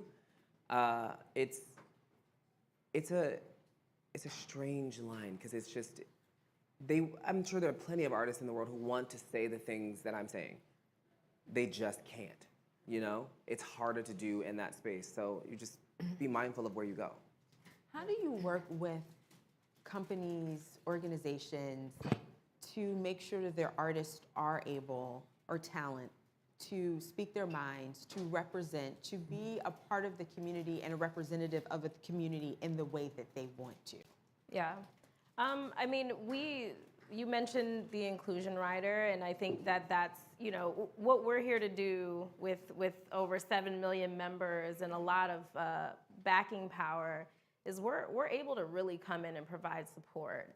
So pulling together, you know, a network of celebrities and artists and talent to say, like, here's this tool that you can go in with. And when you go in, you say, like, I'm not going to do this deal without the right representation. I think, you know, years ago, some of you may have heard the story of Beyonce walking into Reebok and saying, I don't see there's nobody in this room that looks like me. And she turned around and went to another company, kind of, to do her deal. And that's essentially, you know, what we're doing with the inclusion rider is giving artists and creatives the power to go into these rooms and these situations to say, things need to change if you want me on your roster or in your project, in your film. And then we work directly with these companies to make sure that they're guided through it, because I understand it's not easy to just change the way that you've fundamentally been operating. And that's why the accountability piece is so important. What is or has been your biggest takeaway in navigating this industry as a Black person, part of the LGBTQ community? I got all day. Look, we got time. My biggest takeaway: don't be impeccable with my words. I have been in situations where I've been in that space where I can't, or I thought that I couldn't say what I wanted to out of fear that I wouldn't get the gig or that I would be replaced. And it's just now, everything that has happened in the last 3 years of my life has been because I walk into a room and I know what I want. I'm kind about it. I'm gracious when I'm there, but I'm stern. Because 9 times out of 10, when you tell someone what you want, they'll come back at you, but they're gonna give in at some point. They automatically assume that when you come in, you will take the bare minimum because that's what's offered, and that's not it. Walk into the room and truly be the head of the table. Because it's just, there's so much to be offered to artists if they only ask, you know? And they know that it's there. And so the biggest takeaway is to be really precise and impeccable with how I speak about what I want for me. And hearing what Vincent just said about, knowing what you want and having that confidence, your organization is working, like you said, that you have a coalition of people who are helping artists with that part. How big is that to be able to walk into a room and say, this is what I want, to even know the power that you have and what it is that you want, to be able to vocalize that? Yeah, I mean, it's important. We, Color of Change, again, 7 million members, and we have an inside and outside approach. So, we will go into these rooms and advocate. And if it doesn't work, we got 7 million people to back us up to put, pressure in other places. So I mean, it feels good to be able to really leverage that kind of power for long-term systemic change. I mean, which is ultimately the goal. There's still a lot of work to do, but it is good to know, there's people look at Color of Change and it's nothing to laugh about. You don't want to be on the wrong side of things with an organization with that kind of power. So it feels really good to be able to start to see the change happening and being a part of it.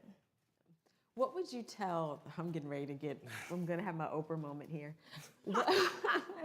What would you tell your younger self about this industry and how to navigate it that you know now? So what piece of advice would you give to your younger self? Don't do it. No, I'm kidding. I hate when people say that. When they're like, don't do it. I'm like, shut up. Yeah. You wanted to do this. What would I tell me a couple of years back?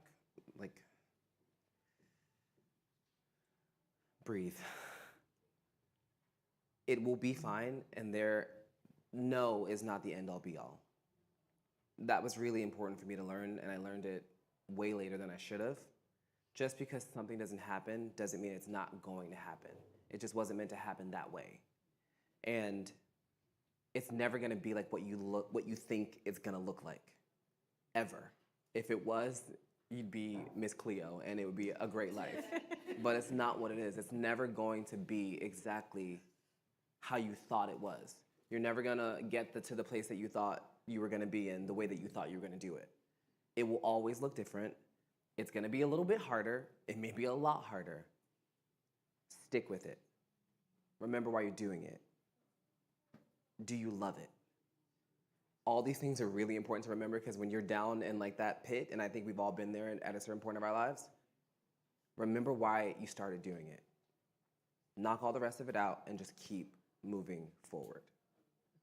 That's what I would tell me. That actually reminds me of something that came up the other day. I was asked about the way that I approach my work as a marketer. And I have always felt very strongly about going into things naive. And I didn't know that there was an actual term for this, but it's called intelligent naivety or naivete or however you want to say it.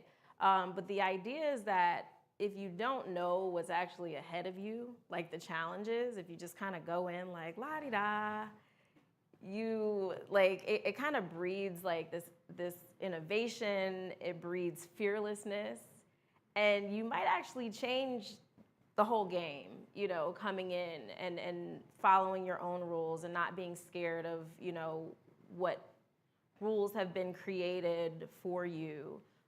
So I would say it sounds like you kind of had this like fearlessness that was just like, or you would tell yourself, just be fearless and don't even think about the rules that have been like created. Just fall into it. It's not. Just do it. Yeah, because I feel like every time you're about to do something really stressful, the world is like, this is going to be really hard. Brace yourself. And it's like, shut up. I Right. know it's I going don't to be wanna hard. I just want to do it. So just do it. Yeah. What am I, And if you didn't know, even better, like, let me just walk into this fire and like this storm and just like, Because there's excitement in that, if I'm being honest. Like, there's excitement in walking into something that you know is going to be tough because it makes you level up. It makes you understand, like, oh, I can get past that because I knew that it was going to be tough. Also, I know that I'm going to get to the other side of it. It may burn me a little bit, but I'll be good on the other side. I just got to get through it. And there's something to be said about people who can do that kind of thing. Walking through the toughest times of your life and understanding that you're going to get past it creates a whole new bitch. Creates a whole new person. Carry on. Forgot where I was. Do you feel like you walked into this industry like that, where you were kind of naive and like, oh, I'm doing this for the passion, I'm doing this for the love? It's intelligent. Intelligent, yeah. Intelligent. Intelligent. Yeah, for sure. I think everyone is. Yeah. Everyone kind of walks into it because it's glittery, you know? It's like, oh, I'm writing a song today, and it's gonna be on the radio tomorrow. And you're like, you're crazy, but keep going. Like, but that's the feeling you have to keep. You have to be like, no, it could happen tomorrow. There's something to be said about, what is it called? There's a term for it. It's a childlike term. It's a, Serendipity, I don't know. Kind of serendipity, but it's also like this childlike wonder that we all have. Because I feel like it dies off in us as we get older. You have to keep that alive, like that little spark. It is so important to nurture it because that is the one thing that'll get you through all of it. Because I'm 31 now. I moved to LA 7 years ago. If you would have told me at 31 that all the things that I wanted to happen when I just moved there were gonna happen, then I would have punched you in the face. Because I was like, that's too long. It's not gonna happen. Yeah. Like, what am I gonna do at 31? And I just played Coachella for the first time in my life as an independent artist. You know? I know. It's so stupid. I know, we've all sat in high school classes where you hear someone come and they give a motivational speech and you're like, shut up, that is too long. You're like, I took 10 years or 15 years to get to where I wanted to be, but that's real. Like, it's not a joke, and the age part doesn't matter. Mm-mm. If you're really good at it and you keep working towards it, it will happen, and it'll happen when it's supposed to happen, because the things that I have now, I would not have appreciated had it happened when I first moved to LA. I would not have known what to do with it. Yeah. I would have just thrown it away. It would have been another casual thing, but it means something to me now, and I still look the same age. So I'm happy about that as well. Hello. and that melanin. and if we're doing life lessons, I will say sometimes you gotta just get uncomfortable, and it's not something that's gonna be a day, a week, a month. Like, you might be real uncomfortable for a couple years, but like, just know that like, if you're doing what you're passionate about, then it's intentional. Like, everything you're doing is intentional, and sometimes you're gonna do things you're not passionate about, but it's going to get you, you're gonna look back and be like, oh, that's why I had to do that. Got it. Yeah. What is next in the dream? I asked you before we got on stage. Yeah. Are you still dreaming, or have you reached the dream? I don't think it stops. I would hope not. I mean, I've definitely accomplished some of the things that I never thought that I would, but I believe as human beings, we're supposed to constantly be evolving. And the moment we stop is the moment the dream kind of dies. I have things that I want. Last year, I put out an album. That album was noticed by the Grammys, and they sent me a little plaque being like, keep going. And I was like, you got it. But it's like, the things that I want are attainable, and I'm not gonna stop until I get them. I think it's my job as a human being to keep trying to figure out what's new, what else can I do? You know, music is really cool. I love music. I have a degree in performance and music business. Maybe I'll go into that space as well. I want to always be upping my game. I want to always find something new because it keeps life exciting. I hope that I get the things that I want in music, and if I don't, I'll be really satisfied with what I have right now as well, because I didn't think that I would have it. So whatever happens next will only be another win, you know? I'm pretty content right now, but I'm still hungry. Do you realize the impact that you're having on the industry? No, I don't think about it. I sit in my house and eat donuts when I'm not doing music. Cause like, here's the thing. This is all like fun and like glittery and like everyone will see you on Instagram, but like the core of it is be really happy with the things that you do for you. Music is really amazing and it's my passion and I love it and I could not imagine going without it. But if I couldn't sing tomorrow, I really like me. And so I'd be fine with that too. But it's cool that I have that to add into it. So it's just, you know, it's just all of it. Does that make sense? I have a, yes, love that. I have a question for you. Yeah. Sorry to No, take go over ahead. here. This is all Because I feel like everybody here can kind of like relate to it. Being Black in white spaces and things that happen like microaggressions. Yeah. Like, I mean, you're an artist, and so I'm sure you get a lot of people just kind of like being nice to you, but I'm sure there's another side where it's like people say like backhanded things or, you know, how do you navigate microaggressions and things that naturally happen being Black in white spaces? Here's the thing. I'm from North Philly. We don't really have that. I've learned it in LA, how to be media trained and how to answer things and how to be kind. I don't do racism. I don't do microaggression. You're an adult. If you have something you want to say or how you feel, say it. Chances are it's not going to affect my day because that's a you thing, not a me thing. So I'm down to talk about it. I love conversation. I love talking to people about how they feel. At the end of it, if it's probably something racist or you have something against me, you're gonna feel dumb at the end of this, because I won't care. That's the thing. Racism is about them, not about me. You know? Like, you're mad. Sorry. You know, I can't do anything for you. Yeah. Watch your mouth. And carry on. We need to do the translation list of like, as per my last email. Exactly. Very like, much that. Very much that. Yes.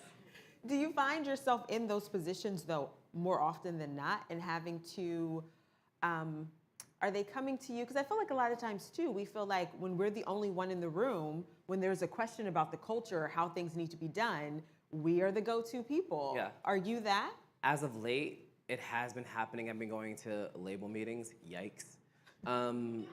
But I tell them when I'm asked something about a certain sector of music, or I'm not your educator. Everyone has Google. Look it up. It's not hard. It is not, it's all online. You can figure it out. It is not my job to educate you about Black people. We are everywhere. You know how to look us up. You know what I mean? So Right. You've been taking our stuff. You know where to find it. you know where to find it. You've been finding it. Or you know how to write a check to pay somebody to give you that. So if you want to do that, then we can do that. But like, it's not my job to make sure that you are up to date on everything culture-wise, Black.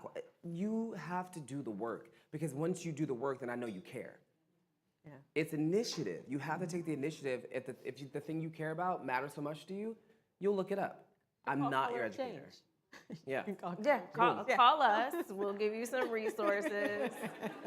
We'll refer you to somebody who you have to pay. Like, we'll find a way to get you the answers. I'm going to ask you what I asked Vincent too. Are you guys still dreaming, or is your organization at a point where you feel like we've done what we've had to do, we're good? No. Like, I mean, this is like, I mean, in an ideal world, there will be an end date to this. I don't think we're anywhere close. I don't think anybody in this room would agree that we're anywhere close. I think, if anything, we're just like scratching the surface. I mean, even just as women, like, what's happening? Like, Roe versus Wade, like, things are being reversed. Like, work that's been done is now being undone. So I think there's so much more ahead. I mean, right now we have a handful of partners, and I mean, there's a Fortune 500 list, there's a Fortune 1000 list. Like, there are thousands of companies out there that haven't even begun to do the work because they haven't had to. So, you know, we're starting on the marketing and storytelling team with our Change Industries initiative. We're on the campaign side, doing broader corporate accountability, tech accountability. So we're really just scratching the surface. I mean, there's a whole world of businesses out there that need accountability practices in place. Perfect. Thank you both. Of course. For joining us for this important conversation, Black excellence in white spaces. Because I think, again, we all can relate to what that's like and trying to navigate that.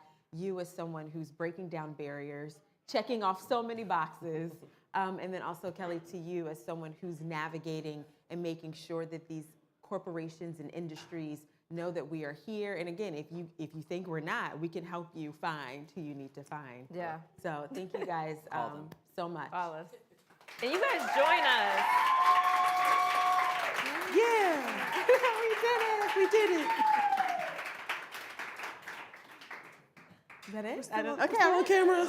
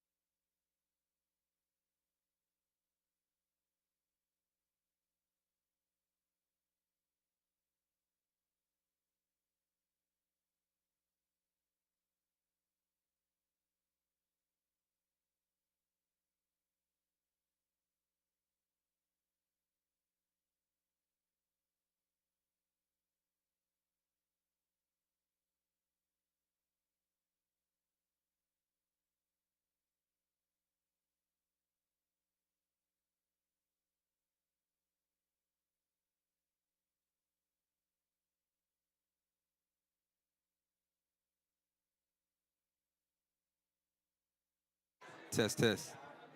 Hello, hello, hello. I'm Marcus Allen. Test, test. Hello, hello. I'm Marcus Allen, one of the co-founders of Broccoli City. We are happy to have a new panel about to come home. We've got our partners at Live Nation who are going to be talking about your ticket to live and to the live industry and how do you get jobs and professional opportunities in the industry. Here they are now. Thank y'all. Who's that?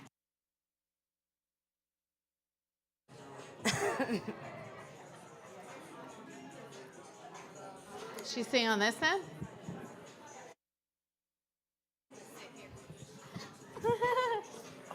Oh, God. All right. All right. Hello, Hi, everyone. hi, hi, Good. Hi.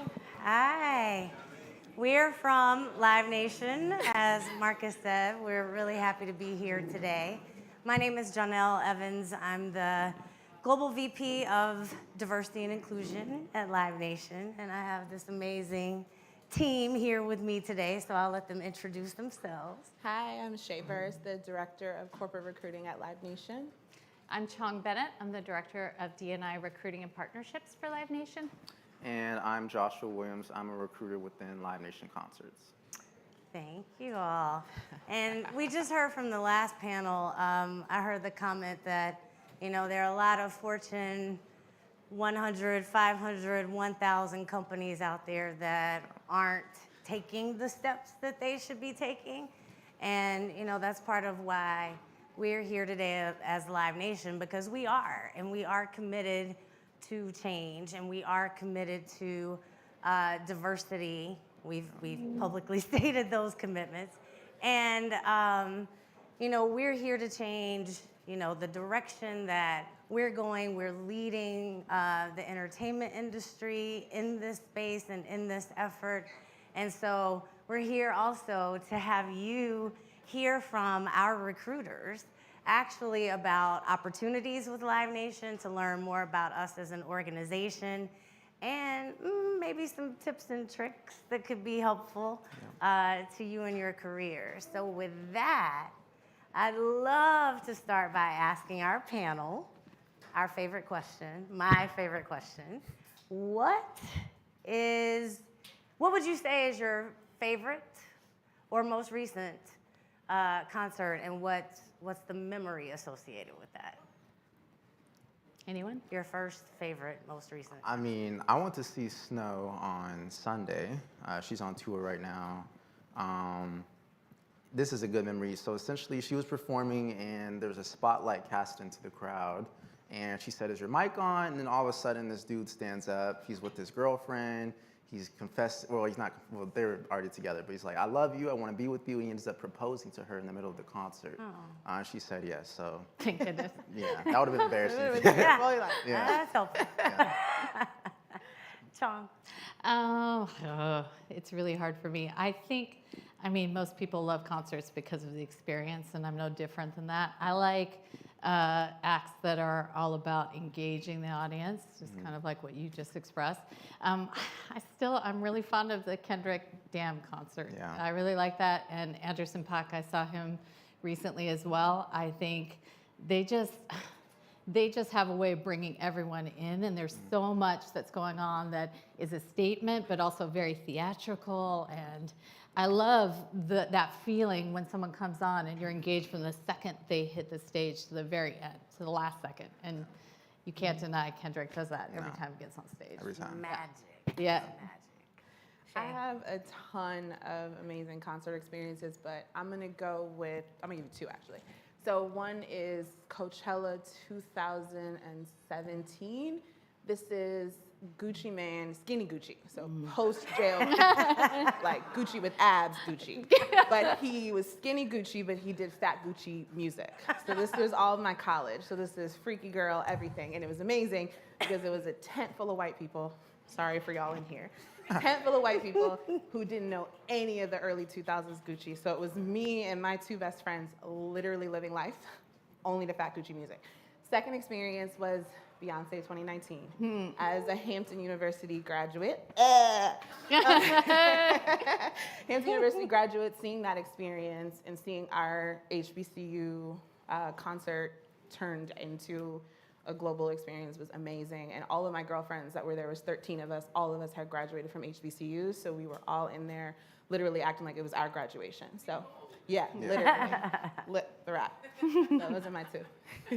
And nobody asked me, but I'll tell you mine too. I honestly think mine was 2014, it was 2014. Jay-Z, Beyonce, On the Run. Amazing, amazing. Okay. All right, enough about that. So, but that's the thing about us. You know, I think people who know Live Nation as a company, you know, they know us for our concerts, our festivals, you know, the amazing experience every time you're at a show and you see your favorite artist perform, how you're all gonna feel tomorrow at Broccoli City, yay. But what would you say is something most people don't know about Live Nation?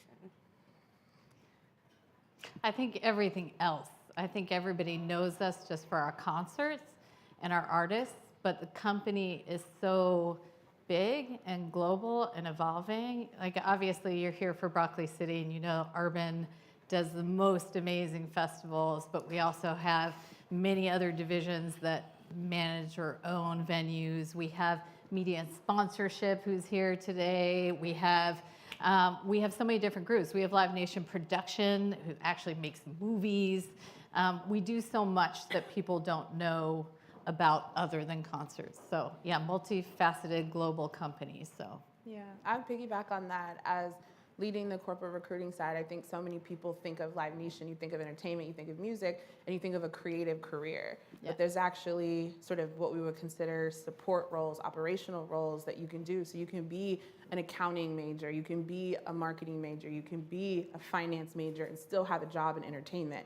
We're all in HR, and we still get to live the creative music passion that we have, but we have jobs that we're really good at, that we've gotten degrees in. And I think that's what's really important for people to realize.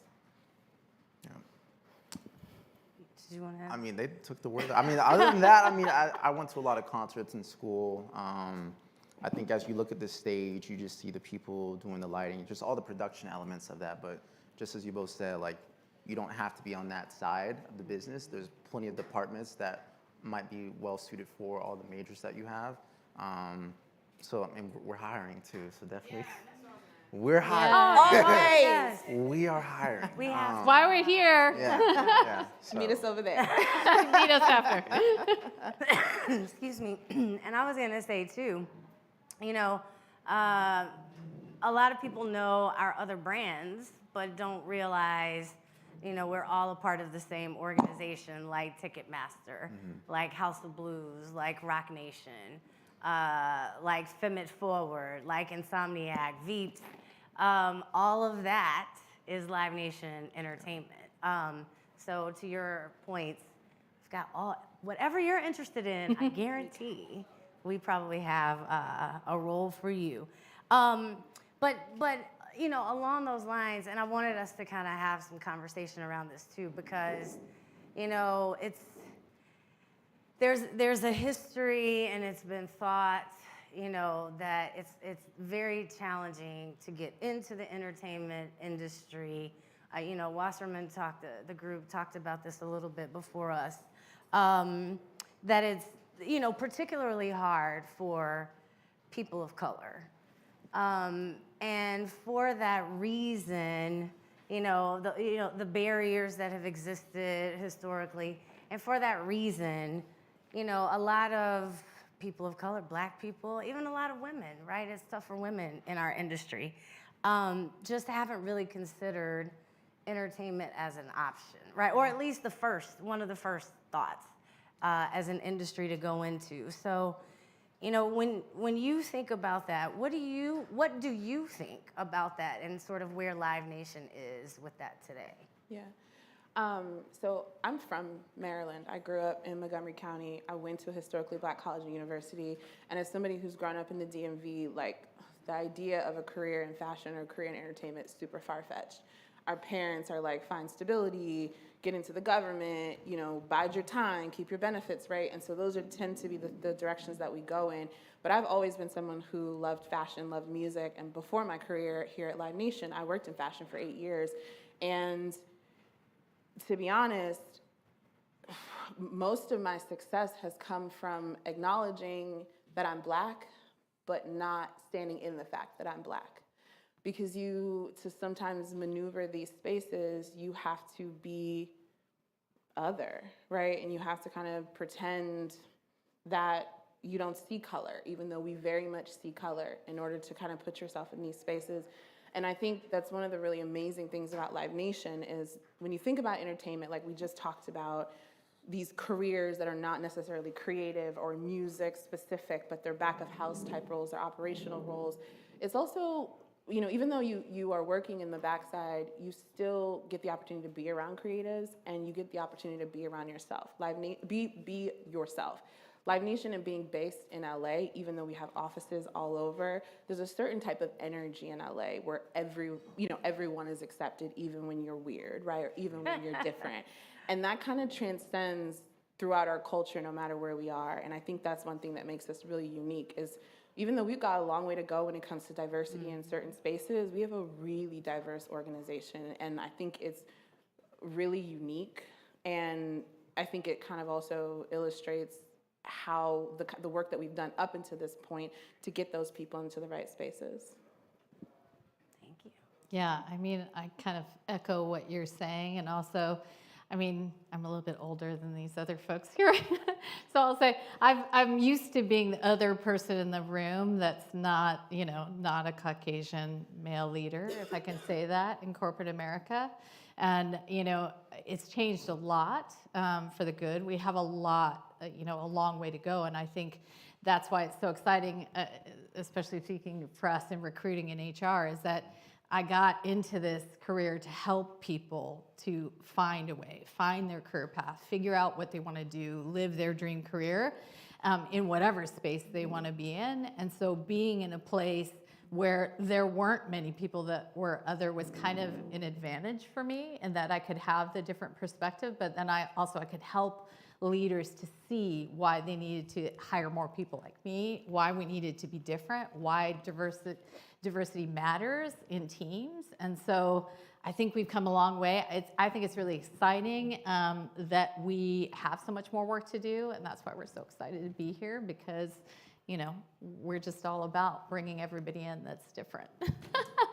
Yeah, and we own that, right? Yeah. I mean, we own that we have room for growth, which is why we have made. Oh, okay. I thought I was doing that somehow. Why we have made the commitments that we made, and when we think in terms of, you know, what Live Nation is doing. You know, we're focusing our efforts more around. You can hear me? Okay. Yeah. I can hear myself, so I'm glad you can hear me. We're focusing our efforts more around, you know, where we concentrate our spend from a, you know, diversity supplier perspective. We're focusing on, you know, the artists that we bring, you know, in as part of our tours and the support that we provide for artists.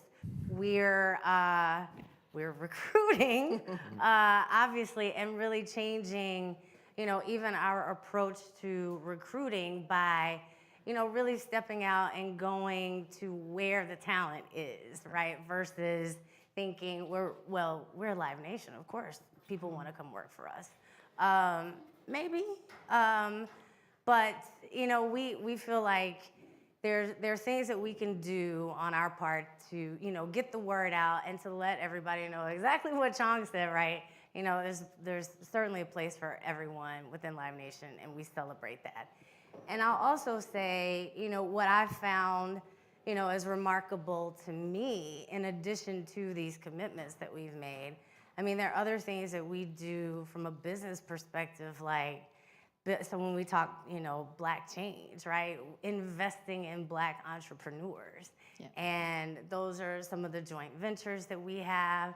Live Nation Urban is an example of that. FemIt Forward is an example of that.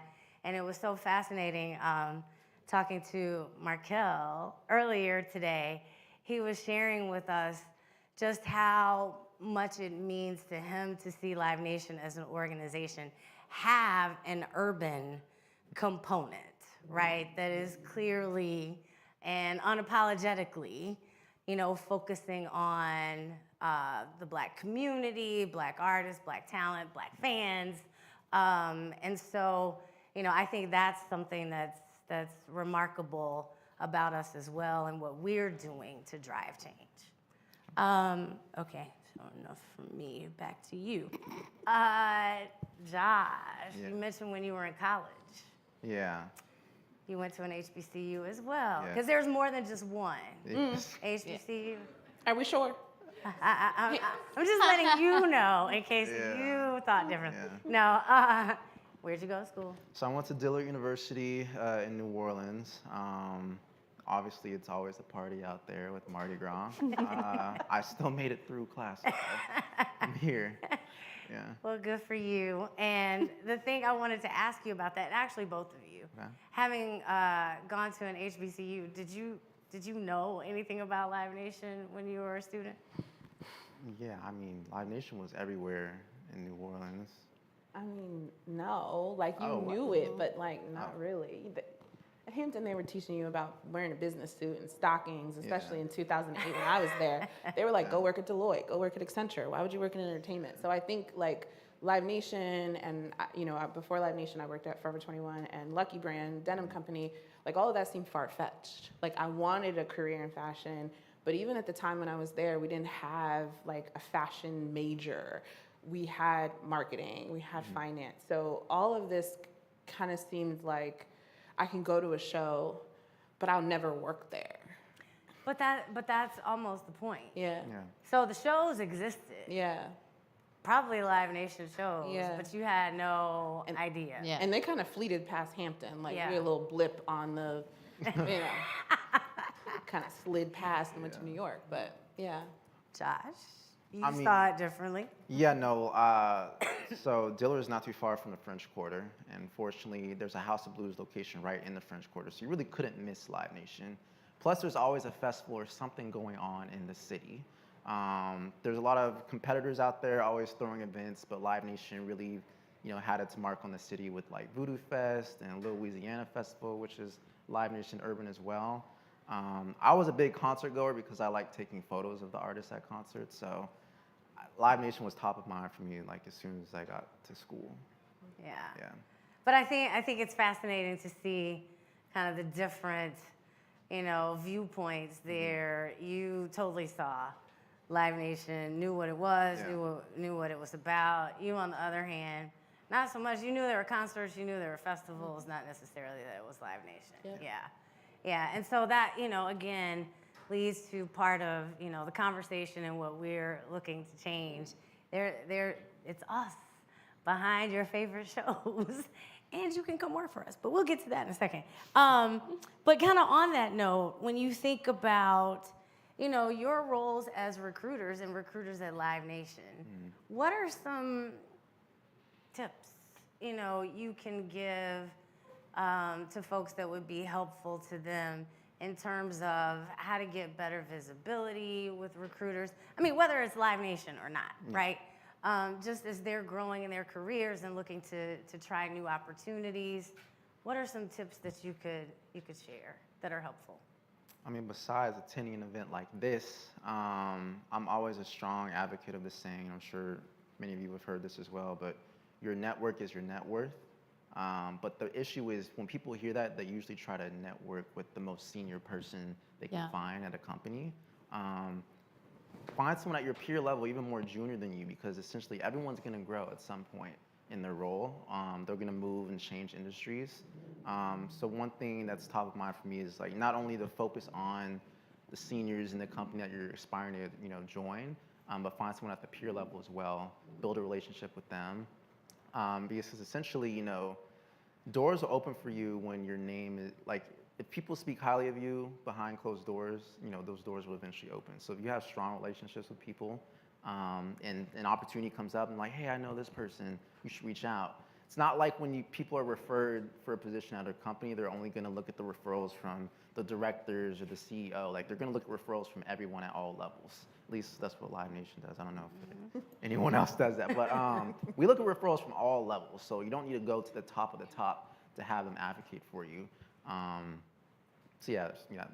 I agree with that, and I think it kind of goes hand in hand with what you're talking about, is that when you're building that network, especially on LinkedIn, because I'm sure you're doing that while you're looking for jobs, is that, much to Janelle's point about having different jobs all over the place at all different levels, we need more people at all different levels, at the entry level, at the mid-level. And so you're going to have a lot more success if you're focusing on that area. And you see someone that's been at Live Nation in a senior accountant role. We have so many of those roles. We have so many marketing coordinator roles and such. So if you do network with someone at that level, you'll have much more success getting in the door, because people on those teams know, oh my gosh, yes, we're hiring, or I know in this division we need 10 more people like me. So yeah, come on board. So I agree with that a lot. And especially not you want to be noticed for the right things, not the wrong things. So on the flip side of that, when you reach out to too many people at the company or too many senior people, people are going to be like, who is this person that's just been spamming the entire company? Focus on a couple of people and build that relationship, and that's how your doors will open, for sure. I would say the first thing that comes to mind actually are probably three things. So one is find a recruiter that works in the company, because I'm sure you guys are probably like, I applied to 1 million different jobs and nobody ever calls me. And I'm sure you can imagine we get hundreds of applicants, right? But how you get yourself closer to the top of the stack is by finding a recruiter and pitching yourself to them. And what I mean by pitching yourself is not like, here's why you should hire me because this is what I want to do, but hey, I applied for this role, here's my resume, it's showing up correct, right? When you come to a job interview, how do you come to the job interview? You come with your resume, you come with a strong handshake, at least I hope you do, please don't come like this to me. But you should do the same thing digitally, right? I have tons of people that are in my LinkedIn or in my inbox that are like, I'm open for any role that you want to put me in. I don't have time to figure that out for you, hun. I need you to come ready for that. Second piece to this is it's also really important to focus on and apply for roles that you are, and I don't want to hurt anybody's feelings, but qualified for. Aspirational roles you can get to, right? When you read a job description, it's not I can do that, it's I have done that. And it doesn't have to be every single bullet, but when you think about the really splashy, interesting roles, right? The brand directors, the creative directors, the sponsorship coordinators, all of those types of roles. Right? Oh my God. All of those types of roles, you're not necessarily ready for that role today, but you can get there, right? What have you done already? Have you worked in a venue? Maybe it's an opportunity for you to get back into a venue. Once you're in the family, you can get anywhere around the family. Third thing I'm gonna say, sorry, this is not on my face anymore. The third thing I'm gonna say is it's also really important to make sure your resume is set up for your actual application. I know we hate to do one-for-one resumes, but you don't know how often we see resumes come through with objectives for different jobs, cover letters with different company names. So it is really, and we do read them. And when we read them, we toss them. Because it's like you spammed us, right? In the same way that you're referral spamming, you're applying and spamming. So does that mean that you just want a job, or are you looking for a career? And we really want people who want to be at Live Nation, who've taken the time to do the research, to apply to the roles that you are actually ready for, and that you've done the work, because we're going to do the work by screening you, calling you, getting you set up for interviews, etc. And like Shay said, when qualified for, it could be that you've just done venue part-time work, or you've only had an internship, or you've taken classes and have done some work during the summer. Just think of that when you're applying, because then when you're in an interview or you're sending your resume, you can customize it to that job because you've actually been exposed to that. It makes it a lot easier than if you've never been exposed to it in any other way. Also, extracurriculars and internships do count. Yeah. If you have a side hustle or you are in something in school, that stuff matters to us, especially in an entertainment and creative industry. So when I say qualified, it doesn't mean you actually had to have a physical full-time job. It means that you've actually done the work. That could mean that you do social media for your friend who's an influencer, or it means that you do photography at your organization, or you work on your school newspaper. Like that, those skills are what make you qualified. But it's when you're working and trying to get into something that you haven't done because you want to do it or you think you can do it. Because that's a risk that sometimes we can't take. But when you're in it and you're doing it, whatever that is that you're qualified for, then you have an opportunity to get that exposure, you get the opportunity to get connected to other people, and then you can make your way into that role that you wanted to be in aspirationally. Great, thank you. And so when when the candidates, or the applicants do get your attention, they've done all the things that you just said to get the time with you, talk to you. What are some of the things that you share with them about Live Nation? What do people typically want to know, or what do you typically want to make sure they know about us as an organization? I get a lot of questions about my personal experience because I'm sure you can imagine most people think HR is HR, right? And we don't get the exposure, we're not talking to the right people, but you want to get in a little bit of an insight into what it's like to work there. So the question I get all the time is like, what's your experience been like? How would you describe the culture? And I do want to make sure to explain that because I do think there's also a certain stigma attached to entertainment, right? Same thing that fashion has a little bit of a stigma attached, which is there are divas and it's catty and it's dramatic and there's all that stuff. And one of the most humbling things is how down to earth everybody at Live Nation is. Even the most senior person, our CEO is one of the most humble human beings, and you have the option to approach him in any way. And how people communicate, and it's almost like everybody has access to everybody in the organization, right, even at the most senior level. And I think that's something that I wasn't expecting. Like coming from some smaller organizations in fashion and coming to a global organization that has 40,000 people, I'm like, holy crap, I'm a small fish in a big pond. How will the same people that saw me in that small pond that I was in now see me here? And then my first interaction was with the chief strategy officer, and I was like, okay, like what is he gonna say? And he was wearing a Third Eye Blind t-shirt, and he was just like, okay, so let's talk about this role. And I was like, oh, that's what we're doing? Okay, cool, let's talk about this role. And immediately took down the barriers and walls. And so I try to make sure to explain that. And also, I am a pandemic hire. So I got hired from my bedroom. And I didn't leave that bedroom in February 2021 to December 2021. So everybody that I work for, including these people, I never met. I was going to say, I think I hired you. I interviewed you in that bedroom. Literally. So I think that's the other thing too, right, is how do you describe the culture and your experience when your experience has been from your home? The good thing about Live Nation is because people are approachable and humble, and there's such a, dynamic of people, right? You've got your engineers, you've got data scientists, you've got accountants, you've got marketing people. You literally run the gamut. People who have PhDs, who are, have MBAs, but then you have people who are photographers. And so you just have such a interesting mix of people that it really builds into our culture. And that's, what I was saying earlier about even if you're weird, you fit in at Live Nation. Yeah, like you find your group. It's not weird. Weird is normal to us. Weird is cool to us. Yeah. Because it really builds into the work that we do, the impact that we make, and the shows that we create. So those are the things a lot of times that I share as my experience has been. I didn't get free ticket perks the first year because there were no shows, but I got to connect to the people that were there, and that's what kept me getting up every morning and doing this job literally 10 steps from my bed. All of that was so good.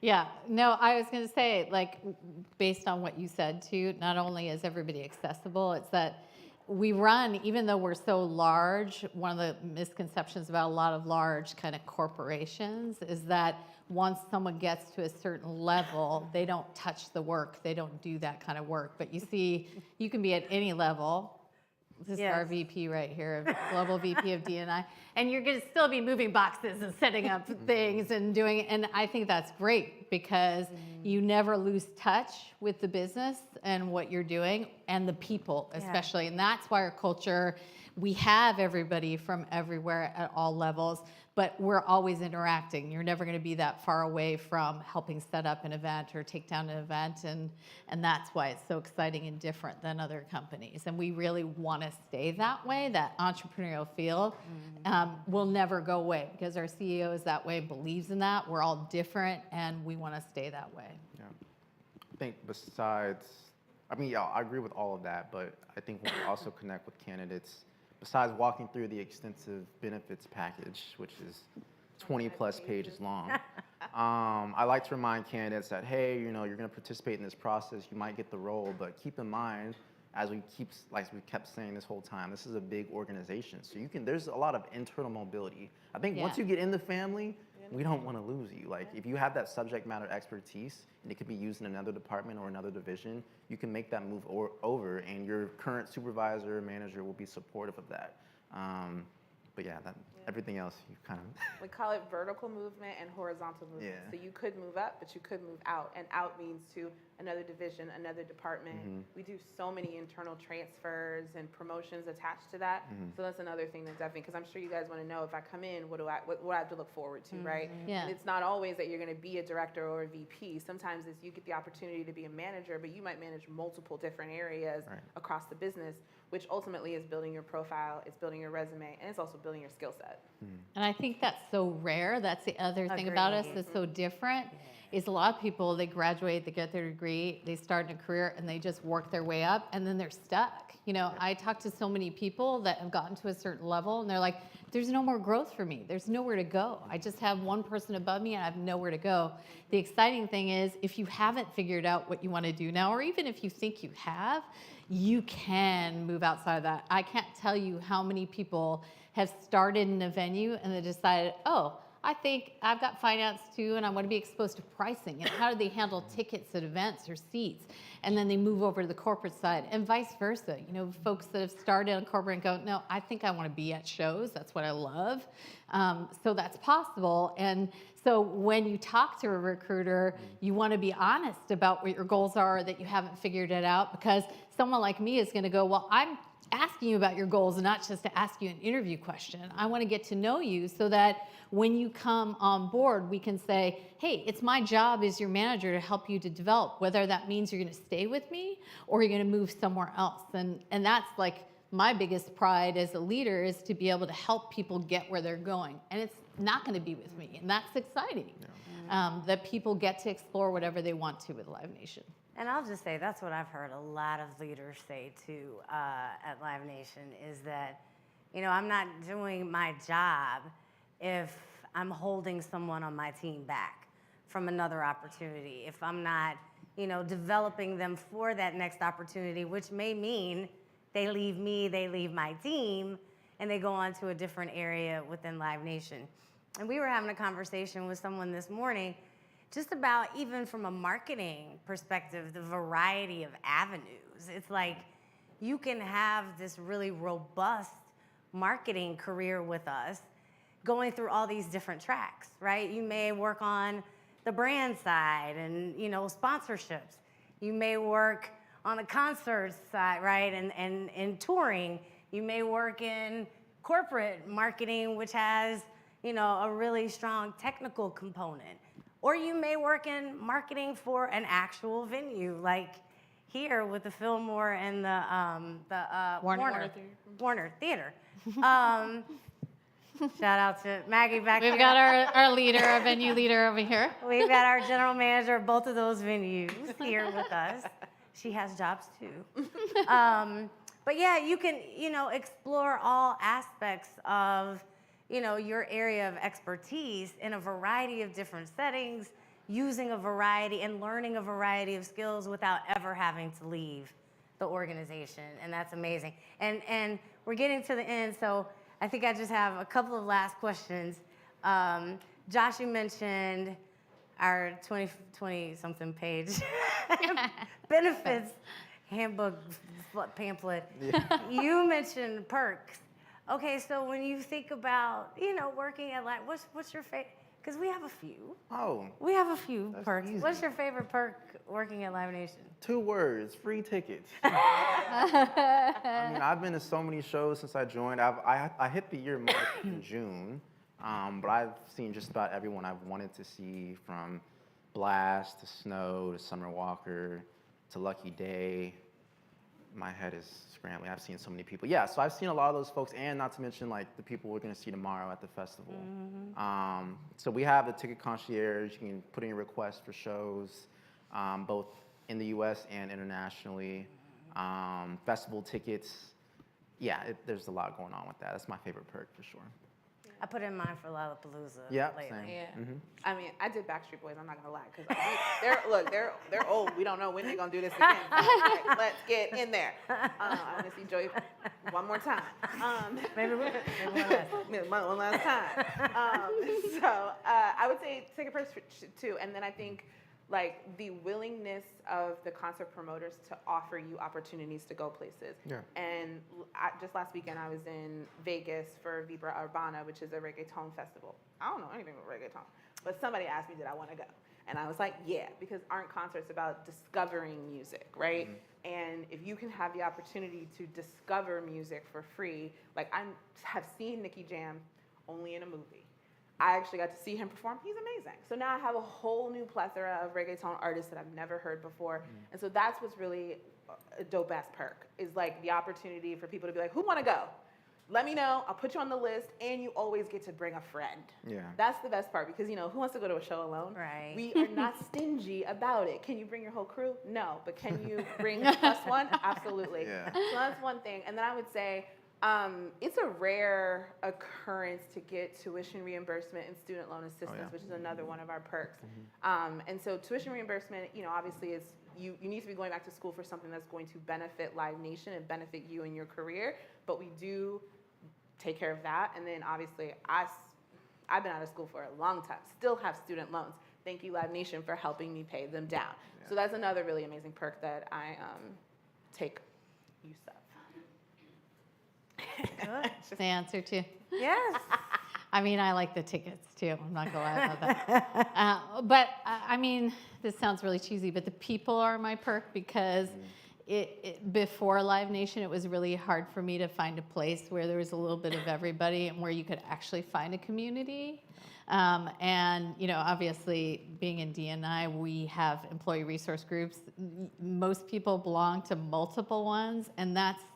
I just think people talk about it a lot, but they don't really put it into action, and we put it into action. So you can find a community of people that you're comfortable with, that you can talk about all kinds of things outside of your normal job function, and I think that's a really big deal, because I've never had that somewhere. And then you have this whole group of people that you can enjoy these perks with, and then you get exposed to people like the founders of Broccoli City Festival and Louisiana and Roots Picnic, who are like you're interacting with, and they're getting you exposure to the artists. Even if we're behind the scenes and not meeting artists every day, it's exciting that we're getting to have these conversations and get the education about the business.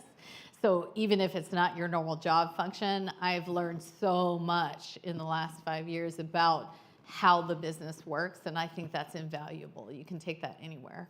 One last thing I'm going to say, we also love a good internal event. So as much as we're talking about external events, we love to celebrate. So even though I told you I didn't meet most of these people till the end of the year, when we came together, we were talking about 2021 in review, and then we had tacos and drinks, and we celebrated all the things we accomplished. So that's another really important perk, because when you talk about community and culture, you want to find a home, and the way that you establish and build safety in a home is by connecting with your internal people. So we do our DE&I events, our AAPI Heritage Month this month. We have things going on internally that are just for us, to get together, to connect, to converse, to exchange information. And that's something that I think you don't get a lot, especially not in fashion. You don't get a lot, and that's something I think is really important. And that just covers maybe 4 or 5 of the 20-page. The show.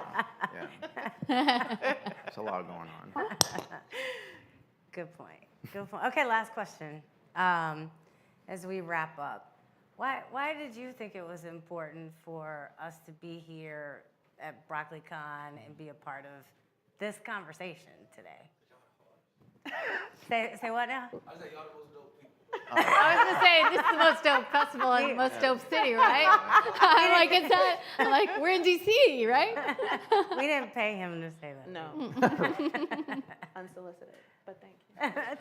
I mean, I think it's everything we talked about in the beginning is that there are not enough people of color being exposed to entertainment on a daily basis. You know, like what Shay said, when you're in school or you're just working, and if you're in a different industry, it's not part of your thought process because you're not getting exposed to it in your day-to-day, so you don't think it's possible.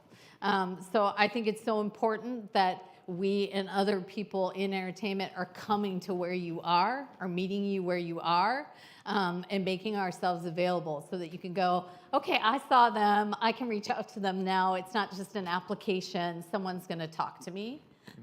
Because, you know, that's part of the thing of getting hired during the pandemic too, is people feel cut off in general right now. You know, you have your family, you know, hopefully, but a lot of people are feeling alone, and any way that we can connect with someone in person, which I'm so excited that we're back in person, is a connection you can have, you know, and I think that's important. This was personal for me. As soon as they said we might be doing BroccoliCon, I was like, you already know where I'm at. She invited herself before you got invited, yeah, right? I was like, whatever y'all gonna do, I'll be there, right? As Like, I I'm said, there. I'm from this area. I went to a local HBCU. I know how much talent is here, and I know how opportunities can be limited when you want to be creative. And so for me, it was really important to come back, right? I didn't choose recruiting, recruiting chose me. And so as somebody who has an opportunity to give people an opportunity, and being from a humble beginning like Germantown, Maryland, and going to an HBCU, it was really important for me to come back home and show us, y'all, that whatever you want to do is possible, even when people tell you you can't. Even when LA seems or feels impossible. 10 years ago, people were telling me, why do you want to move to LA? You don't know anybody out there. Move to New York. You can do fashion there. And I was like, LA has always been where I want to be. Fashion is where I want to be. I'll figure it out. So I wanted to come back and talk to you guys about how important it is to just stay focused. And even when things are not seeming like they're going to go your way, just keep going. Fantastic. Hasn't this been a great panel? Thank you. Thank you. And again, we're just so fortunate to be here. We really appreciate Marcus and Brandon and the entire Broccoli City, BroccoliCon team for having us and allowing us this platform. And we're here to talk to you. Yeah. So we got a table right over there. We got jobs. Come by, talk to us. And thanks for your time. Thank you guys.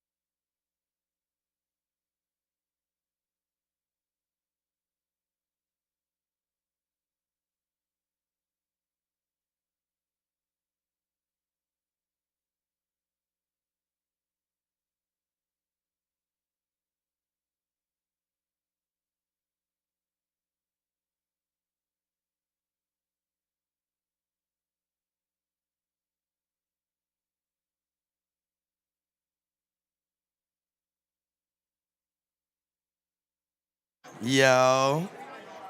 How is everybody doing? Pardon me, pardon me. Hey, hey. Hey, hey, hey, hey, hey. And then y'all go back to chilling. And then I'll do it again in like another couple seconds. You need me to get them ready for you? Nah, it's good, it's good, it's good. Oh, okay. Little picture. One time. Thank you. Okay, okay. Okay. We outside. Thank you. Appreciate you. Come on now. Y'all got the chill. Oh, look. Y'all got the chill. Nah, just playing. What's up? What's up, y'all? I appreciate all y'all coming out to BroccoliCon 2022. I see everybody is doing what you're supposed to be doing, which is networking and building. So that's a vibe, and I ain't mad at you, and you don't have to be quiet. You feel me? We just gonna let them rock out, because I don't want to compete. Right now is somebody who I hold very close to me's company. My man Chris is somebody who values education. He values giving folks the opportunity and the resources to take their journey to the next step. So it was dope when we had conversations about BroccoliCon and Skyly and how can we figure out how to come together and make something happen. Now we're gonna let them keep building. Me too. I want to shut your ass up, but I'm gonna stay right. But I'm so happy to have him here. He brought some good folks with him, and he wanted to have a conversation, and it meant a lot because I see Chris in the spots, the spots where, is that Cashmere? You know what I mean? Like those type of spots. So it's dope that he brought his talents and his folks here to BroccoliCon. So I'm going to let him take it away, Christopher Gray. And I ain't even mean to rhyme, but I'm nice. In the night of the day. Oh, shit. What? Sorry, Y'all, no, all right. Hey, y'all can come up, yeah. Hey, everybody, hey. Oh, shit, we got something right. You guys go. Clap for the ground, clap for the ground. All right. Light is crazy. Hey, everybody. I don't know if they're going to just stand over there or they're going to sit down, but I'm assuming they're going to sit down eventually. All right. Thank you guys. Thanks for having us. Like I said, like Brandon said, I've known Brandon for a while. I've been really supportive of what they're doing at Broccoli City, so we were really excited to partner on BroccoliCon. So as some of you guys know, as Brandon mentioned, I'm the CEO and founder of Skyly. We're an app that helps students find money for college. We also help graduate students pay off their student debt using technology. We have about 4 million users, help facilitate about $100 million in scholarships. We've paid off millions of dollars worth in student loans and counting. The purpose of this panel is, the title of this panel is called Breaking into Tech. So something that is really important to Skyly as we hire, as we look at vendors, the event, the spaces we put ourselves in, how we allocate our capital is all around diversity and serving underserved communities, particularly people of color, right? So but also something that we learned as being a tech company is that across the board, whether you're trying to get a job, whether you're trying to get an investment, whether you're trying to start a company, people of color face unique challenges that sometimes their white counterparts don't, because the connection they have, nepotism, cronyism, et cetera, right? So what we wanted to do was really bring up panelists who are a collection of them, people who are on the investment side, people who are hybrid or entrepreneurs, producers, and people that work at executives at tech companies, and also people that are also at different stages in the company to give you guys a bunch of different perspectives, unique perspectives on how you can get into tech in these different verticals, all right? So I'm gonna actually allow them to introduce themselves, like starting with Brandon, and they can go here. And I'll do 60-second quick introduction, and then we're gonna kind of get into the panel. Yeah, thanks so much, Chris, and what's up, BroccoliCon? Happy to be here. Love the impact that's happening with Broccoli City over the years. So I'm Brandon Andrews. I'm an entrepreneur. I'm co-founder of Gauge, which is a tech company, a market research platform. I also do entertainment consulting. I work on a number of TV business shows to include Shark Tank, which of course Chris was on, as well as a new show, Bet on Black, which is on Revolt, which all of you should check out.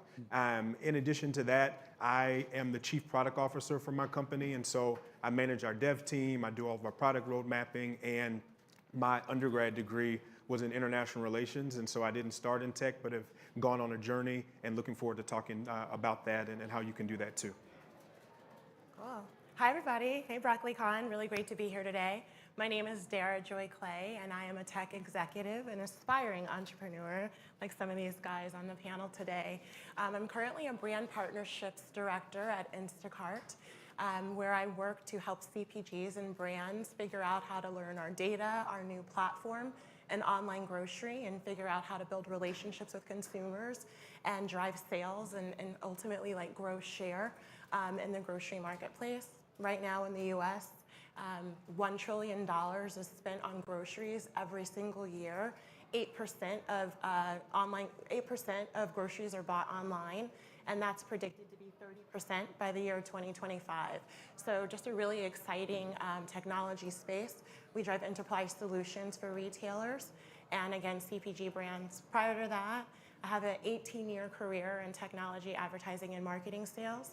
I've worked with companies like Spotify, Microsoft, Disney, TV One, and Bounce TV. So really just excited to talk about how you can break into corporate tech with you all today. Nice to meet you. Awesome. What's up, BroccoliCon? My name is Aaron Morgan. Currently work at a very new startup called Voltron Data. We just launched. We just finished our year anniversary of launching. And so I work as a senior analyst in our business development department, or now corporate development department, basically helping our senior executives and directors within our company and our go-to-market group to be able to close on some of our clients that we're trying to sell our products to. Specifically, I work really close with our financial services vector.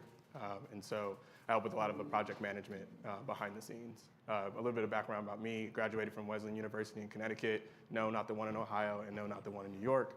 But graduated from there in 2016.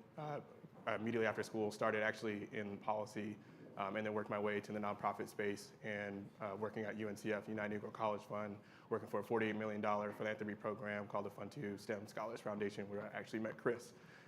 And so from there, I transitioned into working for Accenture in the federal department, using some of my skills there and some of my federal background, education background, to do digital modernization on the project that I was on, and then found my way navigating into a startup. So I've had a little bit of a diverse background, a little bit non-traditional, so I'm hoping that I can share some of those experiences for people who are not in tech, but are looking to expand their barriers and venture their way into tech, because there's no one path to get there. So hopefully you guys learn from me. Cool. Good afternoon, everybody. Haywood Perry. So exciting to be here at BroccoliCon, especially because I'm a fifth-generation Washingtonian, deep family roots here, born in the city, raised out in Prince George's County, Maryland. Proud product of Prince George's County Public Schools, Oxon Hill High School, go Clippers. Went to University of Pennsylvania for undergrad, was an urban studies major, then up to Yale for divinity school. I now invest on behalf of Mark Cuban. And so I just celebrated a year back in February. It has been a true journey, to say the least, that I'm sure we'll dive into. But just as a bit of background, had been in the public policy space in the Obama administration, have done 3 stints in India, South Africa. And for me, it was all about how do you bridge institutions that have resources to the communities that need them the most. And so excited to be able to speak to that today. Okay, cool. Cool. All right. So, I mean, the first thing I want to really start with really Dara and Aaron, really about you guys. You know, you guys are at these tech companies, right? And you guys are working for tech companies. Like talk about that inflection point. Like, what was that? How did you get recruited? What is that interview process like? Because a lot of people of color who are trying to get into tech sometimes don't know how. They apply, they don't know if they're gonna get back. The interview process. Like, give them a sense of what that was like for you. Like, how did you get in? Whether you use your network. Did you apply? Did you recruit? Like, what was that process like transitioning into Instacart and for you, Voltron? Yeah, absolutely. So I really, like you said, Aaron, there's like no one path to get into tech. And so for me, I really was fortunate I went to a university in Charlotte, North Carolina that required an internship. It was part of the school curriculum. So I had to get a job. And I got a job at a tech firm and company and just learned about the industry there. I ended up taking another internship with the Charlotte Bobcats and worked with their general affairs department. So it was a really interesting place where Bob Johnson had stood up a regional sports television network. Plus, it's aligned with this basketball team. And I got the best of both worlds in terms of learning about media, entertainment, and business. And so when I graduated, I went back to New York and I was looking for jobs. And I'm dating myself, but at the time I opened up the classifieds and found a job in advertising. I didn't know what the heck I was doing. What are classifieds? Yeah, right? Is that LinkedIn? What is that? This LinkedIn today. Right. But so anyways, then I worked at a wonderful company, TV One, and then DVRs were the new technology, and we were trying to figure out how we measure viewership 3 and 7 days later. And so then working, just 5 years in TV and learning more about data and viewership. This is like pre-smartphones, pre-Instagram, like pre a lot of all App Store and all the things we do today. I just became more and more curious. And so a friend of mine invited me into a room to a networking event, and I went, and it happened to be hosted by Google. And I met a man there who said, "Oh, I like your personality, send me your resume, like right now." And I was so embarrassed because at the time, I did not have a Gmail email address. It was from Yahoo, but I sent it to him. I went through my first tech interview process at Google. It was a really arduous process. And when I read online, they might ask me stupid questions about like if I was a nickel in a blender, which is more so things that they ask engineers. I was so intimidated, but I just showed up and talked about how curious I was to learn, how I really wanted to understand the data and how to best use this and solve problems for their company. Ultimately, they ended up closing the division that I was interviewing for. And I said, "Are there any other opportunities?" And they said, "No, you don't have any tech experience." So I stayed working in television, but I knew for sure that I needed to get into the room. And so I made it my personal motto to show up between the hours of 6 to 8. 6 to 8 a.m., you come in early, you may meet senior executives, you get to ask them questions and learn about where the industry is going. 6 to 8 p.m. after work, you go do the real work and you put yourself in the rooms and in the panels and talk with like-minded people who will teach you about what's going on in technology. And so one day, someone in operations invited me to an event to learn about Windows 8. She ended up canceling and not being able to go. I went by myself. And when I walked into the doors, it turned out to be a recruiting event for Microsoft. I made sure to do the same thing that I learned to do at that Google event, which was build connections. And they invited me back to interview. And so in 2013, that was when I finally got my first job in technology, working as an account manager at Microsoft. And so essentially, what I want to say to people is don't stop at no. You keep putting yourself in that environment, you keep meeting people, and eventually that door will open. So it allowed me to learn so much about technology because then I still was in advertising sales, but I was selling solutions for Xbox, for Skype, for MSN.com. And so when I said like those app stores and those other technologies didn't exist, I was in an environment where I was getting that education and able to grow in the industry as a result. Cool. Good. Yeah, great stuff. Yeah, I would summarize my break entry into tech is really just relationships matter. And I'm sure everyone's heard it here. Like sometimes they say that like your network can often equal your net worth, and that can open up pathways. And so for me, my first entry was working at UNCF for that Fund 2 STEM Scholars Foundation. And our job was basically as program managers to be able to form relationships with Silicon Valley tech companies who were wanting to recruit our students. And primarily, we were working with students out of HBCUs. We took 100 to 150 kids each year to Silicon Valley in order to learn more about these tech companies. And so I formed relationships with those people who are also our clients, essentially, to be able to learn more about tech, to learn and explore a little bit more about some of my interests. And that kind of blossomed into me getting hit up for recruiting offers and say, hey, how long do you want to stay here? What are you thinking about? And once I had my time at UNCF had finished, I kind of took advantage of those things. And actually, even somebody from my church, who's a close friend of mine now, was also working at Accenture at the time. And I told him a little bit about my interest in education. I told him I had policy background. And he was like, hey, like I work in the federal arm of Accenture. We could really use that for this project that we just landed. And so in short, your relationships matter, and not making transactional relationships, but actually develop real relationships with those people.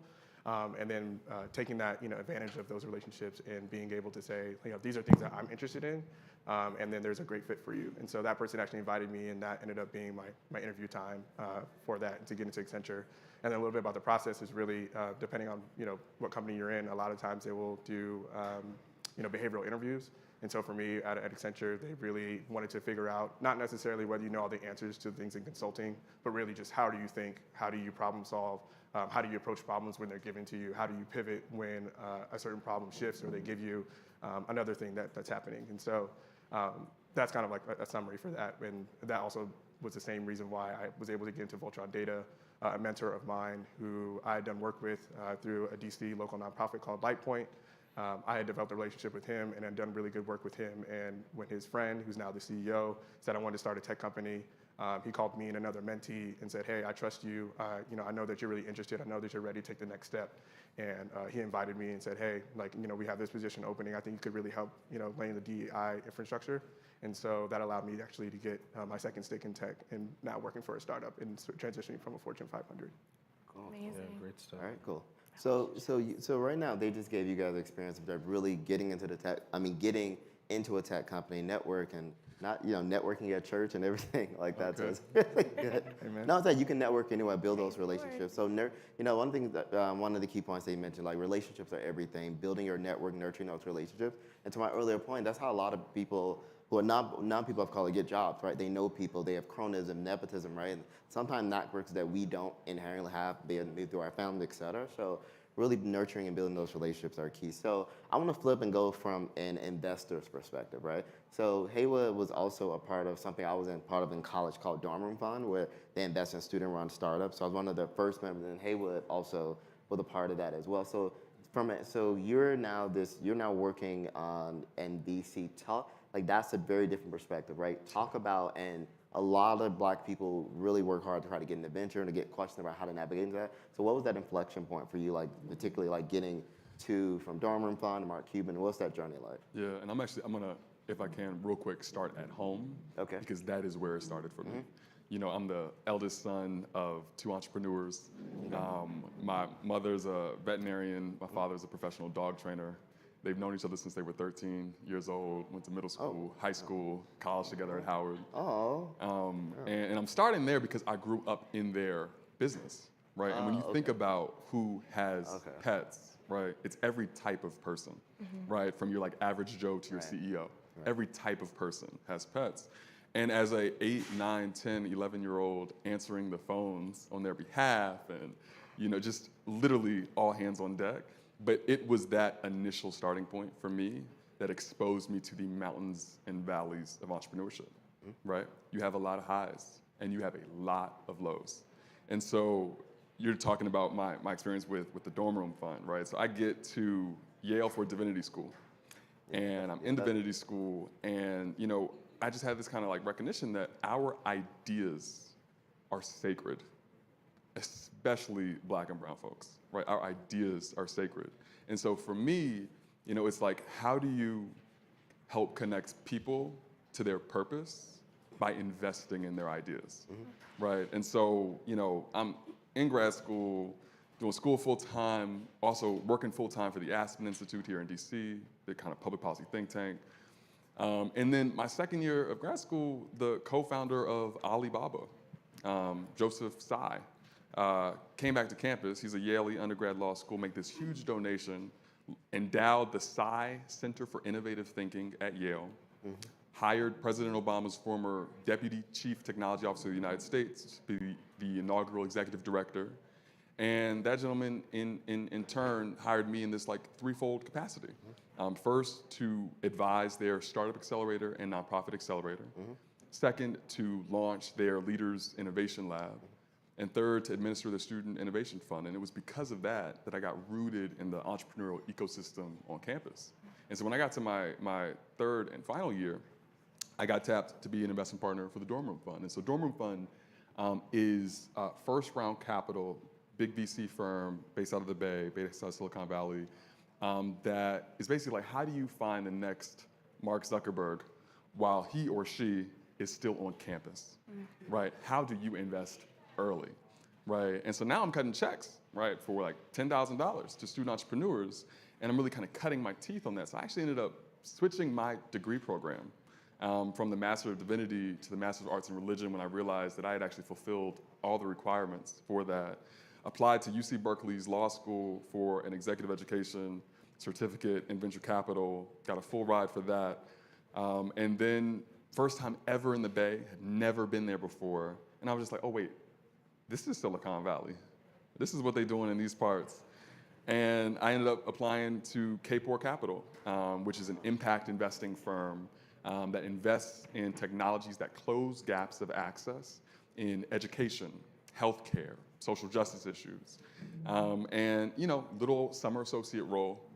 I've graduated now, and I'm just like, okay, what comes next, right? So launched my own LLC to help advise founders, right, on kind of how to navigate the growth process. And then, my grandfather passed away. And so that was my namesake, Haywood Sr. And I came back home to deliver his eulogy and realized that it had been 12 years since I had been back home truly in DC. And long story short, ended up moving back February 2020. The entire world shut down a month later because of the pandemic. And the partner, who's also my fraternity brother, Alpha Phi Alpha Fraternity Incorporated, at K4 Capital, ended up reaching out to me. And he was like, hey, in the aftermath of George Floyd's murder, SoftBank, largest venture capital firm in the world, is launching a $100 million opportunity fund exclusively to invest in Black, Latinx, and Native American founders, and they're hiring, right? And this is something that I do not share often, but I'm gonna share it with y'all, because I think that part of what we should discuss as we're talking about breaking into tech is the role of imposter syndrome, right? And the reality is that here, my mentor, former boss, frat brother, has reached out to me with this opportunity. He reached out to me via text message on a Thursday. We got on the phone on Friday. I was so excited. Saturday, Sunday, Monday, Tuesday, he reached back out and he was like, hey, bro, we just submitted all the resumes and yours wasn't included. Are you okay?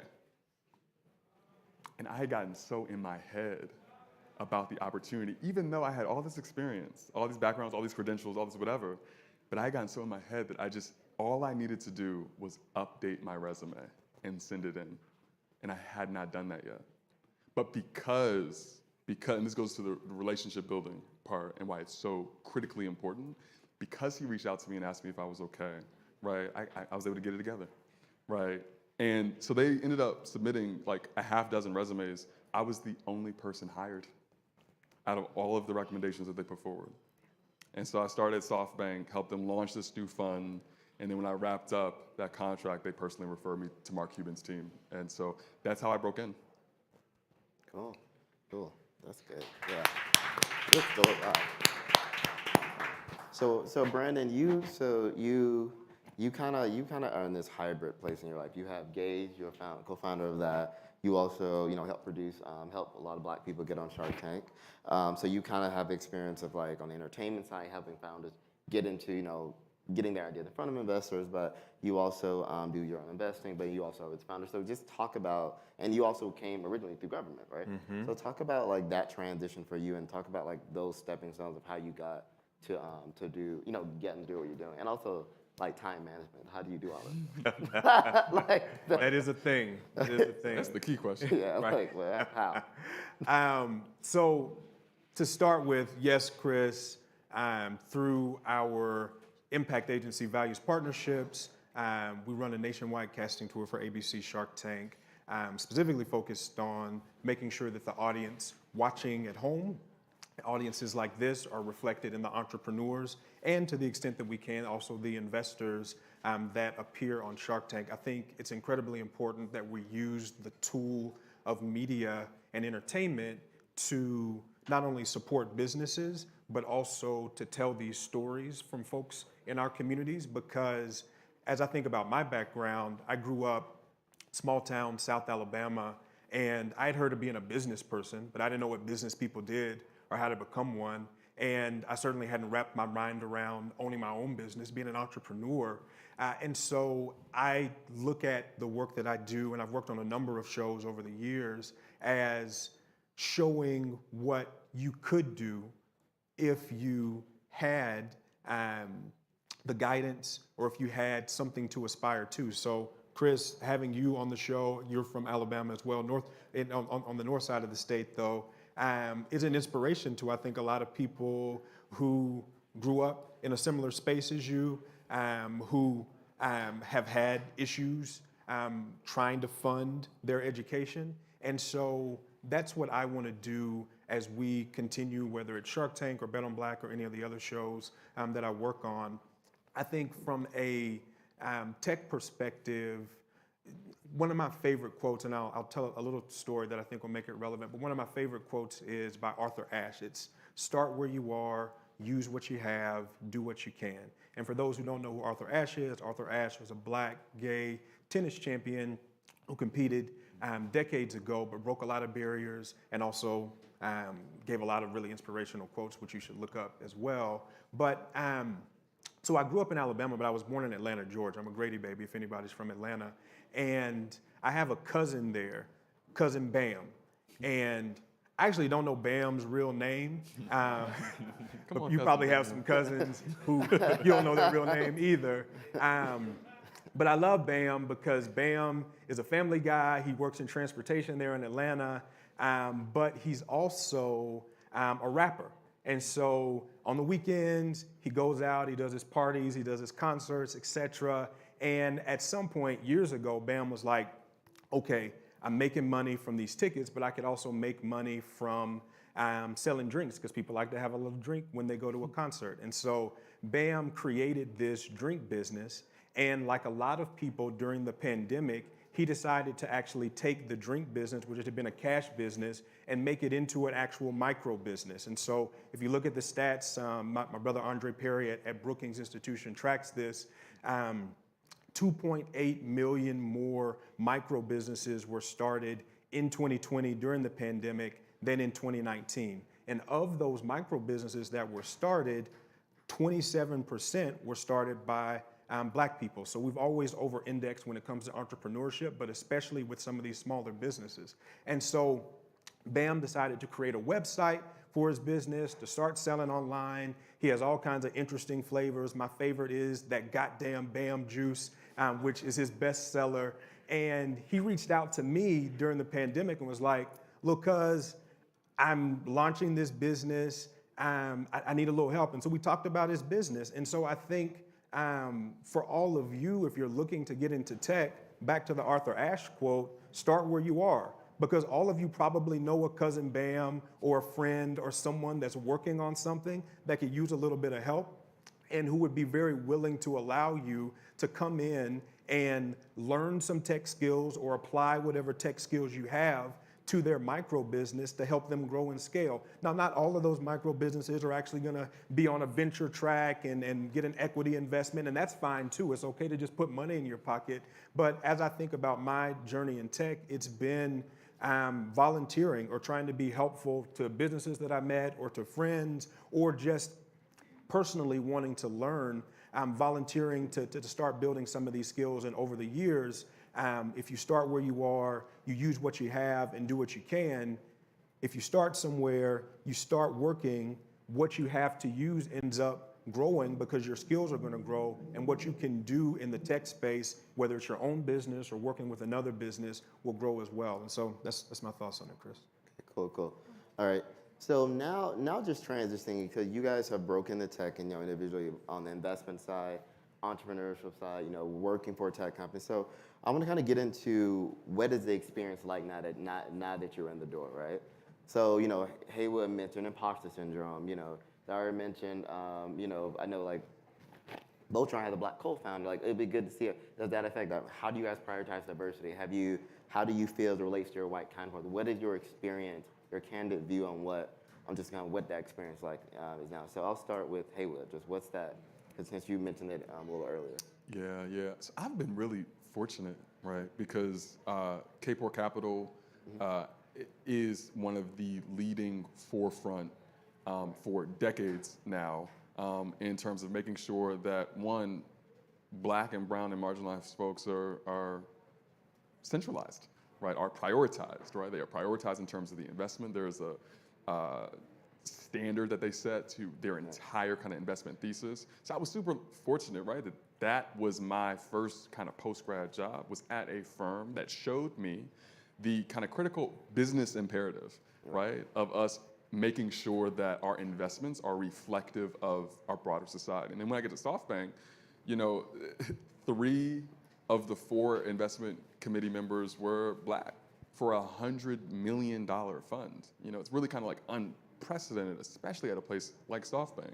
And so again, I've been at this stage in my career, I've been very intentional, I think, about being in spaces where I can bring my whole self, my full self, right? And that's my full self as a Black person, my full self as a queer person, my full self as a person whose faith is important to me, right? But with that kind of standard, there's also, I think, the responsibility to make sure that we, once we are inside, are ensuring that ladders of access continue. And it shouldn't even be the ladder at this point, right? Give me an escalator. Give me an elevator. Okay, give me a vehicle that is going to get me there quicker than it took for me to get there, right? Like, because the things that I went through, honestly, like I'm the eldest brother with 2 younger siblings, and like I don't want my younger siblings to have to confront the same types of battles that I went through, right? And so I'm just really intentional, I think, at every step of the process and making sure that that's possible. That's good, good. Aaron? Yeah, I would just say I think I've been pretty fortunate. I think to some of my counterparts and some of my friends who haven't had the experience I've had, similar to what Haywood just talked about. At Accenture Federal Services, about like 1/4 to 1/3 of our team was Black. We had a Black woman as one of our managers. What I thought was really unique, our team, all of the managers on our team were all women. So I felt really comfortable. I felt like I was included. I felt like Accenture did a pretty good job of like committing to diversity and committing to not only just at the lower levels, but also trying to put us, all of us that are underrepresented in tech, into senior levels. And so I thought that was really important. And even now at Voltron Data, that's really part of our business model. It really is diversity and part of some of our go-to-market strategy with the suppliers that we're working with some of the clients that we're partnering with, and some of the things that we're also trying to do on the social impact side, which is also part of my portfolio and our umbrella. We finished our Series A and raising quite a bit of money, and some of the statistics came out in terms of what we have. And so we had 20% African Americans represented in our company, 15% Hispanic, 15% Asian, and 20% women, which goes above, typically the industry standard. And I think we're doing a good job of making that the focus, because we really do believe that, DEI is important, not just because it's a moral or ethical thing, but you can't market and be a super profitable business if you're not maximizing all the different clientele and all the different people that you're trying to sell to, right? So if you're only marketing or only including certain groups of people in your testing when you're going out for a product, you're not taking advantage of the other people who are able to be able to take advantage of that. So I've enjoyed my experience. Okay, cool. What about you, Dara? Yeah, so I think for me, even being one of only, you guys expressed that you've been fortunate enough to be in places that had lots of diversity. I can think back to some organizations and departments where I've been the only person of color or the only person of color and woman like in my role. And so it's always been really important to me to seek out communities. And so just like in the tech and advertising and marketing space, things like Afrotech or Ad Color or NAMIC and communications, and making sure that, again, like going back to building relationships and leveraging community to get that support, that encouragement, to defeat the imposter syndrome, to ask for help when I don't have all the answers, is how I was able to just thrive and succeed 18 years this far in spaces where it's still very limited and very few of us. I stuck with it. And I've seen and read like Kapoor Center, who's commissioned a study called the Tech Leaver Study.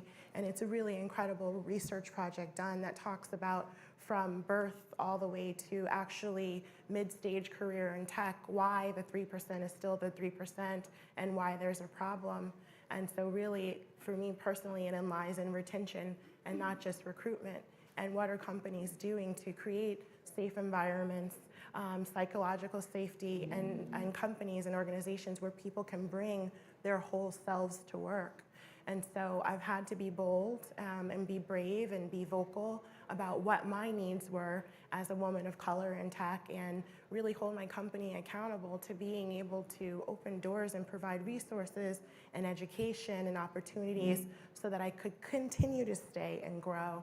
And now that I'm a hiring manager, I take it upon myself to educate other managers that are non-Black. And about diversity and teach them how to build inclusive work teams and environments. And then I bridge the relationships with my organizations and those nonprofit communities that really helped me stick with it and thrive. And so I guess really just building community, finding community, being vocal, advocating. And so now with Instacart, for the first time in any organization I've ever worked in, 55% of our C-suite are women. Our founders are people of color. It really is a family-first organization. I feel like I can bring my whole self to work when there's situations that I think the company needs to pay attention to. I have a really incredible manager and leadership team that I can talk with them and they understand. And so also for the first time ever before, I'm at an organization that has an employee resource group that's focused on disabilities. And I've never really seen that before, the visible and invisible disabilities. And I can talk about being, 18 years in corporate America. Yeah, I've got PTSD. I've had some experiences. I have friends who have mental health issues, and they've not really found spaces and places to be supported, or learning and development issues. And so now I put my time and resources outside of doing my daily job and doing what I'm supposed to do as a senior leader. I now am building a space for people to feel more comfortable and talk about another form of diversity, which is just like their disabilities, and make sure that I can connect them to the resources that will allow them to have workplace accommodations and bring their whole selves to work. Brandon? Yeah, I'll give the perspective as someone who is on the management team of a tech company and who's actively doing hiring. Sometimes when it comes to human capital, when it comes to positions, we need somebody that has a very particular skill set and that can do something very often immediately, but in the short term. And so sometimes we need somebody that just has the skill set immediately and can do it. But more often than not, what we're looking for is, I think to the point that Aaron made earlier, is people that are intellectually curious, people that are thoughtful in terms of problem solving, to the points that you made. Dara, I think we're always looking for people that are interested in building community and that have an eye towards diversity and inclusion. And those pieces have nothing to do with technology. And on top of that, there are a whole lot of skill sets, whether it's sales or advertising or marketing or other pieces that aren't hard tech skills, but are absolutely necessary as we think about building our team and growing a tech company. And so I think for everyone here, there's probably something that you already have that you can use and that would be beneficial and that would be valuable for a tech company. It's just about making sure that you're taking the steps to meet people, network, and then also putting yourself in the best position to articulate those skills. So that's mostly what I'm looking for. Sometimes, again, we're looking for hard skills in a short time, but mostly we're looking for people that are teachable and that and have some of those other pieces as we grow our team. Cool. And as kind of we wrap things up, really, diversity begets diversity, right? I think the ultimate goal of every company is they should need a diversity and inclusion department, right? Because it should be something you think about every day in everything you do, whether it's your product and things like that, people you hire, and just across the board, right? I think and at the end, right? Like I think, so I hope that we get to the ideal is to get to a point where, Haywood's point, there isn't a struggle, right? There isn't that escalator, right? So, and these companies do that. And we've seen there's been a reckoning with George Floyd, Black Lives Matter. You've seen these different commitments, and some are doing what they said they're gonna do, some are debatable. But I think that it's our job, when we're at these companies, my job as a founder, Brandon's job as a founder, Dara's job as an executive at a tech company, Haywood's job as an investor, it's Aaron's job as also an executive at a tech company, to make sure that when we're in those spaces, we are not only our own advocates, but we are advocates for people who are a part of the organization, but people also trying to get hired, right? So I mean, I generally, anytime someone said they want to work at a tech company, I point them to another person of color who are there, right, to get them through that process, right? There was another time like when different consulting firms, et cetera, connecting them to recruiters, et cetera. So the idea is that we have to help each other out. We are kind of our own community, our own advocates, right? And when we break into tech, right, when we have those struggles, like Haywood mentioned, the real goal is how do we make it easier for others who are coming behind us, right? So I really think we only have 2 minutes left. So does anyone have any questions before we wrap up? Okay, cool. All right. Hi, my name is Ali. I'm actually from Germany. Right. I happen to be in DC, and I run a non-profit organization that supports Black and people of color. And I'm really impressed and excited to be here. Because I've seen that many topics you guys address in the US are still also problems and challenges we face in Germany, right, as Black people of color. And my organization is actively working on that. We launched an accelerator for Black founders in Germany, and we'll try to launch a venture studio as well that supports Black founders. And my question is, how can we demystify tech for our community? Because many people from our community really don't understand the leverage that tech has on whatever they're doing. And that's where other communities are ahead of us. And I'm just thinking, like, what programs are there? What do you, in the US, do you like think any ideas which are there which you could, to right, really address this challenge we have in our community? Thank you. Brandon, you want to get that? Because I know you. Yeah. So one, I do a lot of work internationally. I'm actually headed to Asia next week to do an accelerator program with entrepreneurs, and so I would love to connect with you offline and have a longer conversation about what you're building and how we can be supportive. Two, and I'm the media guy, so I guess I'm biased, but I think it's using the tool of media and entertainment. We've got to tell the stories of not just the founders like Chris, which are incredible stories and impactful, but also the stories of executives, the stories of investors. And so would be happy to talk one-on-one with you about the folks that are in your community and how we can make sure to get their stories out there, whether it's through traditional news media or PR, or even potentially doing something that's unscripted for audiences in your area. And I guess one thing, Chris, I know we have a limited amount of time. If there are other questions, I actually, on my IG, it's at YesBrandon.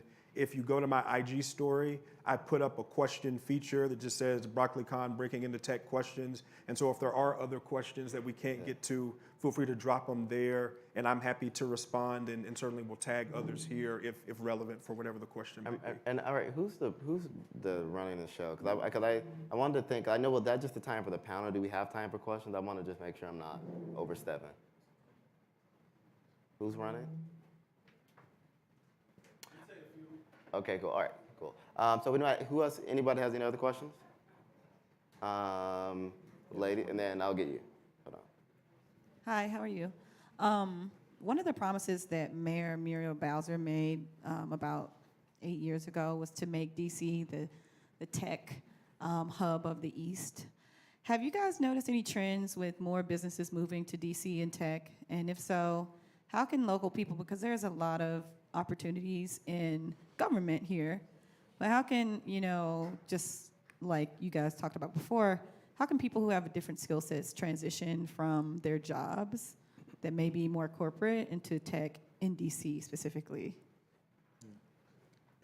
That's a great question, and I appreciate you asking it. So in addition to all of my 9-to-5 work, I'm also the president of the community board for the Gathering Spot here. And so glad to have all of y'all here today, all these beautiful smiling faces.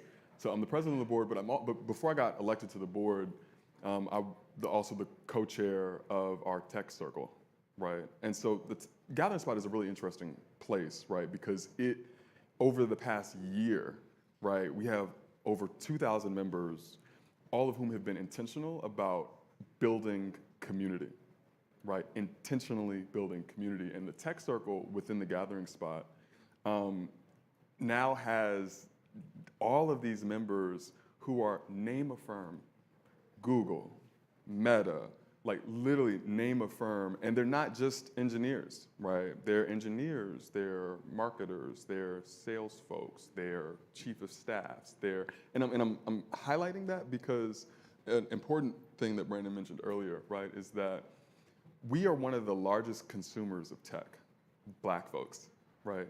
Consumers, right? There is no reason, right, why we shouldn't be able to transition from being consumers to producers, from being consumers to creators, right? And what has been really kind of amazing for me, especially, being homegrown, right, and coming back home, right, is to see the kind of variety of technology firms, that big tech firms, but also like small tech firms, right, who are recognizing like that this is our time. And if we don't get actively involved now, we're going to be left behind, right? And so let's not be left behind. So I'd be happy to touch base afterwards with anybody. Feel free, like, hit me up on LinkedIn, because there are a lot of conversations that can be had. And it's only, I think, when we kind of get into community and get into the room and show up, right, that we're actually made aware of what opportunities exist. And one of you guys want to take a stab before? Well, I just wanted to say, like, to Haywood's point, you made the plug about community and also leveraging LinkedIn.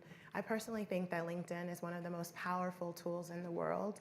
And I think it's underutilized, and maybe there's some learning gaps about how to use it to your advantage.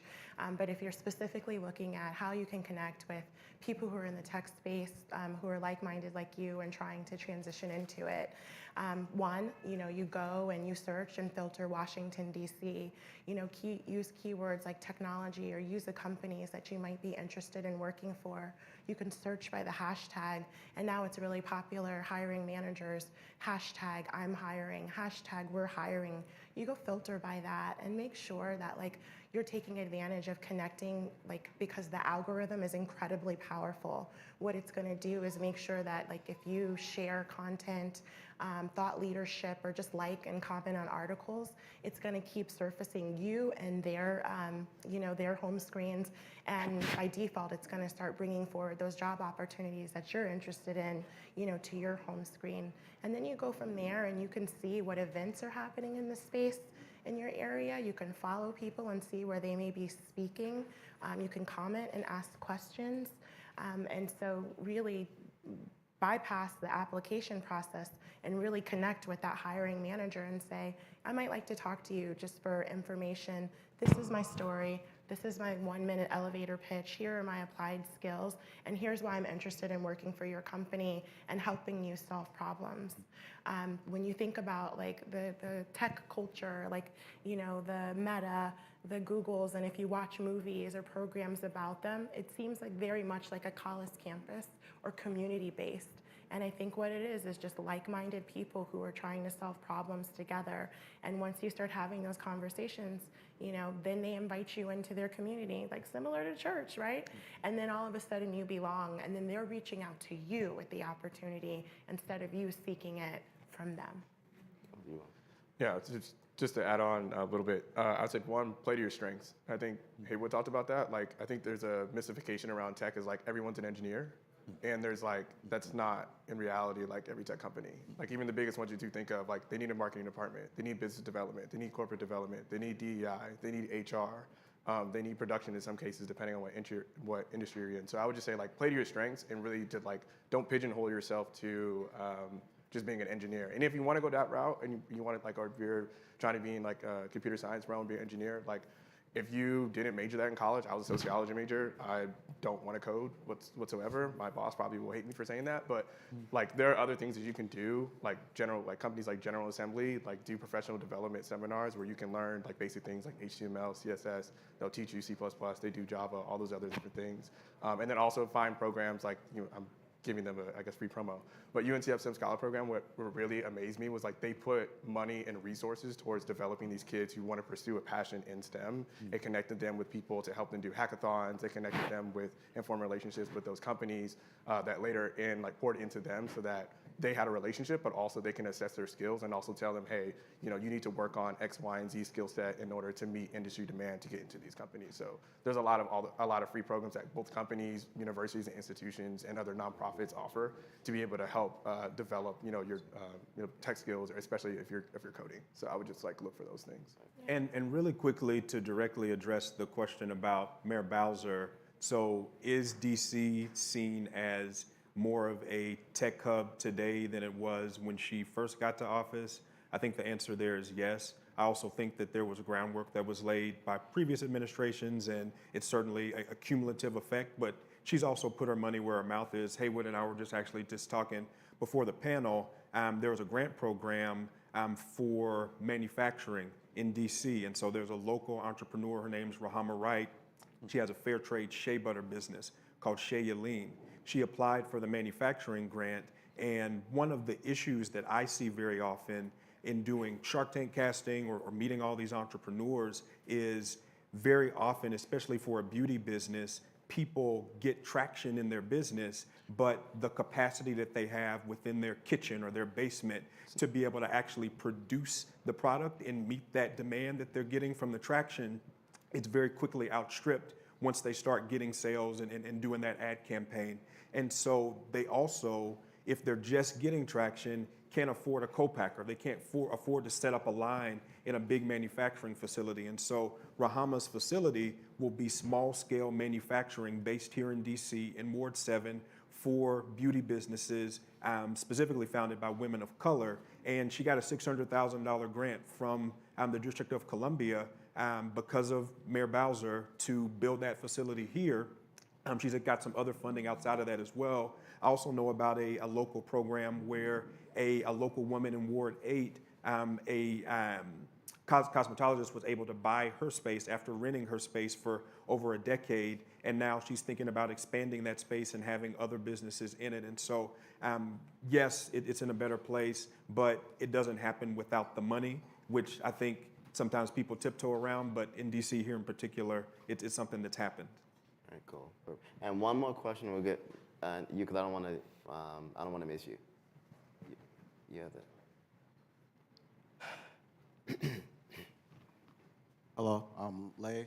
I'm super curious if there are any platforms or tools that you guys recommend that help bridge the gap for terminologies in tech that aren't necessarily as accessible to people outside of tech. For instance, roles like product designer are roles that are in abundance in the tech world, but are filled with ambiguity. And there's a lot of people with skill sets that could apply for a product designer role, but don't know that they exist. So do you know of any type of platform or tools that bridge that gap? Yeah, like Dara and Aaron, it might be good for you. I mean, there's platforms like, I would talk about like Google Digital Coaches, but I'm not even gonna talk about platforms for a second. I think I'm gonna flip the script and talk about like coaches. When I first started in this industry, there was like an absence of coaches or people that you could work with to help like build your brand, to build your resume, to help coach you and prepare you for the interview or direct you to people and skills. And so I guess in the last 5 years, there's been so many more people who are focused on coaching professionally, on helping you build your professional profile. And so for me, you know, I leverage several coaches, brand coaches, business coaches, and they really help me strategize and curate my person, because it's hard for me to talk about what I do, and I'm not really a self-promotion person. I'm a salesperson, and I could sell the hell out of a product, but I don't like to do that for myself. And so, and behind the scenes, I've been able to not even spend a lot of money, or just, quite frankly, ask for help, and then somebody leans in and helps me package myself for that company or for that role that I'm looking for with all the applied skills that I've already gained. I would say I'd be happy to connect with you offline, but I probably wouldn't think of any platforms. I'd probably just revert back to something that we all talked about, was just like networking. Yeah. Like, if you know somebody at Facebook, or I'm just naming a company that's like product design, product manager, like even being now like in tech for a few years, like I'm still learning like the different avenues of what it means to be a product manager and being product design. And I only learned that just because I talked to those people. And in my role, I have to actually work with them because I have to translate or help the executives translate on the business side. Hey, this is what we're building because this is what our client base is asking for, and then turn it into like a language where like those other business development people at those companies we're trying to sell to understand, like in a language that they understand. And so I only do that by being in those rooms and talking to them. So I would just say, like, again, just like relationships matter, network. If you have to cold reach out to somebody on LinkedIn who's a product designer, like, do it. You have nothing to lose except for them to say no. And if I could just real quick, also don't be intimidated by the language. I really appreciate the question because a lot of these industries create this jargon for no reason, okay? But actually there is a reason, and the reason is to keep us out, right? Because if you have your own language, right? If you have your own way of describing how your processes work, right? And somebody else doesn't know that language, then they are able to basically create a barrier of entry, right? It's bullshit, you know? And so especially like in the venture capital space that I'm in, right? There is so much jargon that goes into describing how a business works. But again, where did I get my start? I got my start at my parents' shop, right? And the reality is that the key skill sets, right, that I had started then. So don't sell the knowledge that you already have. Use Google to learn the language, right? And that's what I did really, honestly, to kind of break in. And then I was like, okay, you know, I really want to formalize this. So I got into, again, that certificate program just to kind of get that formal training. But aside from that, just know that like you already have what it takes. Brandon? Yeah, to directly answer your question, I think the Google digital tools are great. There's a platform called Force Management. They have a great program for sales training, but they also touch on a lot of other tech company specific career tracks. And so if you're interested in that, certainly happy to connect you there or just look up Force Management. And then there are Notions literally for everything. A lot of tech companies use Notion as a platform for their internal guidebooks, for their how-tos, for their internal employees, but a lot of times they make those things public. And so you can go to Notion and search some of those public Notion files and find product design or find coding or find marketing that's specific to tech companies. It's been created by a tech company. It's not necessarily advertised as a learning guide, but that's exactly what it is for their employees. And that's a free resource. Awesome. Well, thank you guys so much for coming to our panel. Hope you guys got a lot of information. Like the panelists will be here. I think so. So you guys can feel free to ask some questions. But I really appreciate you guys for coming. I hope you guys learned a lot. You know, if you want to learn more about Scholly, if you want, you know, if you guys are students looking for college, go to myscholly.com. We have like several student loan payoffs. One of which is Broccoli City we're running. We also have a $100,000 student loan payoff that's currently active. I know y'all want to wait on Joe Biden to give y'all loans, but I don't think it'll happen. But I don't know. But you know, but exactly. But check us out. We're about to actually open up about like a bunch of new roles in the next coming month. So keep posting on LinkedIn and our website. But thank you guys so much for coming. I hope you guys learned a lot, and then I hope you guys have a great rest of the conference. Thank you. Give it up for Scholly, y'all.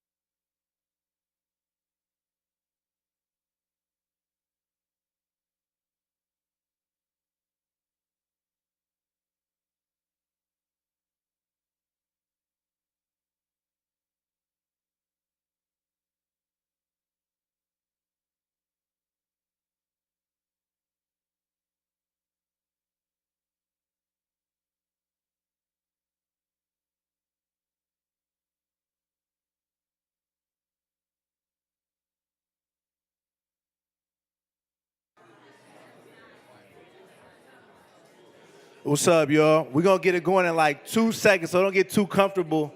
Don't get too comfortable. We got our last panel. It's going to come up in a second. So take 2 seconds, shake loose, and we're going to come back in about 2 minutes.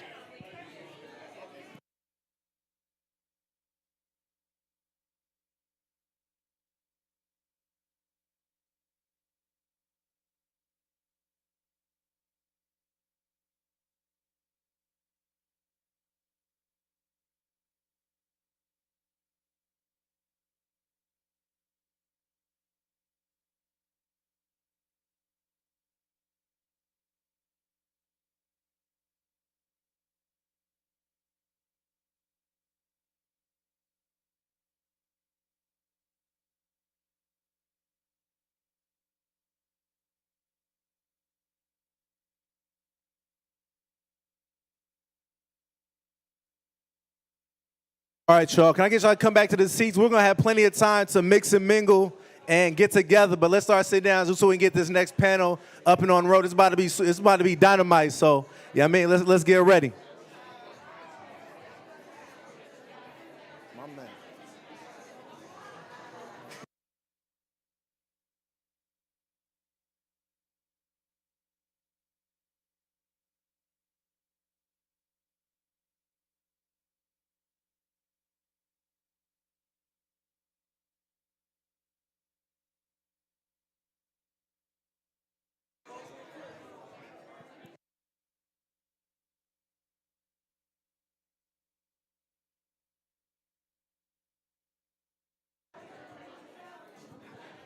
All right, we're going to get going now. I'm really excited for this next panel.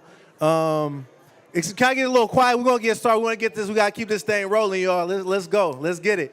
I've been loving the conversations that folks have been having. And I love the conversations, but I need y'all to come together and let's just get going here. Thank you. Well, this next one I'm really excited about. We've been having a lot of conversations with a lot of people talking about how are we getting ready mentally, physically, financially. And this next panel that we have, let me get a little quiet, please. Let me get a little quiet, please. Thank you.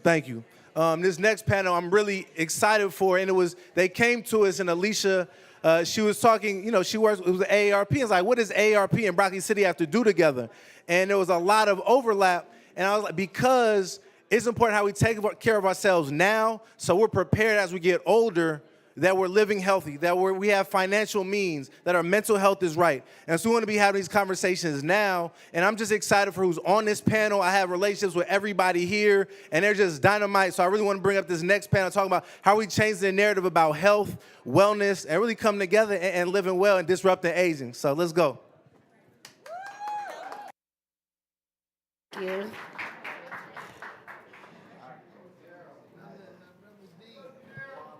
Yes, Sirski. Oh, the mic is on. All right, where's Teresa? Let's get it. Hi, everyone. Good afternoon. I am so excited to be here. I think this is my second or third time working with Broccoli City and BroccoliCon. And as Daryl said, most people are like, why is AARP here? And you work for AARP because y'all know I do not look 50, but yes, I do.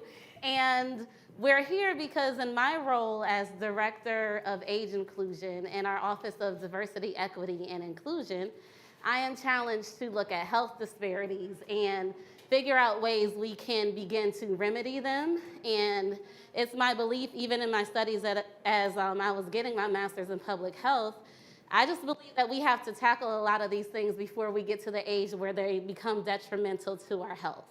So as I was going through a lot of our health disparities data, it can be a little bit overwhelming because I look at the data, not just as data, but as people. These are people in our daily lives that are affected by anything from heart disease to, dying young of gun violence or cancer and any other types of public health disparities. And I was like, well, these are my brothers.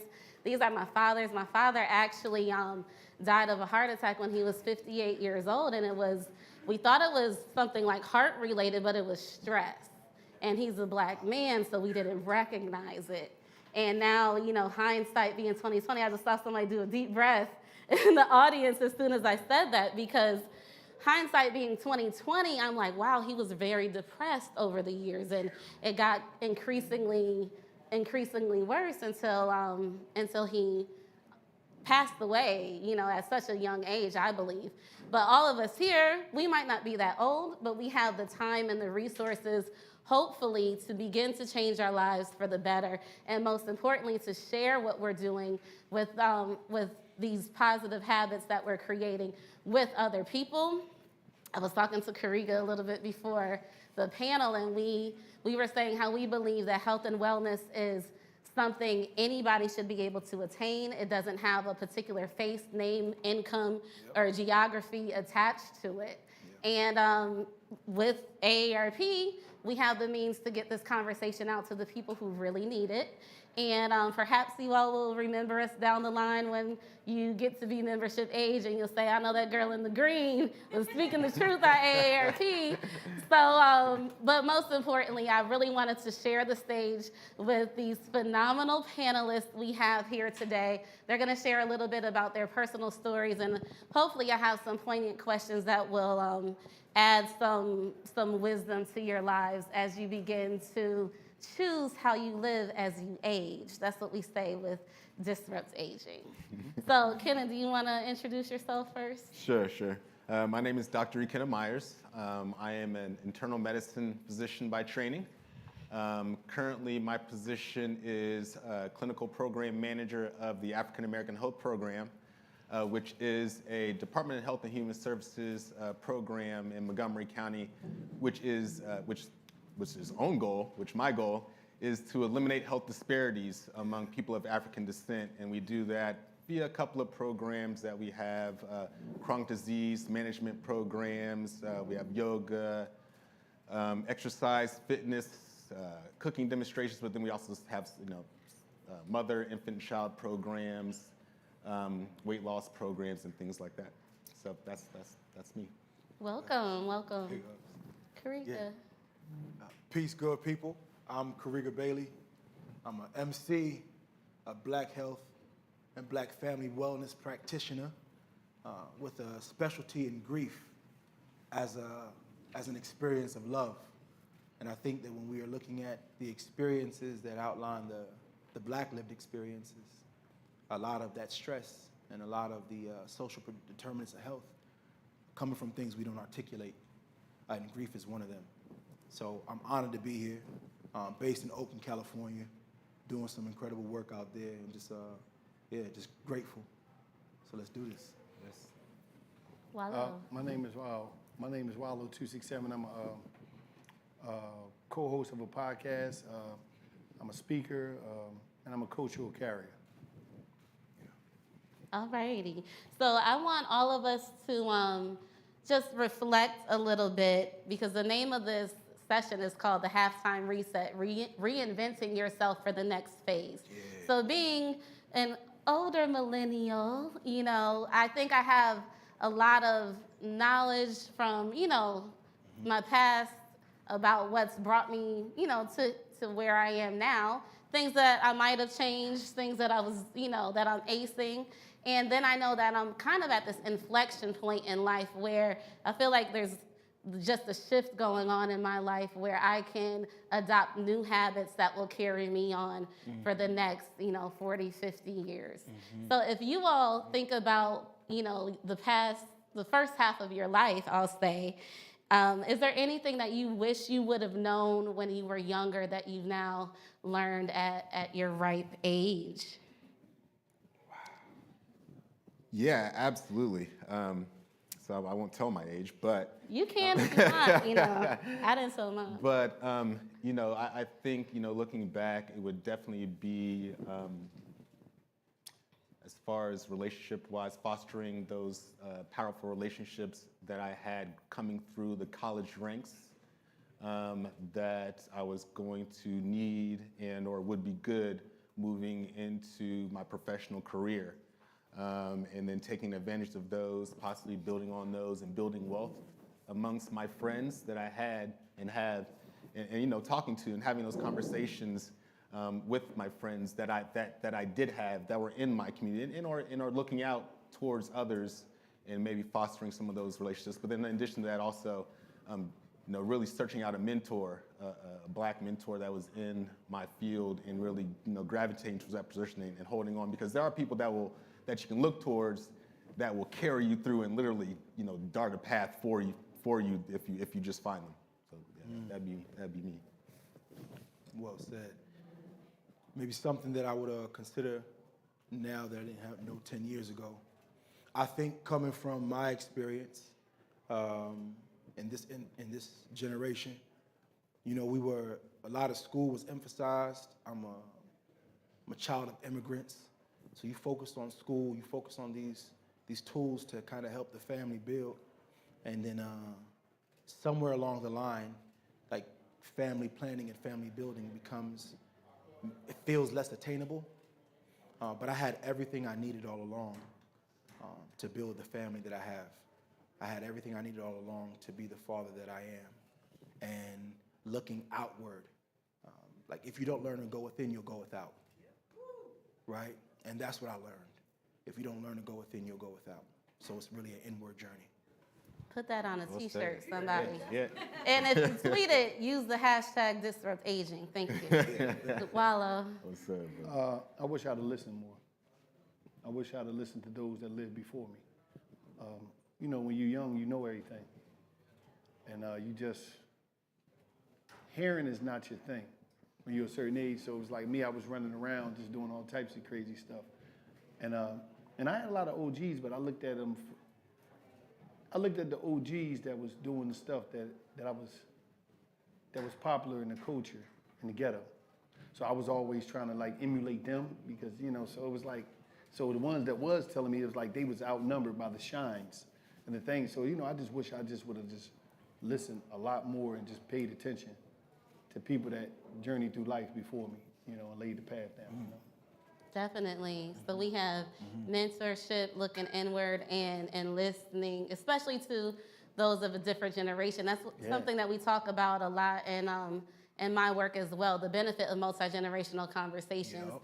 And I think we're at an age where it's easy for us to relate to people older than us, and we're still not so far gone from people younger than us. So I think this influence that we have being in this older millennial generation, I'll say, it's bi-directional. We've had some conversations throughout the day with older men sharing their stories on their journey to longevity, and then I asked them, well, what would you share with people coming up behind you? So we definitely agree with this multi-generational sharing of wisdom.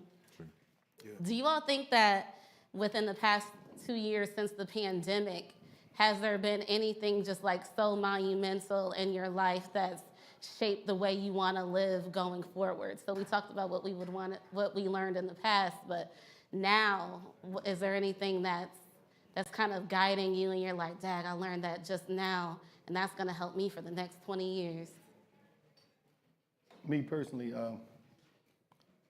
I'm a big believer of like, it made me think more like, damn, Tom don't deal with nobody.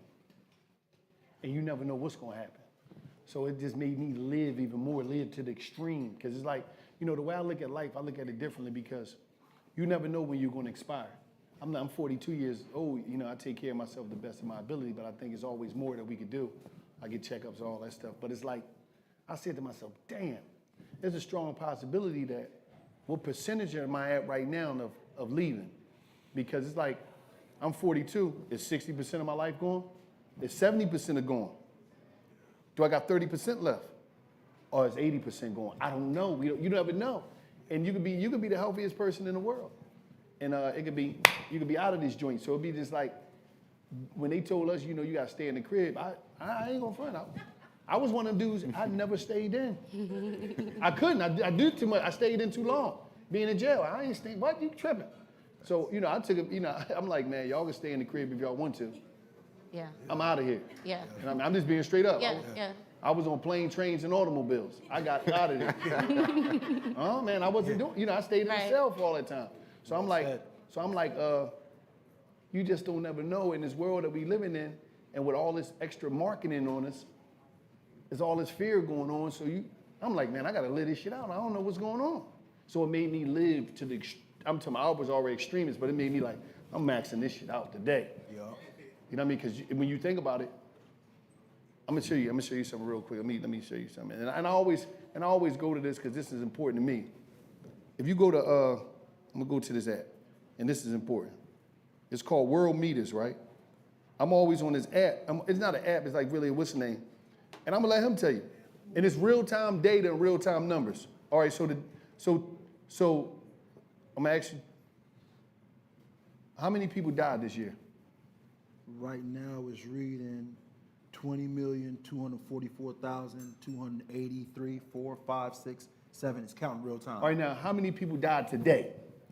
We are at 110,000, 91, 92, 93 real time. 96, 97, 98, 99. People dying right now.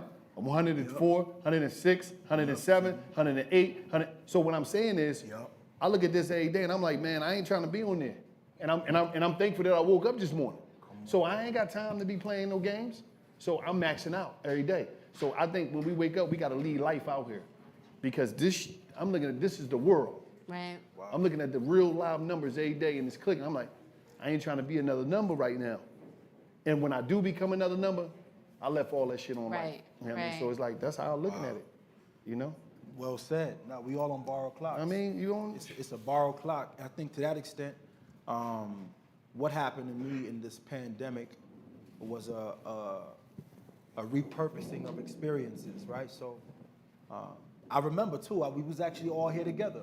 It was Broccoli City, what was that, like 2019? We was at another location, I remember that. Yeah, but not here, but yeah, we was all together. And I was excited about becoming a father for the first time. And right before the pandemic took place, my wife and I experienced a full-term loss. And the pandemic gave me operationality and permission to sit with the grief. The world was not demanding that I go be produced. And there was nothing that I desired to do while I was investigating grief's process.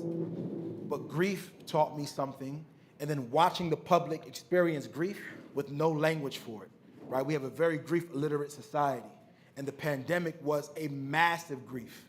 And I know that massive grief calls for massive love. But what they weren't pushing massive love. No. It was pushing massive fear. It was pushing massive stay in place. It was pushing massive put your dreams on hold. Everything. Right?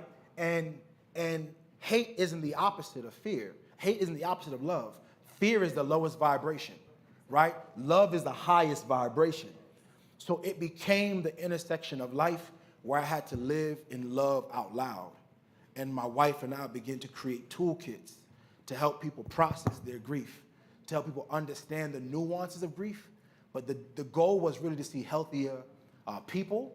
And then if we stratify people and who have access, we want to see healthier black families, right? Because this is gonna be who my daughter grows with. This is how she's not raised at an address. It doesn't matter how many resources your family has. You can't protect them from the rain. So if you're not making impact outside of your address, and then I dare you outside of your zip code, because we also create communities based on likingness, right? And that's not love, that's nepotism. If I only love what is alike me, then that's not love, that's likeness. How do we bridge across difference? So grief for me was this invitation to go inward and then see how many bridges of love we can build across difference. Because watching people struggle with no language, no reference, no cultural competency, and when watching employers extract from people, extract from families. I watch families go through it. I watch partners go through it. I watch parents not know how to advocate to schools, all these different things. It was causing stress on families. So the pandemic for me was an invitation to go inward and produce a massive amount of love. Nothing has been more impactful in my understanding about grief than it is experience of love. So yeah, we even created a podcast, right? Like my wife and I, we were doing these lives actually. We were doing lives, creating the conditions for other families to reflect. It's not look at us, we have tools, resources. Let's create the conditions for others to be well. And that turned into a podcast opportunity. And that podcast turned into another opportunity. So we've done like a whole affirmation series, right? The books, the albums, the podcasts. And it was really just creating the conditions of being well. When you see the public experiencing massive grief without the articulation, that pain, that silence is dangerous. Yeah, that silence is dangerous. So we had to love more abundantly. So the pandemic for me literally became like, oh, I'm not asking permission. I know what my highest mark is. I know the power of love, and I know I have it in abundance. So I will live that as my purpose. All right. Yes. You Oh, want to comment? you want me to follow that? If you want, or we can move on because No. whichever. Because I do want to hear your comments in general, and then also in particular to what you see the community having gone through in the past couple of years, and how that's going to influence where we're going. Yeah, I think a renewed sense of purpose is the theme, and I think for me as a clinician and a community health advocate, that it would be the same. COVID had a huge impact on communities of color, and with the health disparities that exist among communities of color, and definitely Black men and Latino men, it only had an even larger impact. And so there's a lot of disparities that exist and lack of access. Yeah. Me and Wallo were just talking about that. Lack of access is a huge thing for Black men and Black people in general. And so, my purpose over these last 2 years has just been addressing that lack of access and health disparities and making sure, especially surrounding COVID-19 and education and screening and testing, and then also addressing those underlying causes and root causes of health disparities, such as the chronic diseases and the diabetes and hypertension. Then also the other things, finding access to green spaces and exercise and all of those things and programs to facilitate those things are some of the things that I've been focusing on to uplift the community and provide support so that we kind of get out of the space that we're in and emerge from COVID-19 in a healthier space.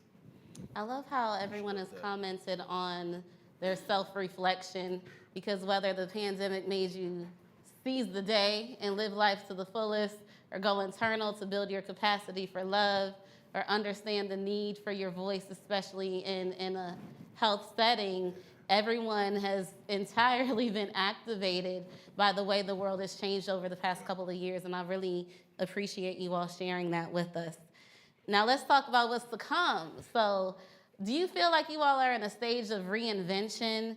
Do you feel like that has to do with your age? Does it have to do with just where we are as a society? What is driving that if you feel that you're in some type of newness in life? And can you share?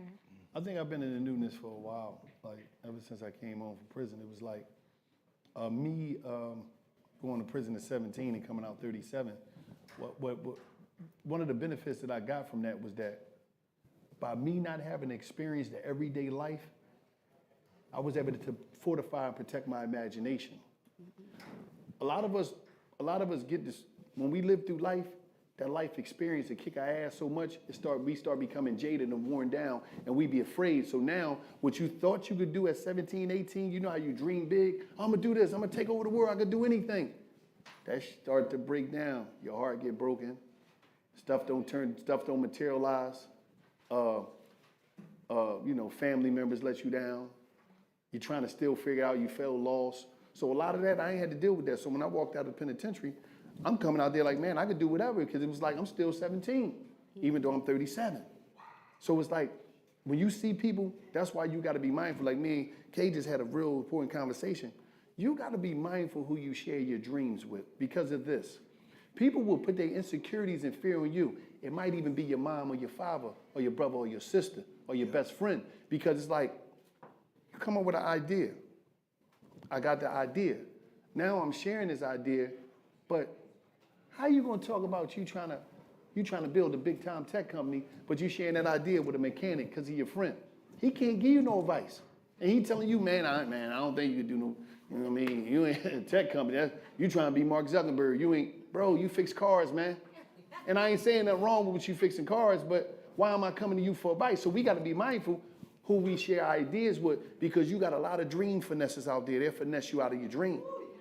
So I just think it's very important that you try to figure out what you want to do and don't give up and don't let, because that failed relationship, that breakup with the friends or them failures in life ain't got nothing to do with your dreams. But what we'd do is we'd collaborate that emotional, we'd collaborate that shit with our dreams, and then we stop having dreams. You know how many people I know that's in their 30s and 40s and they ain't got no dreams no more? I've seen a lot of people get finessed. You won't finesse me because I own mines, and I don't. And it's like I'm not even waiting. When it comes to my mind, I'm operating. Stop waiting and start operating. Because you'll sit there. No, straight up. We'll sit there and be like, oh, I'm gonna do this. I'm gonna do that. My mom, I love my mom. My mom ain't never make nothing happen on what I'm trying to do. Mom, I love you. I'm gonna give you some of this money because I know you want this money, and I'm gonna make. We can talk about that. You know what I mean? Some money, but we not, that I'm gonna be giving you, we ain't talking about, I ain't gotta explain nothing to her. And I ain't gotta explain nothing to the homies. I gotta explain something to me and how I'm gonna make this happen. So that's what it's about. And I just think you gotta be mindful and you gotta protect your dreams, man. And you gotta, if you're 50, if you still got a dream though. And you gotta figure out how you can materialize them dreams. And you can do it by just doing it, but you gotta have some dreams, man. You know what I mean? And that's what it's about to me. My imagination. Yes. I love that. I love that. Yeah, I feel that. I love that. Yeah. I mean, let's clap for that. That conversation was important, Walla, when we was talking about the dreams and protecting them and having the conviction you need to materialize them, right? Am I in a season of newness? Most certainly. I have a lovely daughter who just turned 1. I have a daughter in heaven. I identify myself as an angel parent because so many people don't have the privilege to articulate that part of their life. It becomes a siloed or quiet part of their life, but it's actually a part of our construction of reality. It's a part of our identity. That experience, that hope, that expectation, that loss, all informs who we become. And really, watching myself have the privilege of being a parent but not carrying a child has taught me a whole lot around my responsibility as a father, and what women are experiencing when they are bringing children into this world. But that whole season for me has definitely caught me in a whole new way. I used to believe the greatest good I could do was within systems. So I used to work within systems because of all the people who had no representation in those systems, right? So I spent 14 years as a public educator. There is no disappointment in that. But when I realized the systems could not dream as big as me, when I realized that the bureaucracy of those systems have limitations, and there are people within these systems who desire change, but just don't feel like it's in their job description to enact this change. But if we know what is morally best and what is morally sound and what is right for a child, that should become our job description, not the one somebody else dreamed of us and wrote about. So there was a level where I just no longer could dream at the level I was supposed to inside schools within systems. And I always knew, I had the deepest understanding that music is a very mystical healing agent. And I also know that it creates the conditions for others to heal themselves. I can't save you. I can create the conditions for you to investigate what you need to do to save yourself, right? And if we can create art experiences, this is why Broccoli City is so profound. We are coming together on the heels of a music festival intersecting with disrupting age. What? I don't even hear the music that talks about that. And there is music that talks about that, but it isn't as highly marketable yet. But that's okay. It doesn't have to be yet. A dream isn't based upon what everybody else sees. It's based upon what you see. So yeah, there is a season of newness for me. I walk in the authority because I have to co-create the world I want my children to inherit. No one can do that work for me. So since no one can, I take joy in creating the conditions that alleviate our suffering. I take joy in creating the art that alleviates our suffering. I take joy in conversations that intersect wellness and health and disrupting age, right? And let me just name this for you really quickly. One of my students, one of my old students, so in a linear world, he was my student, I was his dean. In a lived experience, he is my grief mentor. He knew about losing brothers before I lost my brother, right? And he was in my office in DC the day I got the call that my brother was shot and killed in Cali. He held me before I fell and ushered everybody outside of my office. I named that because inside schools, he had a responsibility to be a student. But outside of school, he did not have the privilege to be a child. The conditions that he lived did not give him the privilege of being a child. So how do I ask you to truncate all of those experiences that matured you, that grew you, and then ask you to come be some version of a child who gets told what to do? But life outside the bell was not that for him. So when I look at how they mature, him in manhood is my favorite version of him. It is a promise manifested. I've seen him become something that no one said he could become. And that gives me great ownership in creating these type of conditions. Will we get to grow to be men? Disrupting age, do we get to grow to be men, to have dreams, to spit game about not getting your dreams, finessed out of you?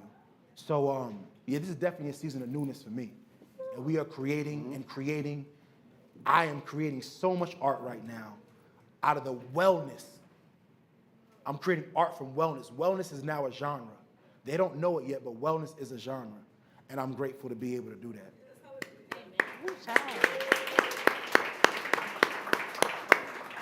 Yeah. Well, from my perspective, I think it's looking towards the future. It's hope. I'm hopeful. In my job, I'm working from a broken system. Right? We're in systems, and it's definitely a broken system, where the faucet's leaking and the foundation's broken, and it's hard to build upon a broken foundation. Yeah. But what I do see, and the reason why I was a practicing physician at one time, and the reason why I got out of being a practice physician in emergency care is because I used to see the same patients come into my practice in the ER over and over and over and over and over and over again with diabetes, same patients, and they would come, and I'd send them back out, and they come back again, and I just couldn't take it anymore. And I decided that I needed to affect change in a different way. In public health and in a community population way was the only way I could do it. And I do see that even though the system is fractured, that if we do have more people and more organizations like ARP that have people like Alicia or me, or Karingo or Wilo that come and do situations like this or are part of organizations, then we can affect change, and then we can start to knock away at the foundation, and then start to build change in those systems. And it takes a while, but I am hopeful, and I do see it coming, and I hope to be there and still be alive when we do make those changes. Dr. Myers, can I share something with that really quickly? I want to name that while we talked about getting out of boxes and getting out of systems, I do believe the path is wide enough for us all. So I do believe we need people inside systems representing people outside those systems, right? It's not just like this free-for-all where the system ain't working, let's just go all be without the system. I'm just gonna name that you being my point of contact for AARP was a world-changing experience. I never thought I would get to see someone from my experience, from my walk of life in AARP, right? Let me just name that. So it's the path is wide enough for us all. It's not just about getting out and going and the system doesn't work. It's just a little bit of this and a little bit of that. But for me right now, my newness is definitely being out of it. I want to talk a little bit about the difference I don't usually like to highlight differences, but maybe we'll move this to commonalities. But women and Black women in particular, we have sister circles, we have book clubs, we might have a church group where we talking about whatever is bothering us, whether it be our health or whether it be Tyrone that we're complaining about. But we have these outlets, and self-care has turned into a huge movement lately. It tends to be focused on women, but 1 out of every 4 Black men are showing signs of anxiety and depression, and I believe they're calling out for some type of help, but not often given the platform, the space, or the opportunity to prioritize themselves due to societal pressures, due to not even being able to name what's going on. And I was wondering if you all could just talk a little bit about self-care, where you think this movement should go, and any practices that you do on a daily basis, because all of your roles come with an extreme amount of responsibility. You all have a lot of influence, and you're using it very responsibly. And I just want to know your thoughts on all of that. One thing about a lot of us brothers, we lack vulnerability. We be selfish with our emotions and our feelings because that's what we was educated on growing up. So when you talk about self-care, the word care even sounds soft to us. No, I'm just being straight up. That's I always try to share my vulnerability through my platform because there's a lot of brothers that's counting on me. And all through my journey, I try to show them what I'm doing, whatever it may be. And ego is something is major in our community, and sometimes nobody want to be looking like somebody is little dogging them, or little broing them, or whatever it may be. And a lot of us got disconnected with our fathers. A lot of us ain't grow up with no fathers, so we like ain't nobody telling me what to do. And sometimes a lot of our interaction with Black men, even elder Black men, was a little off, beat to the way our mothers were treated, whatever it may be. So when it comes to just listening sometimes, it's hard for us. And like I said, we don't have examples. The people that we look up to a lot of times, we don't see them going like we talked about it. We don't see them going to get checkups. A lot of them don't even have a personal physicians. Yeah. Like it's funny with Dr. Myers that I showed him my card, showed him mine. He Dr. Myers. My personal physician is Dr. Carissa Myers. You know what I mean? I got a sister. You know what I mean? I'm in tune with that. I'm going to making sure I'm right. I know, damn, I'm 40. I got to make sure I'm checked. I know that. But, I believe, like we even talked about it, I'm going to make sure that I show that. I'm going to go get checked up online on Instagram so you can see, like, bro, they're not going to shoot you, man. You know what I'm saying? Because for some reason, that hospital is a I don't know what's going on. Like, it's like, we look at it like, oh, it's some crazy shit. It's like, it's crazy in there. We'll go to jail before we go to the hospital. Facts. True. Listen. We ain't got no problem. A lot of times we ain't got no problem going to the hospital, you know what I mean? And we usually go based off of some street shit, you know what I mean? Get shot or something. But other than that, that's trauma. Listen, that's trauma. You know how it be. We love trauma sometimes. I'm just being realistic. Yeah. But we got to look at the vulnerability aspect and being open and being soft. We got to start being soft, and like, I ain't gonna front. The women in the community, they be pushing it. They be really pushing the joint because, they be like, go get checked up. And we be like, dudes be like, check up. Well, I'm cool, man. We think because we walk around every day that we cool. Yep. And I mean, and it's like, I think it's really important that we really got to start pushing that. All of us that were platforms, we got responsibilities to start showing Black men like, bro, this is cool. We got to start making everything cool. Because I was conversation upstairs with Pop Perk, and I was like, how everything cool except living to make sure that we can continue to live it? Like, we gotta, wearing these clothes is cool, driving this car is cool, living in this zip code is cool, flashing this money is cool, but not making sure that you're gonna be here is cool. And preventing stuff that could kill you and take you out of here, that shit ain't cool. So we gotta try to figure out how we could make that shit cool to say, damn, Doc. Damn. Like listen, I asked him, I said, yo, Doc, I said, a lot of Black people be coming here? He said, no. I said, you serious?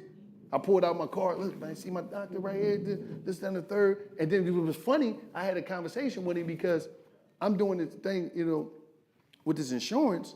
I'm talking about, I'm getting a shitload of insurance, and they want all this medical information. So I'm like, Luckily, I could go right here, pull all my stuff, and email it to her. Here goes my last checkup from my doctor. But you mean to tell me I can't protect my family? You know how many brothers out here that can't get insurance because they can't even show no medical records? They might get a little something. So what if you expire? What if you expire, bro? Right. And all because you was like, I ain't going to no doctor. You getting this little bit of ass insurance that's weak, because some of them give you insurance, you ain't got to do it, right?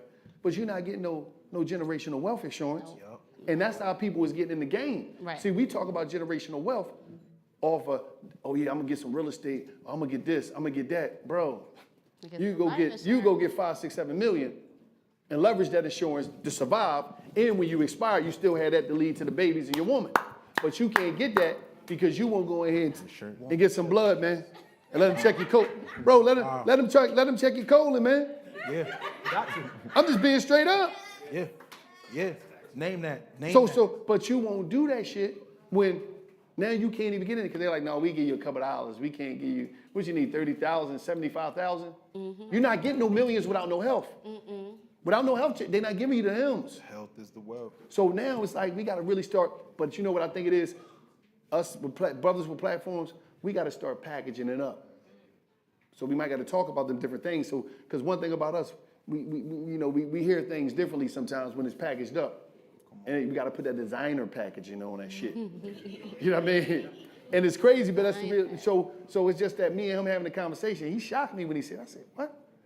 He said, no, nobody will be coming up in there. Brothers ain't coming to see me. I'm like, damn.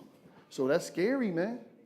When they come see you, Dr. Myers, do you acknowledge this and you have to talk to them a little bit differently because you might not see them again in a long time? Or like, do you give them different tidbits to do, on a daily basis? Like, what's your approach? So when I was practicing it, the brothers from the age of 18 to, I guess we're saying 45, weren't coming to see me at all. The only time they came was in the emergency room, and it was either for an STD checkup, a emergency situation, right?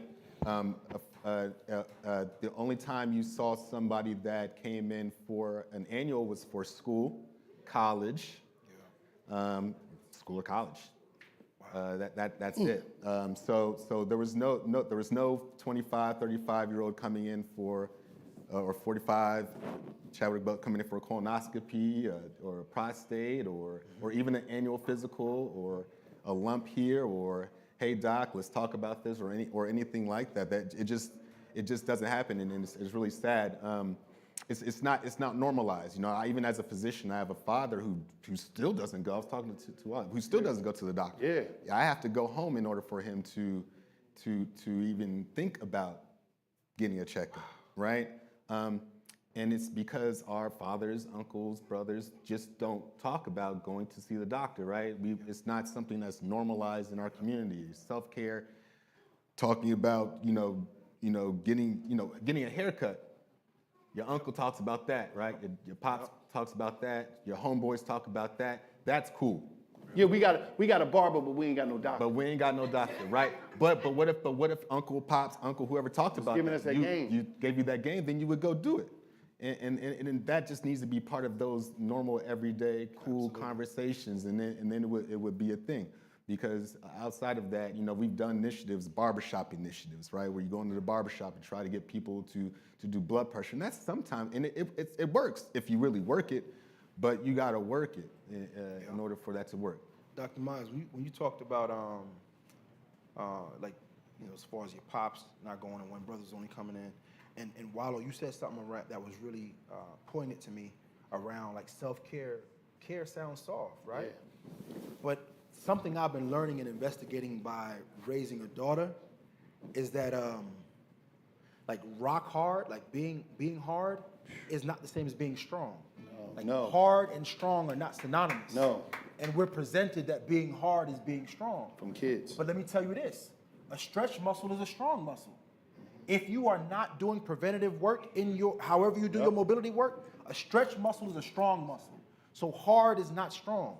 And we have to unmask that hard is strong or that the cool pose is strong, right? And caring is actually strength and endurance. And feeling is actually strength and endurance.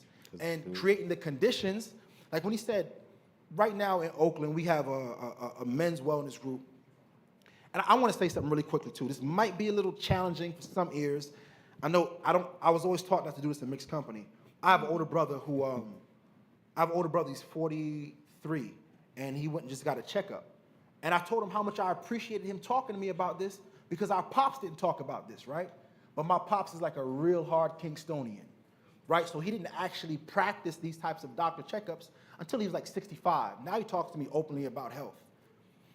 While when I'm on the gram or however I see, right, and you in the morning, I'm on the West Coast, so your morning's way before mine. Yeah. But whether you jogging or you getting your smoothie on, right? Yep, with the You got your smoothies. elderberry, you know what I'm saying? Yeah. You got your sea moss now. Love that sea moss. I got people out here. I was like, I know he That puts shit sea magic. moss in his smoothies. I do. I've grown up my whole life having sea moss, right? Yeah. When you come from Caribbean families, you'll have this. Yeah, they got it there, yep. You'll have it forever. And I didn't realize that my mother and my father, 8 children, though we grew up in what is called the poverty class, they gave us everything they could to ensure that we could take care of ourselves and have wellness. So now, even though I didn't have, like the best care, they invested that in us early. And concerning like self-care being soft, well, it's only soft if we don't include the right representation. Yep. You dig what I'm saying? But I know this, when we talk about wellness, I see who comes, right? And it's like a brother with some mobility or a father, and people actually believe, somewhere they've been told that the human beings living what is called the nigger experience, they don't want to be well. But we all want to be well. I saw it happen. We want to be well, and we're trying to find the conditions to be well, right? So whether it's a little bit of sea moss, right, or a little bit of elderberry, we're just trying to diversify our experiences, because when they told us we don't feel, that was a setup to not be seen as human. It was. If you've ever seen a judge sentence a brother and not even look him in the eye, it's because you weren't human to me to begin with. And your feelings are irrelevant because you don't have a full course of feelings. But I submit we do have a full course of feelings. We were born somebody's baby before they labeled us a nigger. We was born somebody's baby before they labeled us, whatever the label was. When you watch a mother lose her child to gun violence, she still gets butterflies in her stomach when talking about her baby, no matter what the news said about him. And I've learned that when we create the conditions for others to speak of their truth, that is their medicine. So if I've learned that mothers experience joy by speaking about their deceased children, then so too it is for our brothers. Let us speak and let us experience our joy. All we need is the conditions created. So I submit that we package it and make it way more cooler than excesses. Yes, I like the whole packaging because I'm a marketer, and like, sometimes they say, it depends on who's at the table. So like, you might have Alicia at the table, and true story, when I was trying to think of this, I was like, well, what do men like? I don't know. Like, how are we gonna talk to them? Like I don't know. Like, what, they like sports, they like cars, like, I don't know. So I called Daryl, and that's how we got here, because sometimes having the person at the table to package it, you have to bring that representation to the table. I knew I couldn't do it on my own. I knew I had a sensitivity. I knew that I wanted to share a platform, but I did not know exactly how to do it. So even saying things like your own perspective on even the terms that are used to describe wellness, do those relate to the audiences who are affected by health disparities? If you had left it solely to me, I would have gotten this all wrong. I hope I'm getting it right now, but I would have gotten it all wrong just a few weeks ago. So I'm learning a lot by having you here. I want to. Go ahead. I want to ask Doctor something, because I think you need to educate some of our people. If you don't have insurance, how much does it cost to come see you to get a checkup? If people don't have. You can't. You can't. No, you can't. What about urgent care? Explain this to people. Yes, People okay, think so, they go to urgent care. Okay, so yeah, and this so as a physician, right? Unless that physician has a fee-for-service catalog, like as a part of their books, and then you can't just go to see a physician and they just take you and then they leave, because that's not what they do as far as billing, right? You had to have insurance to be Medical billing. Yeah. So they can run that money up. So they could. Now, could you go to urgent care and get You can go to urgent care, Absolutely. And it's going to be billed at whatever, whatever the state, depending on your insurance and whatever the state. But what if you ain't got insurance? If you ain't That's got the whole insurance, thing. then you still can't, you still. Even in urgent care, you ain't got a So shot? you just go to emergency. Yes, your emergency. Okay, but they still gonna run a bill up on you anyway. Yeah. Okay, and I would want to say this. I have seen a change because he said something. Even the brothers in the hood want to be. Yeah. When the pandemic was going on, and y'all know, and every morning I was making the smoothie videos. I'm showing people this, that, and third. And then what's name created some of the hardest rappers we have, like the Locks and Jadakiss. They got shout out to Juice for Life, right? They got that, and I'm not even going to BS you. When we came up out of the pandemic, I seen a movement of people, especially brothers.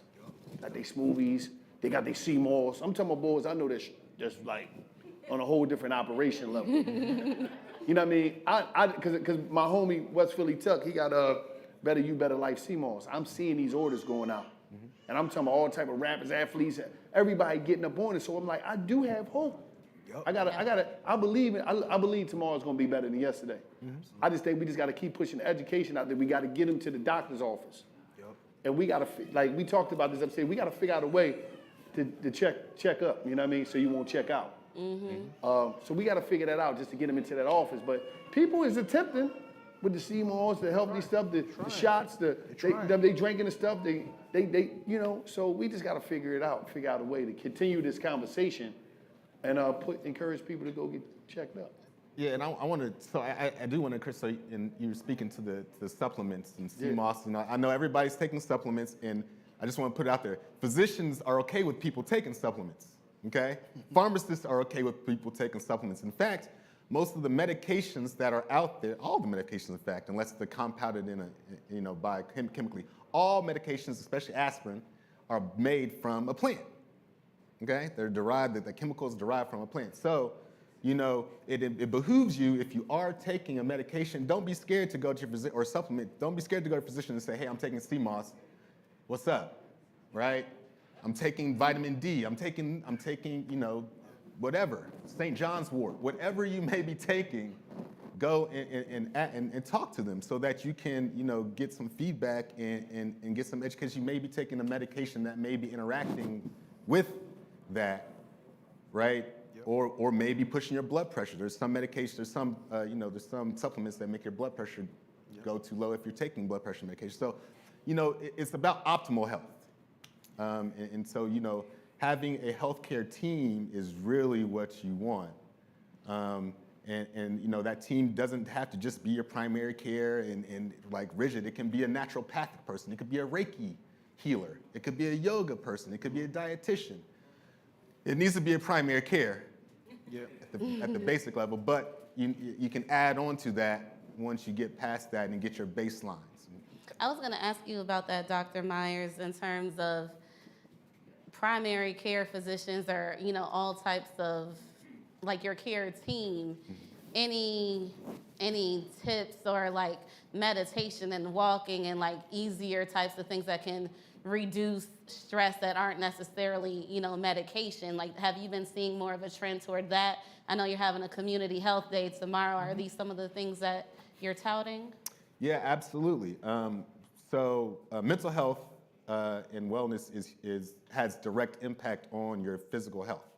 In fact, when you have chronic stress or you have stress, you have you have an inward response. So you have hormones that come out that your body produces to do this fight or flight response, right? And it doesn't matter if you're running from a lion or your boss just dropped a box of papers for you to finish within an hour. It's the same response. Cortisol, cortisone, glucose, so that you can either run, walk, focus, whatever, right? But what happens when it's chronic stress and it's in your system over and all day, right? That's when it starts to cause issues with regulation of your blood pressure, regulation of your glucose, sleep disturbance, which affects your immune system, right? So it just starts to have a cascading effect on all types of things, and then that's when you start to have all kinds of issues. So regulating in addition to just messing with your brain. So it's just mental health is very important, and so yoga is one thing that definitely helps. Mindfulness is one thing that we push. General exercise, 30 to 40 minutes a day, 3 to 5 times a week is huge. Breathing exercises is another thing that we also push. Now's a good time to take a deep breath too. Right, let's. I think the deep breath is also important because it allows us to like pivot. If we're hearing information that's suggesting that we aren't doing it, it's only sending messages that it can't be done. But if we're creating inferences where we're hearing about how it's being done well, it creates the possibility that it can be done, right? So just big ups to you for making that known, that accessible. I also think it's really important when we're talking about like our wellness and mental health. Just like he said, like the packaging matters. Mindfulness, if I've experienced it, has been a very white narrative space. And that is not fair to the practice of mindfulness as an ethnographic tool, but where it comes from. So one of the things that I said the pandemic pushed for me, right? My wife and I created a mindfulness album, an affirmation album, where you could hear the affirmations happening through the Black experience. And it's so important for us to be cultural relevance, the cultural competence. It matters. It's major. It matters. Major. Otherwise, it's somebody else telling you about wellness from somebody else's lived experience. Right. We need to hear about wellness from our own lived experience. We need to hear about how to make the pivot for our own lived experience. But like also, we got a wellness group at a shoe studio store in Oakland, right? For brothers to be able to pull up and address and unpack. And one of the tools we give them is soul affirmations.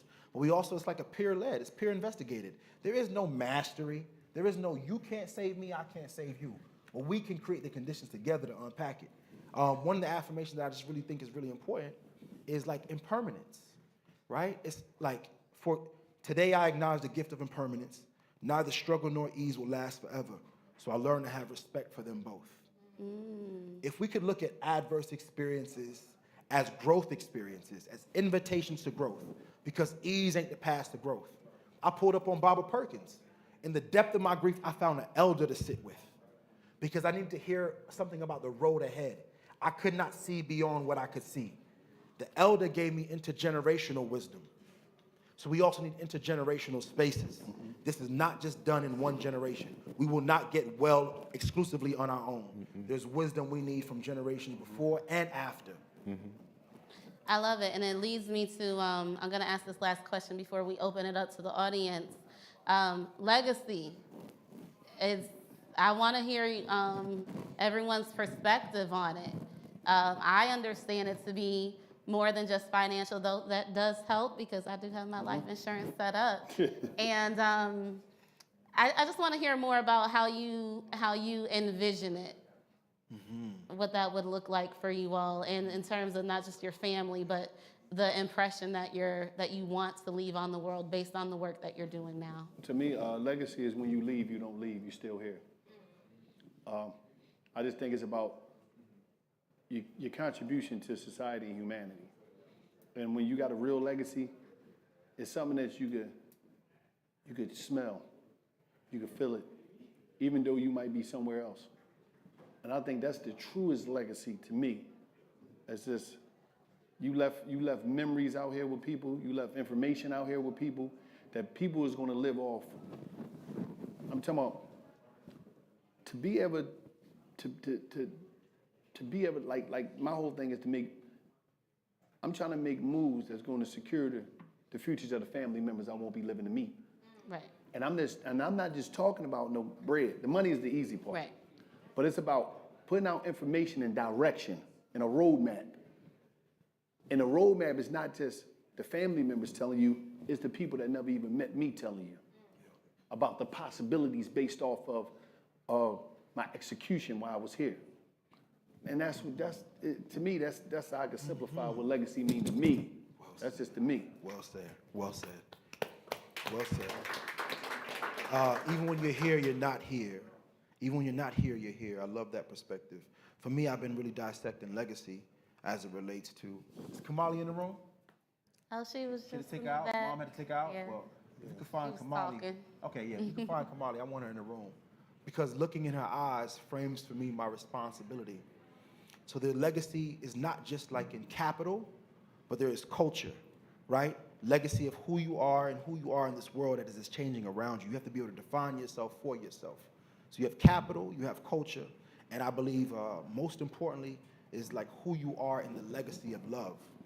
I come from a people and a rich experiences that don't get invitations to rooms like this, right? They haven't been here yet. They're not excluded, but they don't know they can come here yet, right? Because from that little island of Jamaica where my mother and my father are from, they didn't know that these things. And I was actually taught like to hold the immigrant story was always hushed because it was always a fear that somebody could take something from you.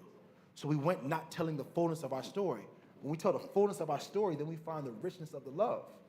So I remember feeling discouraged because my wife and I did not have a financial portfolio that matched our level of education. Mm-hmm. And it was hard to be in rooms where you pursue this education, you do all this good, and your portfolio don't look like it. But the other day I was redefining what it is for us to have wealth. And one of the things I'm most proud about is our investment in therapy, right? Our investment in therapy affords our children the opportunity to grow up in a home where they are seen, heard, and valued, right? Where my wife is seen, heard, and valued. I'm not the leader. We co-investigate leadership. Now, I'm not waiting for somebody to do something. I'm going to do it. But I didn't marry a caretaker, right? I married a leader.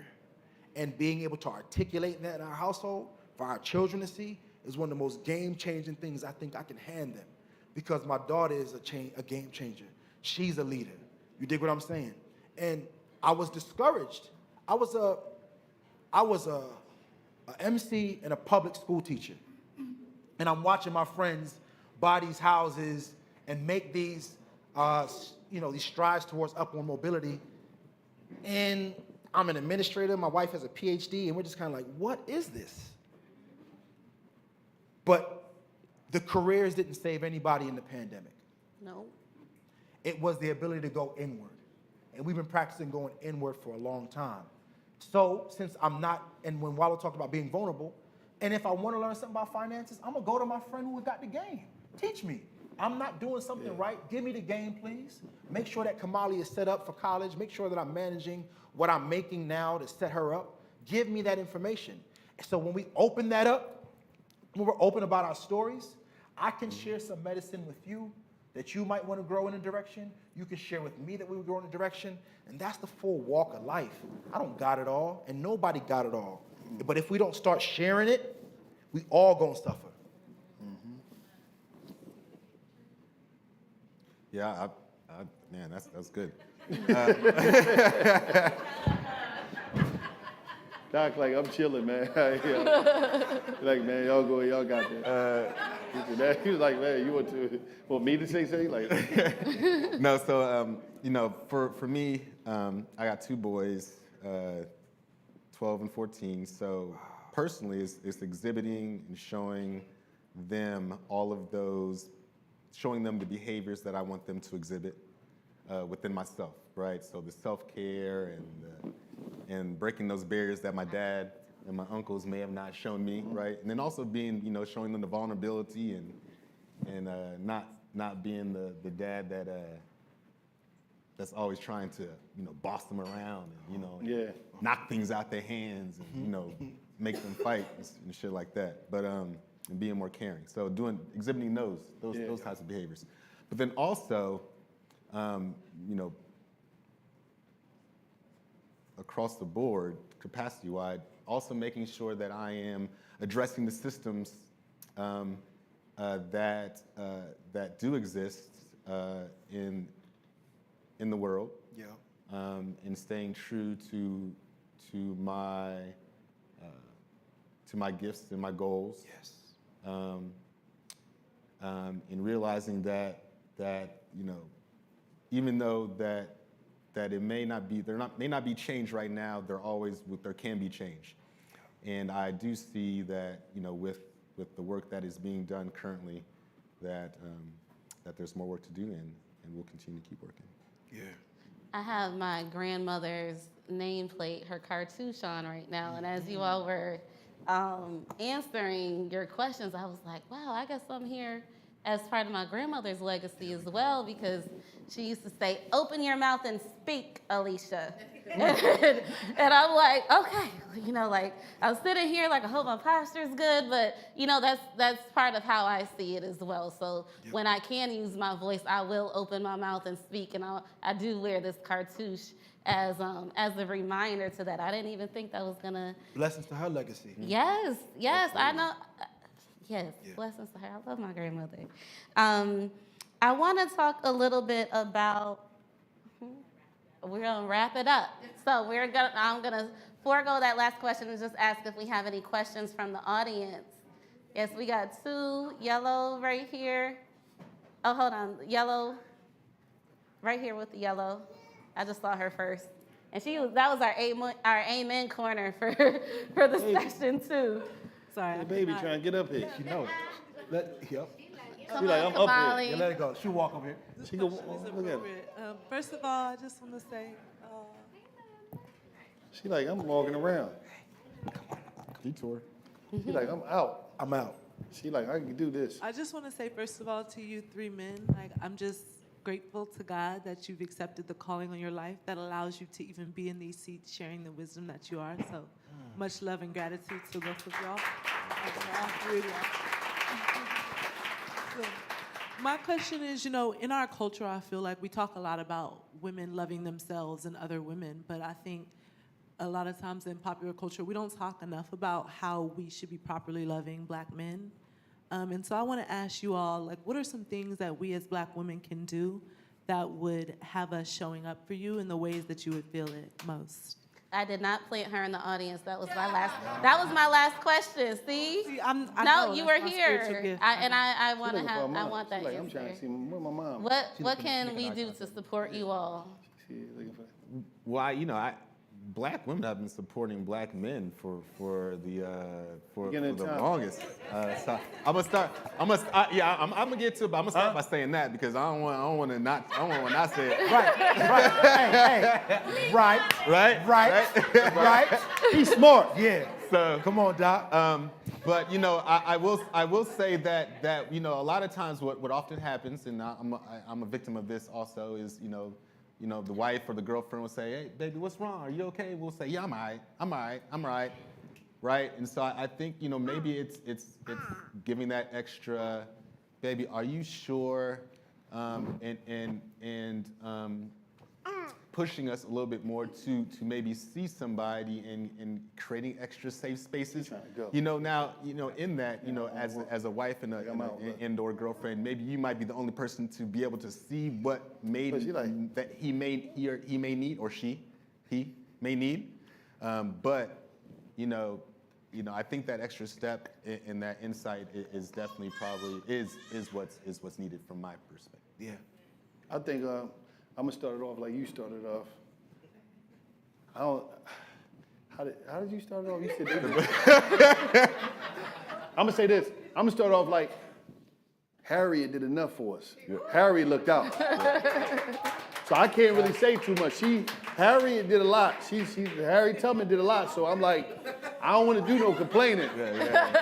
Like she really looked out for us. So it's like, just like he said, just push more. Because one thing about us, we have a hard problem. A lot of brothers, like me, I'm gonna cry, I'm gonna do all this stuff. But a lot of brothers got a hard time with being vulnerable and asking for help. So you gotta really pry sometimes. You gotta keep, and you y'all gotta find new packaging ways to get us to open up more. Cause sometimes we not used to, a lot of us grew up, our moms was like, hardcore, whatever, you know what I mean? Cause we grew up in different times. It depends on the era you do. It seemed like as the moms, I'm 42, so my mom was just like, she wasn't no joke. Nigga, figure it out, nigga. That's how my mom was. You'll figure it out. I remember from time, there's no bullshit. I called home from jail, I said, Mom, yeah, I'm down in the county. Oh yeah, but nigga, you be all right, you know everybody in there. I'm just being straight up, that's how my mom talked to me, you know what I mean? It was real. So some of us, but thankful that I was able to I was able to grow up later and get love from different people in my family, my aunts, my grandma. But I'm just being real. That's how me and my mom relationship got better as I grew older. But it's like a lot of us, we're not vulnerable enough to action. So we lie and tell y'all we cool when we not. Because that's the new thing. I'm cool when I'm not. It's like, so y'all got to pry more and find just innovative ways to like get somebody to be open with you. Because we all going through stuff. Just being a black man in society, we got to worry about so much shit in the day. By the time if we go through a day and don't see you, by the time we make it to the yard at nighttime, we didn't try to duck getting killed, arrested, all type of shit. So we got a lot of stuff in our minds. And then we still got to make it because we getting told if you ain't got no money, you ain't popping. You get told that a lot. If you ain't making all this money, nigga, you ain't talking to me. So it's a lot. There is. You know what I mean? So that might be pressure on your dude that you might be really loving. He ain't saying it, but he like, damn, I wish I could do more. Because he's doing the right way and he trying to figure life out. So it's a lot. So you might got to pry, you know what I mean? I just said y'all got to do a lot, so I'm going to take that back a little bit. That's a lot of stuff. You ain't lying. But Harry did enough. Harry did enough. Do a lot, Harry did enough. I ain't going to say nothing. I submit that we have been supported from the beginning of time, yes, right? Support.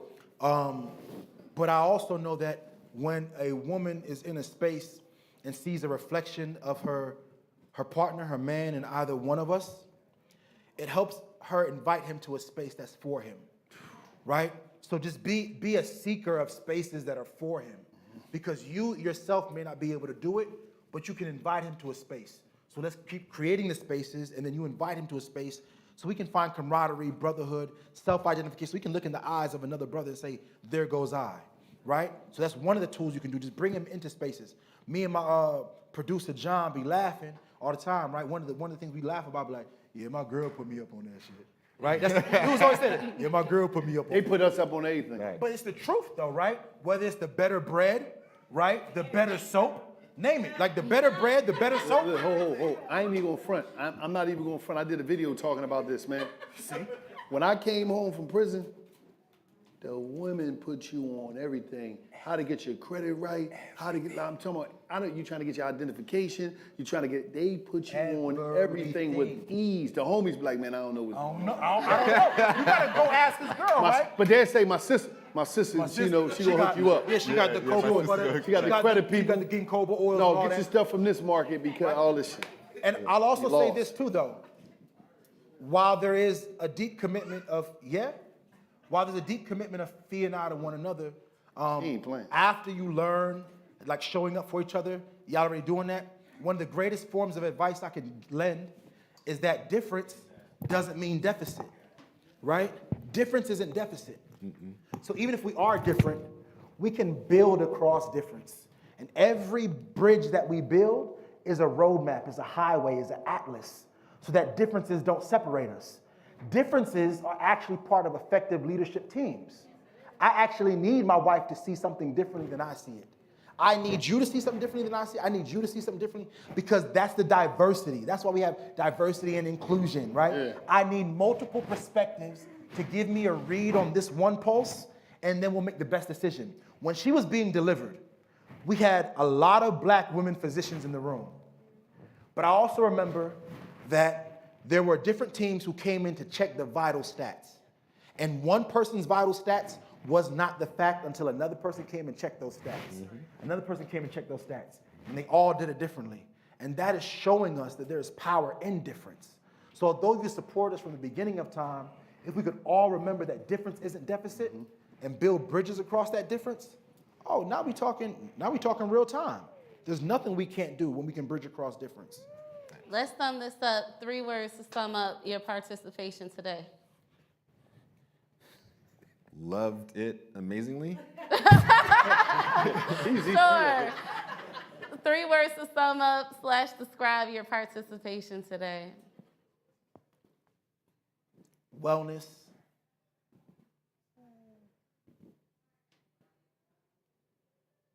Is, sometimes when like the doesn't count as a word? Okay, wellness is the genre. Wellness is the genre. Okay. Powerful, encouraging, loving. All right. I'm gonna change mine to health as well. There you go. Okay, John. Yes. That is, no, it's, I would concur. I think this is definitely the realest panel that I've ever moderated in my 10 years at AARP. That's what I'm talking about. And but I like to push I like to push organizations and brands that have a huge responsibility with their social mission to get to the people how the people need to hear it. I do research, a lot of research for a living. Research reports are not getting to the people. Like, we have to consumerize these messages. We have to talk to people in plain speak. I heard you catch yourself when you were talking about physiologically. Yeah. You said, no, just internally. Outward, right? Right. So we just have to bring these messages to people who really need to hear them. I encourage you all to share any tidbits that you've learned with people who you know need to hear them. One key message is make sure you take somebody that you love to the doctors, of course. Another key message, at least that what we believe at AARP, is that you can reinvent yourself at any point in your life. You can change trajectory. You can learn new things. You can shed new habits. And you can bring others along with you in the journey. That's what we believe with Disrupt Aging. And I am so thrilled that you all had us here today. So thank you to our panelists, and thank you all. Thank you, guys. Yeah! Yay! Clap it up, clap it up, yeah! This concludes Broccoli City Conference. We really appreciate it. Clap it up for yourselves, please. Please clap it up for yourselves. Clap it up again for our panelists, my brothers, my sister. We appreciate this. You guys talk, mingle in here. Meet somebody. If you ain't meet somebody new, y'all tripping, you know what I mean? Y'all slept. So do that, meet somebody, talk to each other, and just continue to have these conversations. And we from the bottom of our hearts, appreciate y'all for coming out here and being here with us. And so let's continue to build, let's continue to spread knowledge, and let's just get better, y'all. Let's do this. Appreciate y'all.